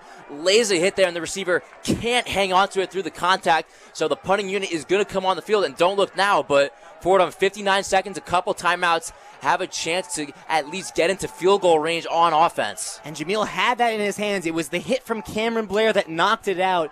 And now the punting unit out there, Ben Banks all to Cruz, kicking to Cole Thornton. It bounces at the 20-yard line, takes a high bounce, and out of bounds at Fordham's 10-yard line. So the task for Fordham, 52 seconds left in the 4th quarter. They need to go at least 60 to 70 yards to get into field goal range for Brandon Peskin. And that might be a tough task. We also haven't seen Fordham play that aggressively when it comes to late minute scenarios. Hey, less than a minute left. We need to drive the length of the field. But in a tie game here, maybe trying to avoid overtime, especially knowing how college football works where both teams get the ball at the 25, that maybe they might play it aggressive here and try and get some big yardage gains. Yeah, I don't know if you can play for overtime here if you're Fordham. You have an offense that's dynamic and can create big plays when you need them. So you might want to try to rely on them here because you don't need a touchdown. You at least just need to get into field goal range. 52 seconds. Ball in the far hash. Trips near side. The give to Julius Luffridge. Bounces it outside. Past the 15. Still going. Brought down shy of the 20. That's a 9-yard gain for Luffridge. Clock taking 40 seconds. Fordham has 2 timeouts. They won't use any just yet. Quickly back to the line of scrimmage. Having some trouble getting the play in. 33 seconds and ticking. 2 receivers either side. They snap it at 30 seconds. Another give to Luffridge up the middle. Lunging for the first down. He's not going to get there. Barely able to get back to the line of scrimmage. And with 24 seconds, Fordham will use their second timeout. I think they're trying to get the first down to stop the clock for a moment and weren't able to. Well, it's interesting to see them run the ball with the time on the clock as little as it is. Maybe they are playing for overtime. They might be, but either way, if you were, you wouldn't use a timeout right here. So it's a little curious to see how Fordham's operating on offense. And if you're going to get, and we saw this last week in Georgetown on Fordham needing to lead a game-winning drive where they gave it to Luffridge. The first play from scrimmage, it worked, but you also had a play where he was stopped after 3 yards and the clock continued to run. So that's the risk that you run. Fordham not able to get the big play on the ground here. Now 24 seconds left, 1 timeout. You're at your own 19-yard line. I think now with where you are on the field, you have to possibly play for overtime, barring any sort of huge play here. A loss of 1 on the Luffridge carry. It's 3rd down and 2 from their own 19. Snap to Montez. Straight away give Luffridge some space on the left side. Past the 25, the 30, still going. Carrying defenders to the 40-yard line. And you still have a timeout. And Fordham will use that timeout with 16 seconds left, and all of a sudden... Colin saying clock. So Montez will spike it. And remember, with the chains moving, the clock stops in college football until the chains are set. So Conlon taking advantage of that. Montez spikes it on first down with 12 seconds. So Fordham keeps their timeout. 2nd down and 10 from the 40. And now you can see field goal range. But again, not a lot of time. You're looking at 12 seconds left on the clock. And Fordham still about, I would say, 25 yards away from field goal range. So they can use the middle of the field with a timeout, but they're going to need a big play, and they're going to need it now. Montez in the gun. 2nd and 10. 12 seconds left. Facing blitz. Montez sits in the pocket. Evading pressure. Rolling left. Throws far side. Garrett Cody gets out of bounds at the 38-yard line. 5 seconds left. In our last quarter of play, Garrett Cody, the reception, moves the chains, gets inside the 40. So at the 38-yard line now, still not in Brandon Peskin's range. So 5 seconds left. We'll see. Does Fordham run a quick out to the sideline? Do they get a quick play over the middle? Because they still do have a timeout. I'd imagine they're going to try to gain about any yardage they can to try to set up field goal range, try to kick a game-winning field goal. But we'll see how they try to go about it. Brandon Peskin's long is 44. 5 seconds left. 2 receivers either side. Ball at the Lehigh 38. Montez claps to the snap. Looking left. Throws left. Garrett Cody, the diving catch out of bounds. Past the 20-yard line at the 27. And I don't know if there's time left on the clock. Cody looked like he might have been able to get out of bounds. Right now, the clock on the scoreboard says it's all out.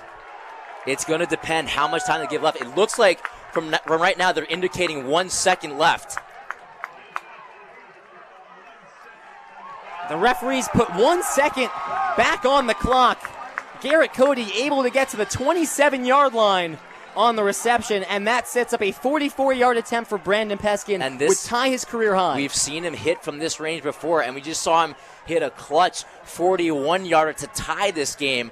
A really nice job by the Fordham offense, working in such little time to be able to move the ball into field goal range. Now Peskin has a chance to be the hero. Fordham, with just 12 seconds left, able to go from their own 40 to the Lehigh 27. And the special teams unit will come out there. Brandon Peskin lining up for a career-high 44-yard attempt. He sank a 44-yarder in Buffalo. The ball is on the left hash as Peskin tries to line it up. And before we get anything, a timeout from Lehigh as they'll try to ice Peskin. It didn't work the last time as Peskin sank a 41-yarder to tie this game with 2.5 minutes to go. And now Peskin will be called on to kick the game winner. Well, I think if you're Brandon Peskin here, possibly you're a little more relaxed than the previous field goal attempt, whereas there you're looking to tie the game, and if you're not able to hit that kick, the game is essentially over. Now, at least if you miss it, you have a chance to go to overtime, but you have to go back to Peskin hitting the field goal from 41 to tie the game only a couple minutes prior, so he has made a big kick already in this game, now with a chance to have another one and send this crowd home happy. Fordham and Lehigh tied at 35. Fordham looking for their first conference win of the season. From 44 yards out, the kick from Peskin. It's up. It's through the upright. Fordham wins. 38-35. Brandon Peskin, the hero, in the final second. A career-high 44-yard kick, and Fordham wins their first conference game of the season. Give the game ball from today to Brandon Peskin.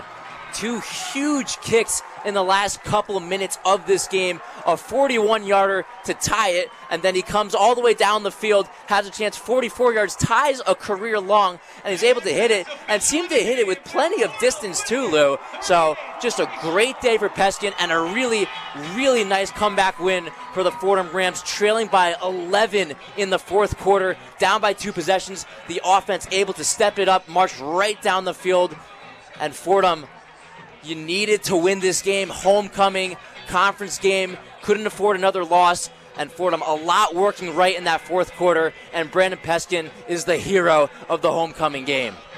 On homecoming at Rose Hill, Fordham treats their fans to an absolute thriller, a fourth quarter comeback, trailing by 11 with 11 minutes remaining in the game. The touchdown to MJ Wright to cut it to 3. The tying field goal from 41 from Peskin, and then the game winner with 1 second left. And Fordham salvages their season, able to get this win over Lehigh. And for a moment, the Patriot League title push is still on. This would have been a really, really tough loss to come back from.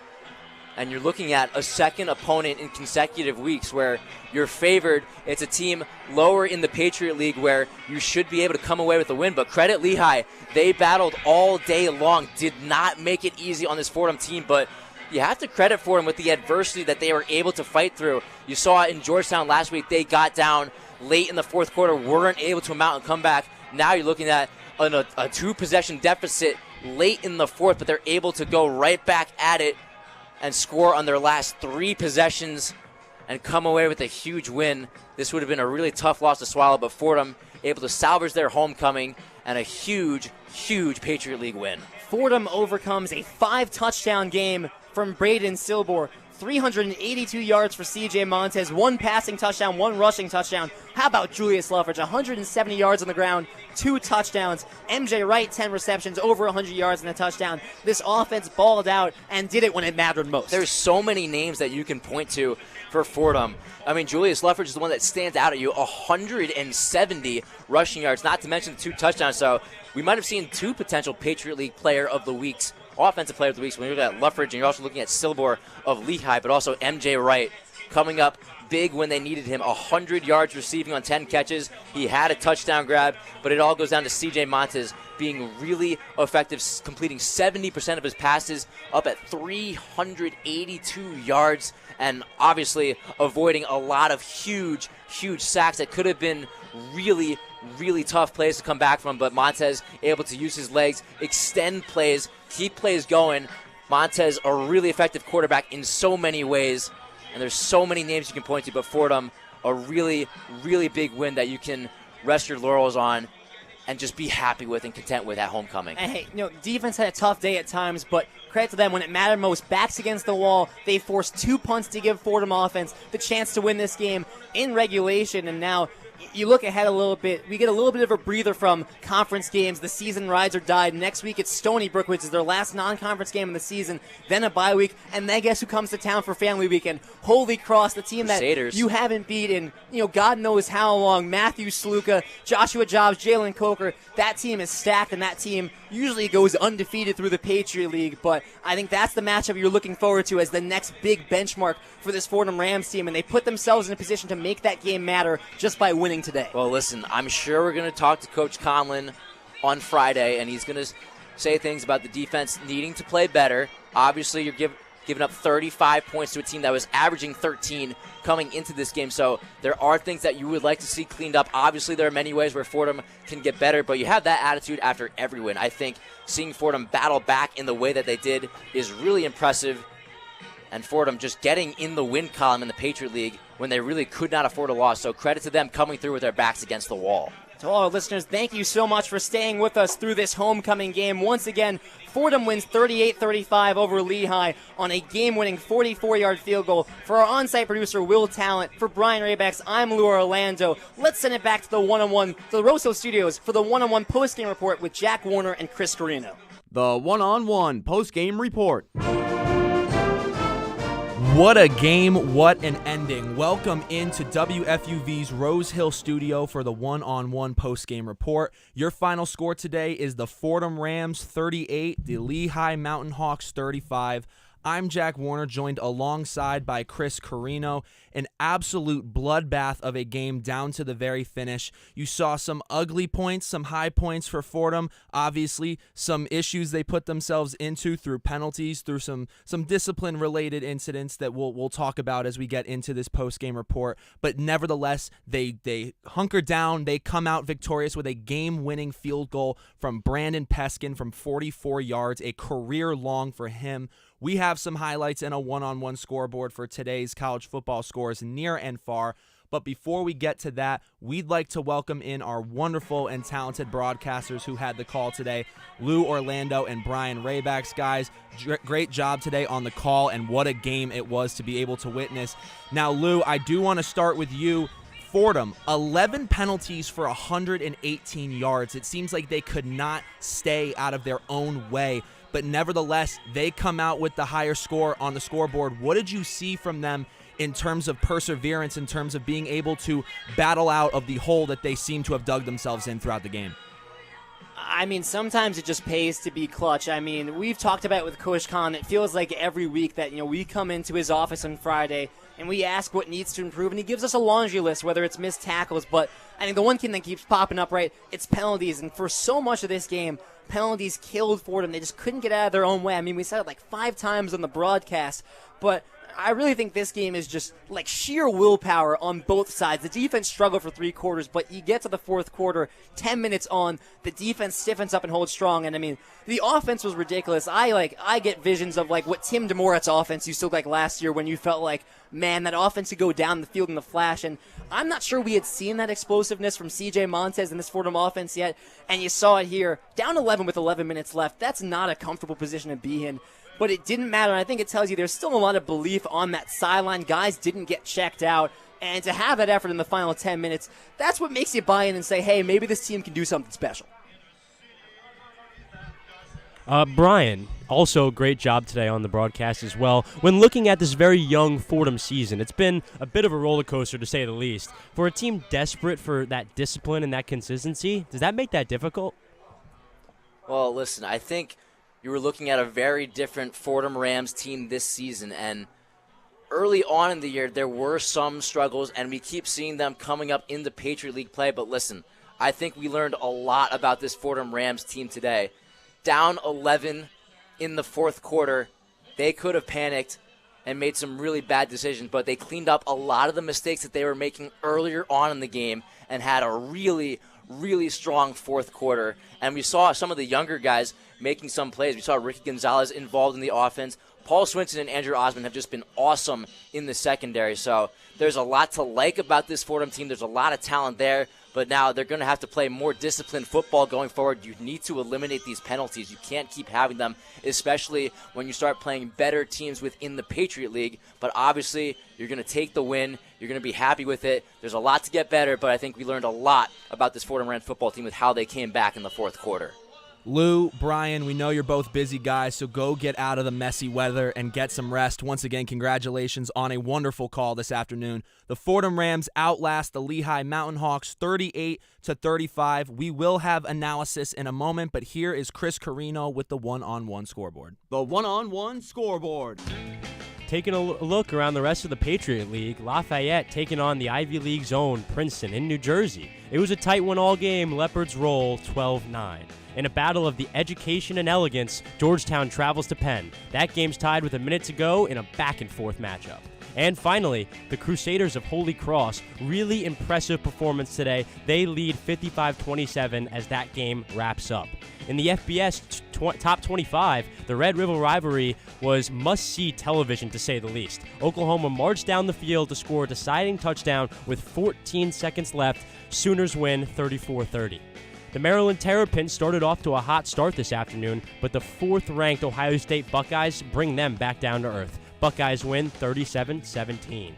In the SEC, number 23 LSU, with the help of a 22-7 fourth-quarter run, stormed back to defeat number 21 Missouri. Later this afternoon, it's a grudge match in College Station as the Alabama Crimson Tide take on the Texas A&M Aggies. That one with big SEC implications. No score so far heading toward the end of the first quarter. And the undisputed kings of college football, the Georgia Bulldogs, take on the 20th-ranked Kentucky under the Saturday Night Lights. That one's set to start at 7. For the one-on-one scoreboard, I'm Chris Carrino.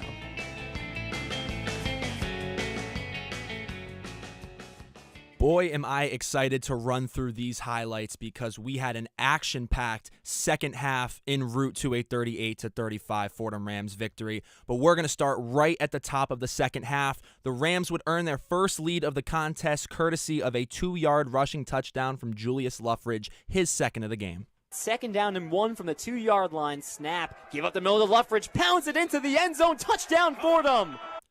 Turnovers would come back to bite the Rams once again as Jacob Rodriguez fumble on a promising Rams drive would give the ball right back to the Mountain Hawks yet again. 2 receivers up top, 1 down low, 6:07 in the third quarter. Right side run to Jacob Rodriguez, table-topped. After a gain of 1, ball comes loose, and that might be a fumble for the moment. Recovered by Lehigh, moving it up. And still going, shaking tackles is Jaden Nelson, the first year. The Mountain Hawks would retain the driver's seat again as Jeffrey Jamil hauled in his second touchdown reception of the game, putting the brown and white back in front 28-24. First and goal, 5 yards out of the end zone. Play fake, throws, near side, Jeffrey Jamil into the end zone, untouched, touchdown Lehigh. After forcing an enormous turnover on downs against the Fordham offense, the Mountain Hawks cap off an impressive drive of 88 yards in 7 plays with another Brayton Silbor rushing touchdown to put the brown and white ahead by double digits. Snap, Silver drops back, looking left, now scrambles right, some space in front of him, will take it himself, and dives for the end zone. Touchdown Lehigh! Matt Silbor has given Lehigh a 2-score lead. But do not count out the Rams. Fordham would answer right back with a 14-yard touchdown reception from none other than M.J. Wright. It's M.J. Wright, the lone receiver to the near side. Snap, Wright facing pressure once again. Montez throws, near side, M.J. Wright, touchdown Fordham! And just moments later, C.J. Montez would find Jaden Allen for a clutch 2-point conversion, bringing the Rams to just a field goals deficit. Ball on the far hash. Cody comes to the near side in motion. Luffridge the back. Montez takes the snap. Flips forward for Jeff Ciccio. Powering into the end zone. 2-point conversion. Fordham, they're back within a field goal. With their backs to the wall in intense fashion, Fordham kicker Brandon Peskin would drill his first of a pair of clutch field goals as he would hit a 42-yard field goal to tie the game at 35, only the second field goal made from over 40 of his career. And then not long after that, Brandon Peskin would call game on a game-winning field goal from 44, which would set a new record for his longest field goal as the Fordham Rams kicker. Now, Chris, it was such an up-and-down second half of football. If you look at the stat sheet for Fordham, you look at the offense, you're going to see a lot of big numbers, right? You're going to see C.J. Montez, who was 34 for 49 for 382 yards of passing offense. You're going to see Julius Luffridge, who had 28 carries for 170 yards, 212 total rushing yards for Fordham. You're going to see MJ Wright with 10 receptions, 101 yards, 382, like I said, yards through the air. But while those are big numbers, pretty numbers, things that stand out to you, there's one specific number that I think caps off and explains the second half for this Fordham team well, and it's the number 33. Now, that may seem like a very random number, and it's not at all. The Fordham offense went from their own 40-yard line to the Lehigh 27-yard line. That's 33 yards, and they did it in 12 seconds. They beat the clock running out to set up Brandon Peskin for his game-winning field goal. 33 yards with their backs to the wall, trying to set up a game-winning kick to put an end to, honestly, even though we're celebrating a win, a long afternoon and a frustrating afternoon nevertheless. But that is just a testament to the perseverance that was shown by a gritty Fordham offense in the second half of this game. Yeah, I mean, watching the culmination of that game, I got to be honest with you, I'm still a bit speechless from just how that all transpired. I mean, this Fordham team, considering the elements, weather-wise, definitely didn't treat the boys in maroon super well today outside. It was pouring all afternoon long, along with also them kind of working against themselves in the penalty department. I'm sure we've harped on that enough at this point. But with all that considered, to still come out, even if, some people might say this Lehigh team isn't the most talented, it's a super impressive win against all of that adversity, to come back and come out with the win. I'm not one of these people that gets mad when you don't beat a bad team by a certain amount. To me, a win is a win, and honestly, this is a character game for me. It really showed the heart that this Fordham Ram team has. And I mean, as we were watching this game unfold, I think it was becoming more and more difficult to not, grab the closest one of your belongings and throw it across the room. I mean, penalties just racking up. Like I mentioned to Lou as we interviewed them briefly after the game, 11 penalties for 118 yards. You even had a touchdown drive from Lehigh in the third quarter that was extended by penalty after penalty. I believe they had 3 consecutive personal foul penalties that helped aid Lehigh driving down the field. Now, Lehigh did play great in their own right, but you have to, again, look at how much Fordham beat themselves up in this game. This was not a discipline-fueled game, and I said it in the first half. I said at the end of the first half and halftime that I thought they were lucky to only be, down by 4 points. Again, I also think that they're lucky to call this game a victory today, and they earned it. It's not all luck, but luck is the wrong word. They're fortunate. They're very fortunate because Fordham is a talented team. You knew in the first half, we talked about this, Lehigh has struggled throughout the year, but the first half was not Fordham trailing because Fordham's not a talented team. Fordham was beating themselves, and it was very clear. Yeah, that was kind of what we were harping on kind of in the first half. Fordham's only enemy really themselves in that first half, and not to say anything, necessarily drastically changed in that second half. I'm sure Lehigh on the other side, we got to give them some credit. They were also beating themselves down the stretch as well. But the way that Fordham, in that situation, you can't do anything about the pass. You just got to let it go. They were put in that situation in the, what would I say, I want to come up with a cool way to say a lot of rain. Just the hail that was just the torrential downpour. The torrential downpour that was just imploring Moglia Stadium. I feel like it was a great win, and honestly, I would just take strictly positives out of this. Obviously, team discipline, big thing for this team, and it can be corrected. But considering the elements, considering the crowd, considering its homecoming as well, a lot of things going on. Nice to see them come back and get this win. And then 594 yards of total offense, which is absolutely fantastic. They were moving the ball like the best of them in this, continuing to prove that they are a premier program in the Patriot League and should be a real contender. And it did get scary because a loss in this game really could have possibly eliminated their chances of being a contender for a Patriot League title. But we have addressed the elephant in the room several times. Lehigh has not been a very good team this year. They definitely put up a phenomenal fight against this Fordham team. They now are 1-5 instead of 1-4. Does not matter. They ran Fordham for everything that they were worth, and unfortunately weren't able to come out with a victory. You have to applaud them, but you do see this is the second weekend in a row, right? Fordham loses a heartbreaker to Georgetown last week. It was a tough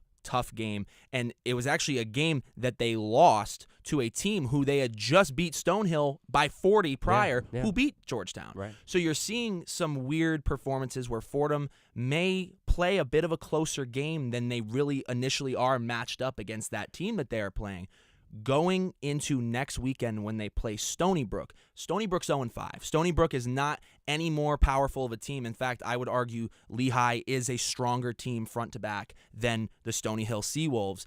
You know, we say this weekend after, Georgetown's a tough one. They really need to bounce back next weekend. They do collect a win, but I think after a win like this one that, again, was gutted out to the very finish and really somewhat played down to Lehigh's level, you can't think anything other than next weekend the expectation has to be absolutely laying the wood down to Stony Brook. Yeah, as you said before, it's any given Saturday in this Patriot League, and it really rang true, especially down the stretch of this game. Fordham needs to realize the position they're in, the environment they're in. It's a competitive group of football teams, and wins like this is what's going to create the difference in the end and the table, and really going to propel them in front of a few teams.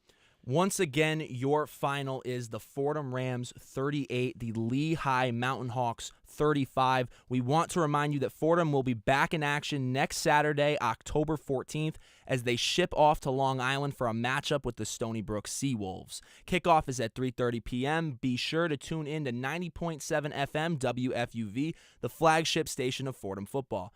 That will be all for the one-on-one post-game report. The sports director of WFUV is Bobby Chaffardini. The in-studio producer today was Julia Moss. Isabella Terracini and Joseph Henry handled the highlights.